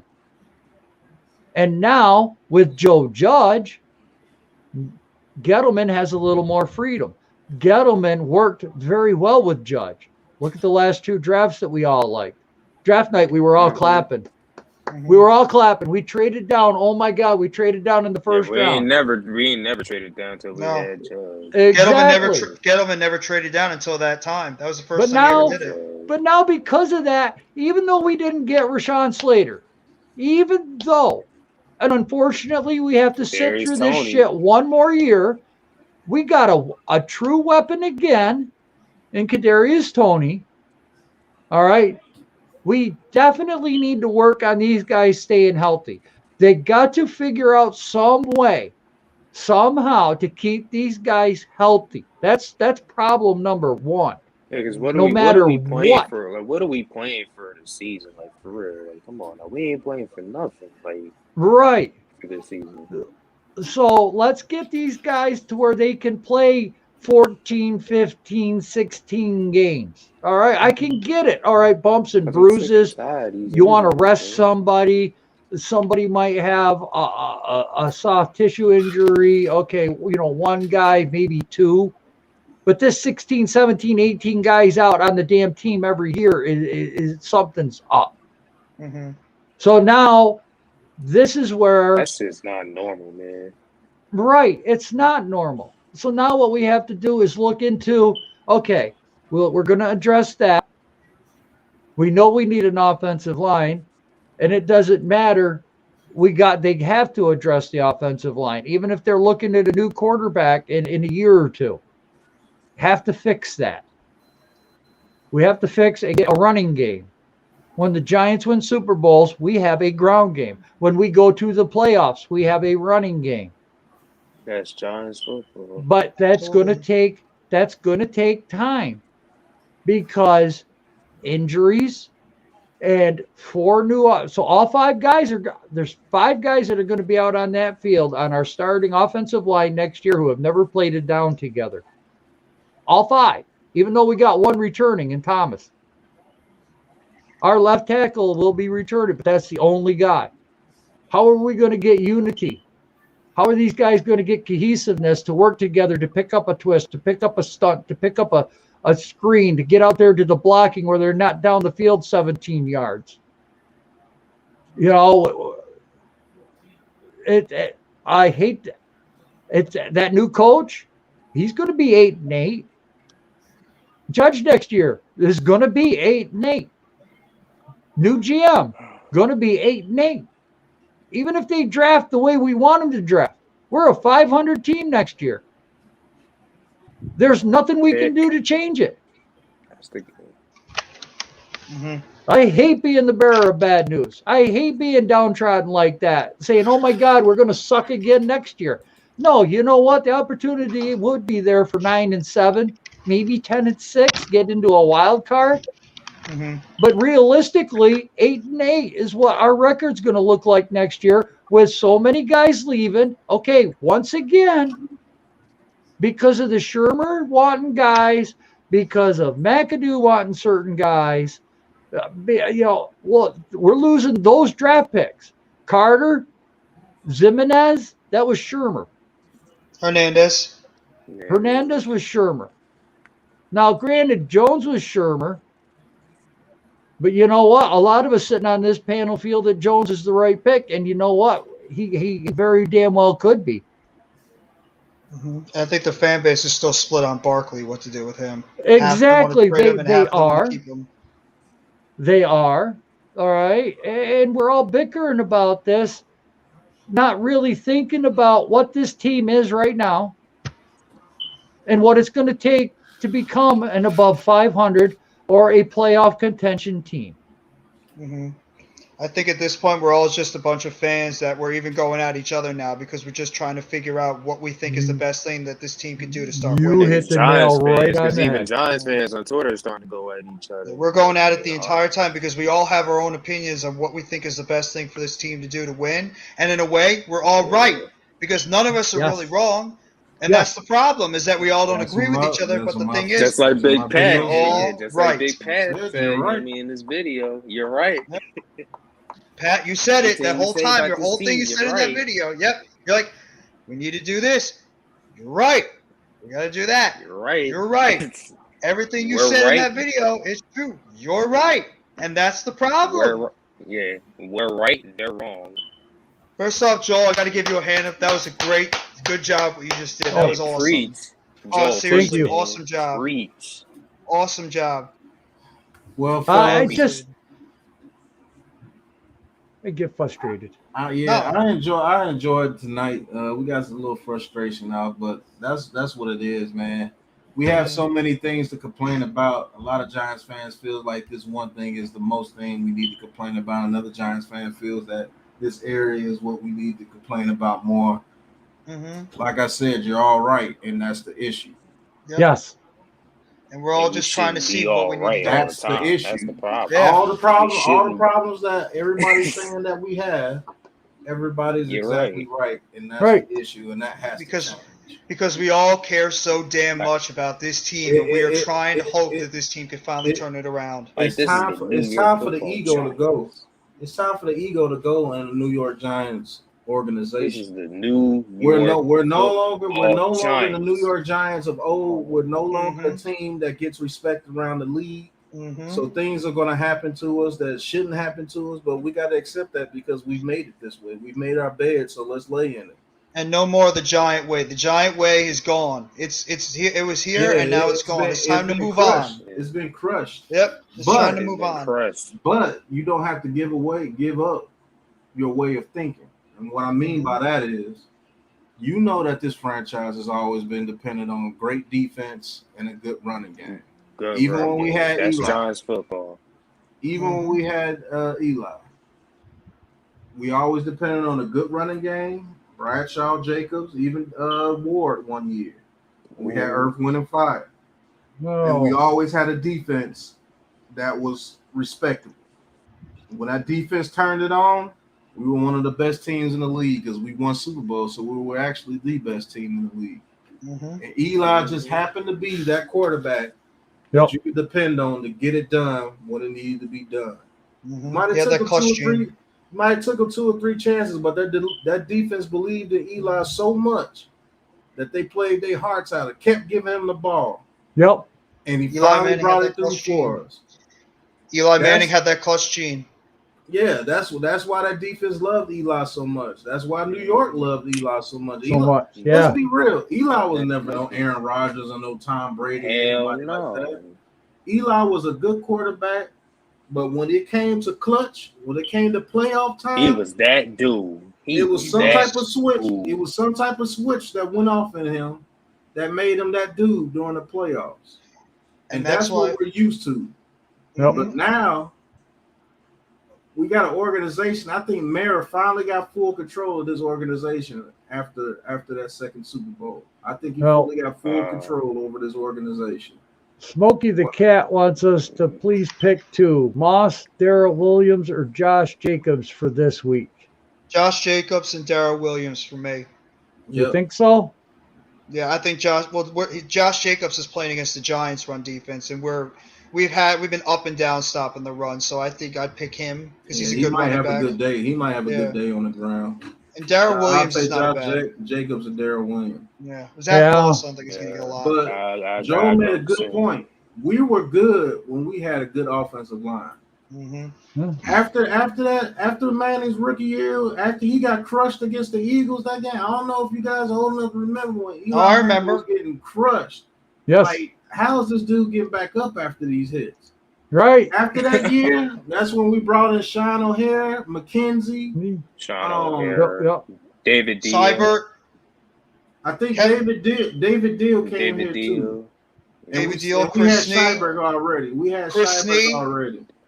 I'm talking about the first one. Chris Snee wasn't on the first one, was he? Yes, he was. Was Snee on the first Super Bowl team? Yep. Snee, Deal, not O'Hara. McKenzie. McKenzie. It was O'Hara. It was O'Hara at center, I know for sure. Yeah, I'm just thinking. Who was our left tackle? Was it Deal? Yes, it was Deal. Our right tackle was McKenzie. Mm-hmm. Our right guard, I think our right guard might have been Snee. Right guard was Snee.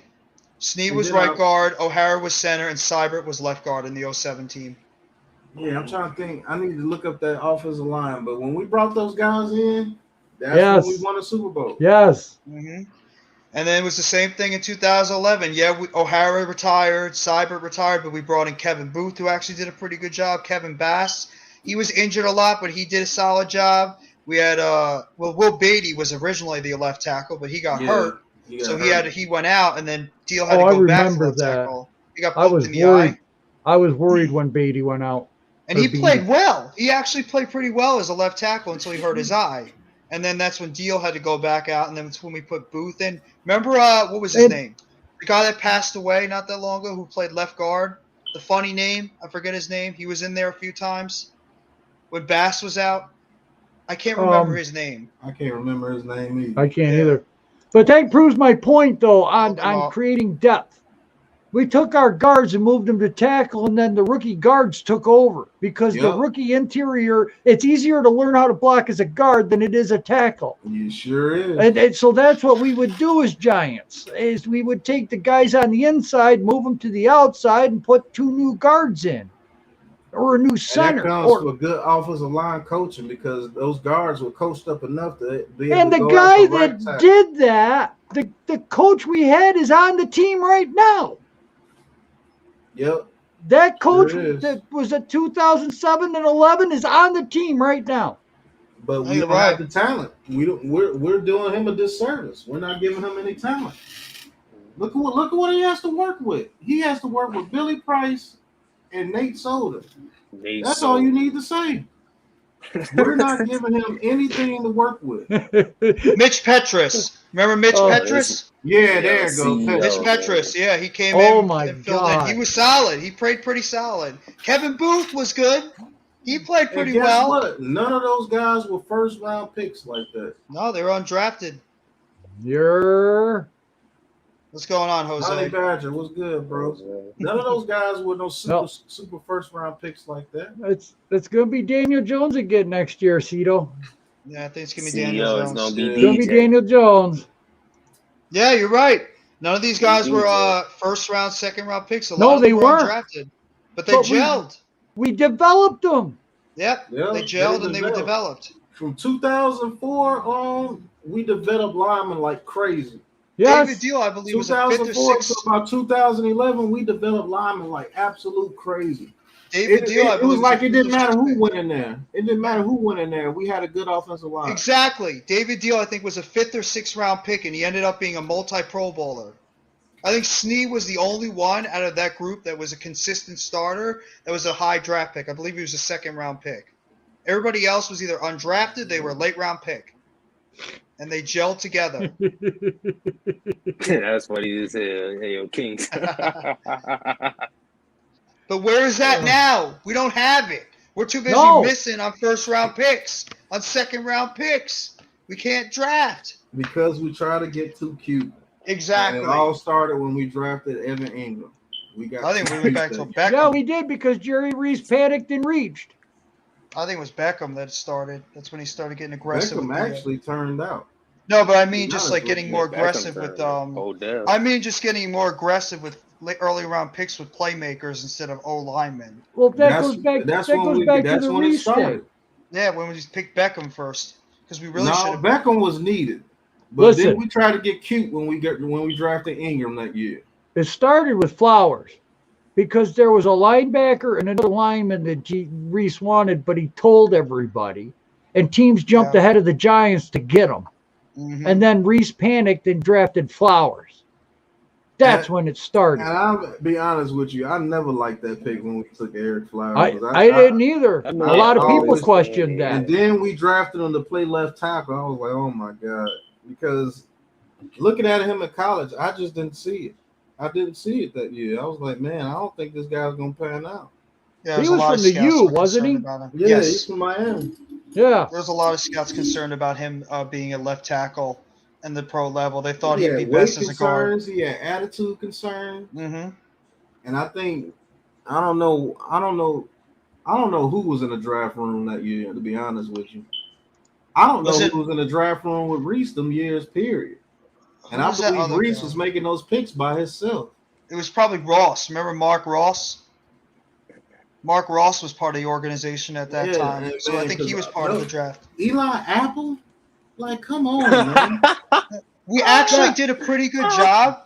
The last 3 years, he actually did a pretty decent job selecting second-round picks because he got Landon Collins, who was solid the time he was there. Shepard was still a good player. And Tomlinson, I mean, I'm sure we all would love Tomlinson. He was actually a really good pick. They were good second-round picks. They couldn't stay healthy. We didn't keep them. Well, Collins just fell apart because he got hurt, and he was exposed as a box safety. But, I mean, his first-round picks, he just blew it. He just could not pick anybody in the first round that was a capable player. We don't have any draft picks from those times, except for Ingram. And Shepard. And that's what's killing us. Not living up to expectations, and Shepard, who's always hurt. Yep. And that's a problem. And that's what's killing us. Those drafts didn't allow us to develop people. And we're still drafting people in the first round, throwing them in there just thinking they're supposed to be superstars. But Reese would take a chance on injured players because Justin Tuck hurt his knee at Notre Dame. There were quite a few players that Reese would take that had injuries, and he would take a flyer on them. Was he a Reese pick? No, he was a Corsi. He was in a Corsi pick. Who? Chuck was in a Corsi pick. Umanura, Kiwanuka. They were all Corsi picks. Those were a Corsi, but I'm just saying if you look at Reese's, because that's why we don't have those draft picks because they didn't pan out. He'd take flyers. I mean, come on, Webb.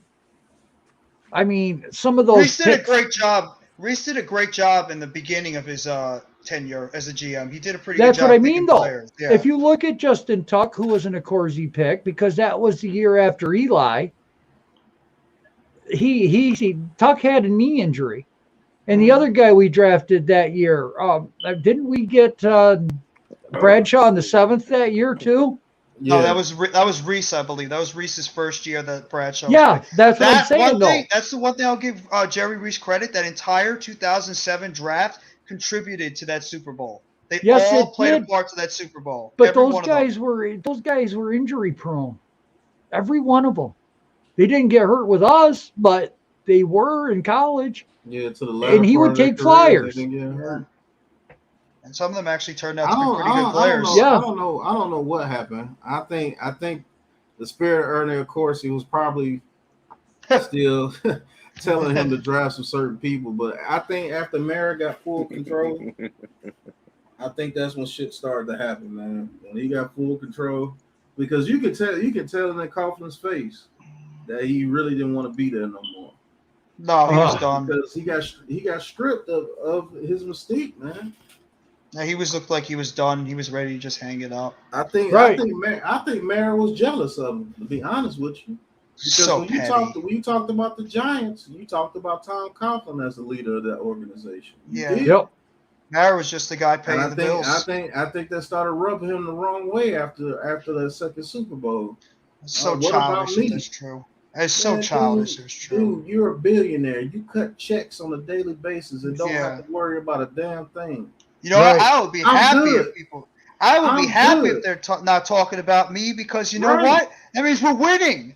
We're Right. winning. And why do you think the Cowboys are starting to win now? I think because Jerry Jones decided to step back and let his son start to do the work with the team. And it's no coincidence that team is starting to win now because they're drafting better. Mara needs to step back and let his people, John let his Mara, GM and the coach do the job. Sit your old ass down, make Yes. money, collect checks, sit Right. down, and shut up. You're making $1 billion. You're making I billions think of dollars. Tony has a really high ceiling. I said on draft night, night, and There's this is Tony. on this is on Pesty Analysis draft night, last draft. He's got it on. I was lucky enough to sit with him on the draft night and call it. And the minute we drafted Kadarius Toney, I says we got Odell Beckham 2.0. I said this kid's a playmaker. This kid is dynamic. This kid is going to be something in the NFL if he has his P's and Q's in the right order. He doesn't do anything goofy or stupid and has a solid NFL career. He's going to put up numbers that would definitely have rivaled Odell Beckham had he stayed healthy. I mean, I think he can still do it. He has almost 400 yards now. And he still got He's leading the team. He's leading the team in receiving. He still has 9 games to go. So if he can average about 80 yards a game, you have over 1,000 yards. That's what so pisses me off is like this offense has so much potential with the skill players. And you just can't keep them on the field. That's what drives me nuts. Is that we have so much potential on this offense. When you start hearing in the next 2 or 3 years of the top 3 wide receivers, just like Odell Beckham Jr. was, you're going to hear Kadarius Toney's name. That's his ceiling. And if Kenny Golladay can just stay healthy, he's a difference maker too. That's 2 wide receiver ones you could potentially have on this team. And I'm not giving up on Golladay because I think this guy is still tremendous. I do too.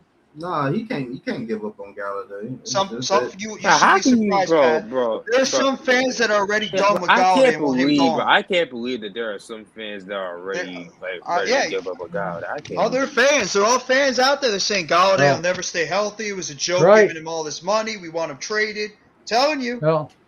Because he's not on the field. People are giving up on him. Like, you got to cool it a little bit. We're all upset, but we got to cool it with Galladay and let him get on the field because he was a difference maker when he was out there.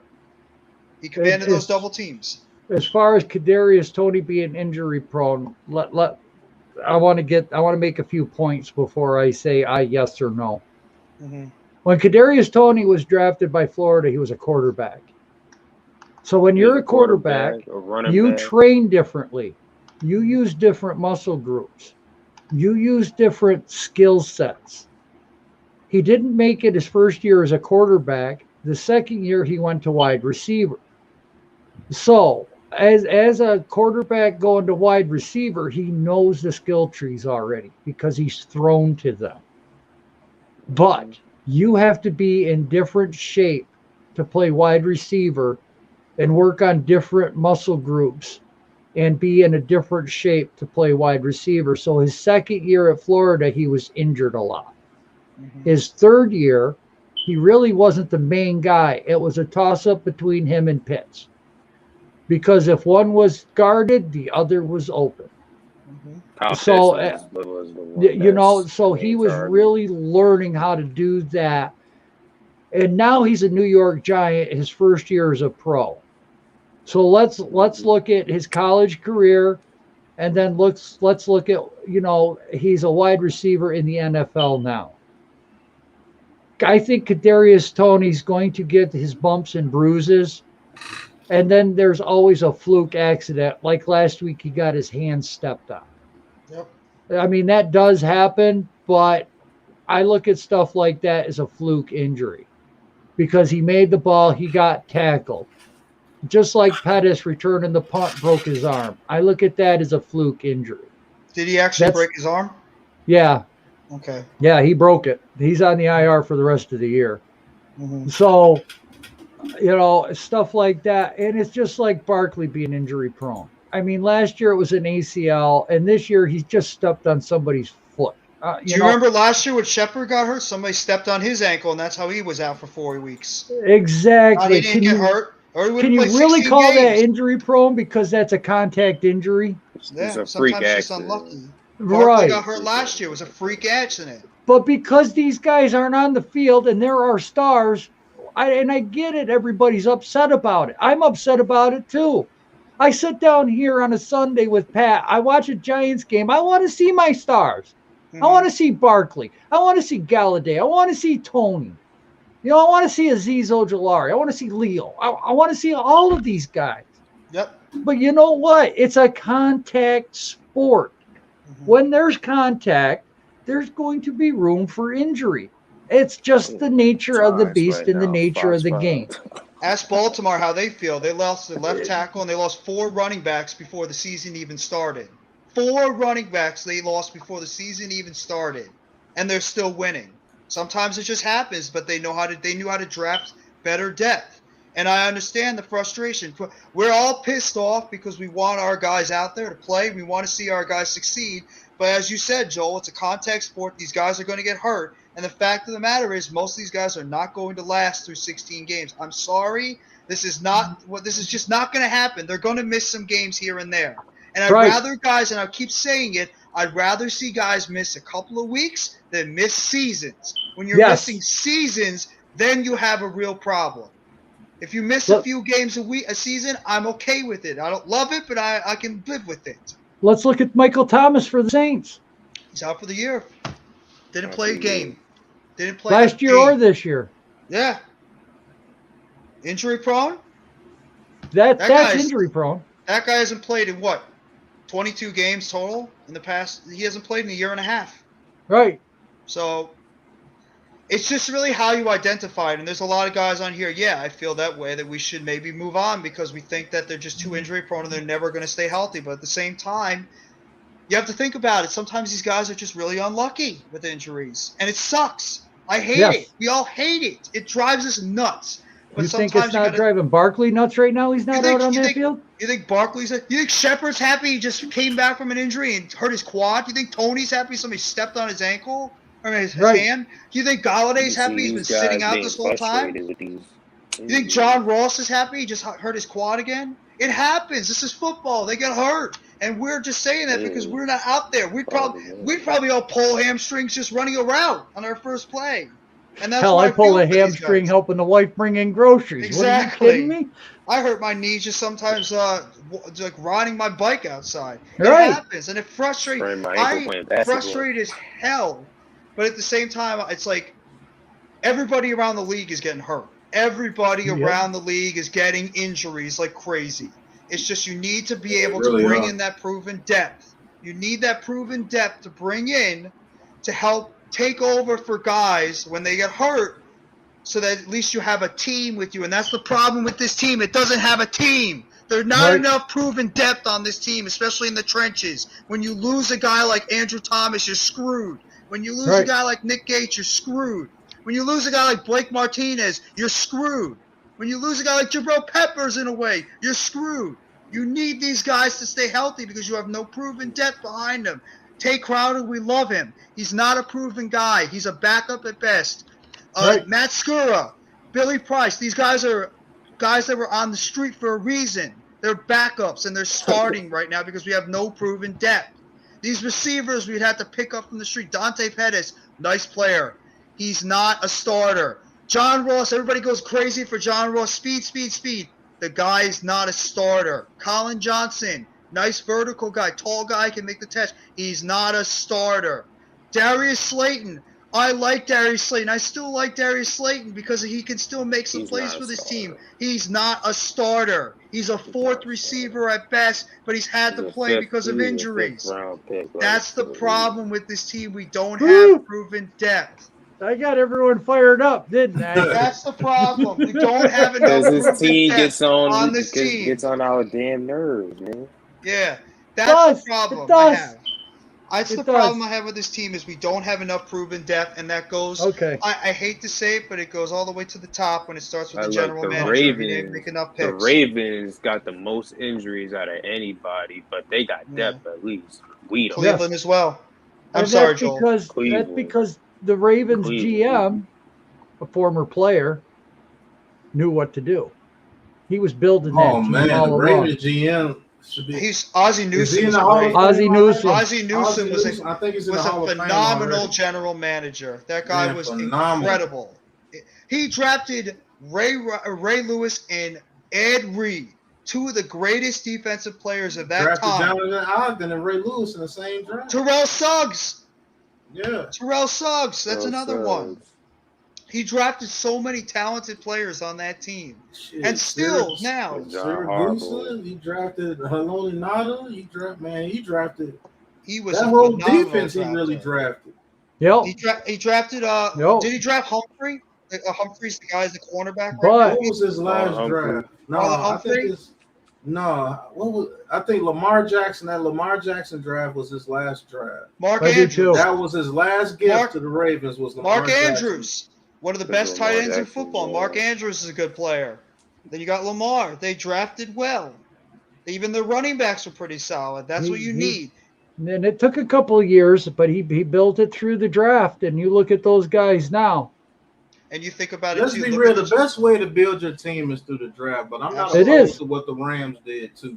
No, and Authentic has been pushing that point. The Rams don't care about draft picks. But they've been But I will say this: they already had a ready built team when McVay started. They already had a Super Bowl built team. They were like the Bucs. They were a few pieces away, and so if I'm just a few pieces away, what's giving up a first round pick for Jalen Ramsey or somebody like that? The only thing I get where Authentic's coming from with that, but you have to already have a built team already. Yeah. We can't go out there and just give up first round picks for players because it's not going to matter. And the thing that frustrates me the most. What did Authentic say? Oh, he's saying that you don't have to depend on picks just to build a team. Always look at the Rams. Yeah, you do. Yeah. You need a mix of both, and that's the thing that bothers me the most. The one thing the Giants have not done. Tell me how many draft picks they've re-signed as second contracts. I only think of one, and it's number 3 on this team, Sterling Shepard. Nobody. Tell me who else has been signed to a second contract on this team. That's the Patriot way, and guess what? It ain't working. It's not working because some of the guys we let go, they're better off. The Patriots would do that where they would draft guys and sometimes let their contracts run out, and they would bring in new guys to take their places. Yeah, like Bill Belichick don't care about nobody. No, you cut somebody if he cuts. But he somebody, always had a plan. You know why he didn't? Because he always had a backup. He always had a draft pick after that 4 years. That one good guy's gone. 3 years earlier, he drafted his replacement. It just sucks. It sucks sometimes. And they continue to build their roster with everybody. They continue to build players. So you know you're a good left tackle. You know that you basically gonna be the shit during free agency. Absolutely. Okay, Bill Belichick, your second year, he sees that. Okay, let me draft another left tackle and get him trained up because I'm not going to pay this left tackle $20 million a year when I can have another 2 second-year guy that can replace him and play just as well because we trained him up to be like that person. That's why it's so hectic over there in that building because everybody knows you're expendable. Yep. No matter how good you get, if your name wasn't Tom Brady, you were expendable. If your name wasn't Tom Brady or you a good special teamer like Matthew Slater was, you don't get huge contracts because you only get like $1 million or something a year, you were expendable. And that's proven. Richard Seymour, gone. Willie McGinnis, gone. Teddy Bruschi, gone. Teddy Johnson, gone. Mike Vrabel. Deion Branch, gone. Givens, Mike gone. Vrabel, gone. Mike Vrabel. I'm thinking about the only guys that have been on the team. There was what's the big defensive tackle they had? Vince Wilfork, gone. Yeah, Vince. Well, look at the guys that have been there this whole time through most of this run. You have Devin McCourty. He's been here the whole time. You have Julian for a while. He left and came back. No, Devin McCourty's been a Patriot the entire time. His brother was here. His brother came over, but Devin's been a Patriot this whole time. Jason McCourty. Yeah, Jason. But you had him. You had Julian Edelman before he retired. You had Gronk before he retired. You had Brady. You had Slater. And you had the linebacker. Who's the linebacker that's been there for a long time? I forget his name, but he's been the linebacker on the Patriots. Hightower's been on that team for a long time too. You don't know why Julian Edelman was there for a long time? Because he never asked for a bigger contract. But also because him and Brady had that connection. Wes Welker, he had the same connection with Wes Welker, but Wes Welker wanted more money. That's why he went to the Broncos. Yep. No. Julian Edelman has never complained about money. Never. He shouldn't. He's winning Super Bowls. Why would you complain about money? He's always going to bring in guys with less money. And guess what? He replaced Danny Amendola, replaced Wes Welker, and Edelman replaced Danny Amendola. I remember they had Amendola. They had Amendola and Edelman at the same time, and they were winning because both those guys. Edelman started balling when Amendola got hurt, and guess what happened to Amendola? Gone. Edelman was a terrific player. They got 3 of the same type dude at receivers for over 20 years. The same type dude. That's why I don't get why we... to Amendola to Edelman. Same type receiver. Did the same exact thing. And they're all good. They were all good. And they were all trained up underneath each other. I mean, Wes Welker had would you say Wes Welker is a Hall of Famer? Because his numbers are really impressive. He's damn close. He's damn good. He's close to being. And look at Edelman's numbers. Edelman is one of the most successful wide receivers in playoff history. And the Super Bowl, I think he's the most successful wide receiver in Super Bowl history.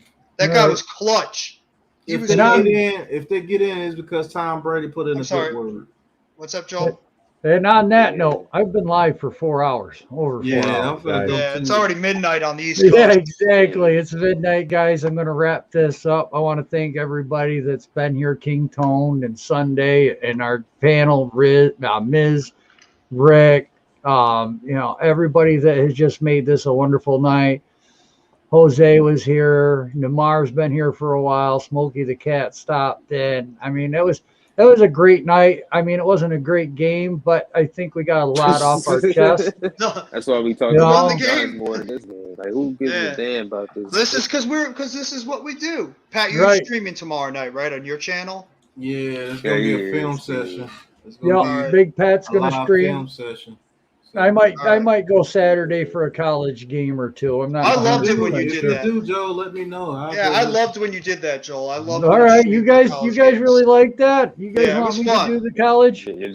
I don't know. I'll probably just fire up whatever's on at noon because that's usually when college football kicks off is noon. Around noon. Yeah. You know what I mean? That's I'll enjoy that. And we could just be the scouters.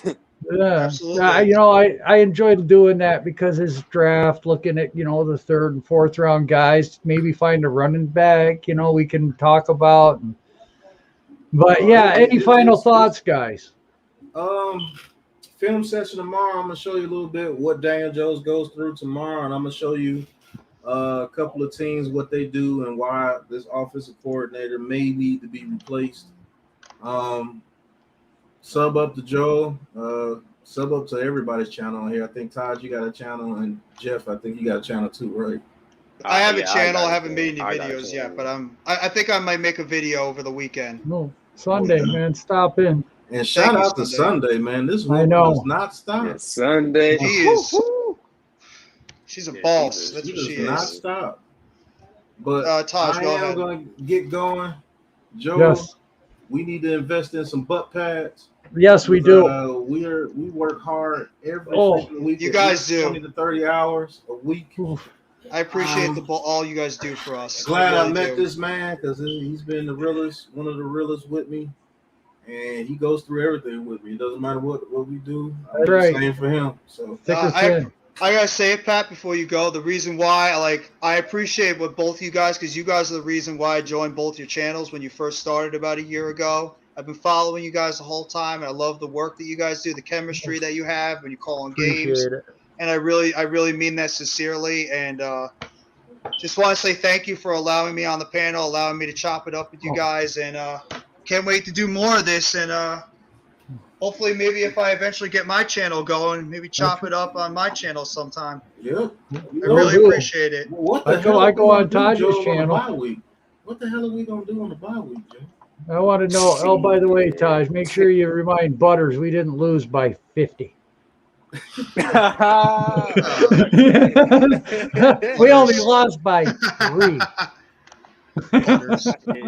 All right, fellas, I'm gonna go ahead and head out, man. Have a great night, Pat. Thank you. All right. Man, like I said, I want to thank everybody on the panel. I want to thank everybody that's been watching here tonight. You know, it's been a lot of fun. And without you guys as viewers, my channel doesn't exist because I'd just be sitting here talking to nobody. I mean, I appreciate all the support. I love the comments, and I love the interaction. You know, you got questions, come on, drop them in the chat. We'll talk about them. I don't really try to shy away from anything, and I try to look big picture and bring up stuff that nobody really wants to talk about or, you know, doesn't think about a certain area. It's like I try to look at everything with big picture. But for Taj and for Jeff and for myself, like I said, I want to thank you, and we're going to call this a night, and I hope everybody has a wonderful weekend. We should see you Sunday. We should see you Sunday, and I'm going to probably call some college football games. So hopefully we'll see you all there. Everyone, take care. Everybody have a great night.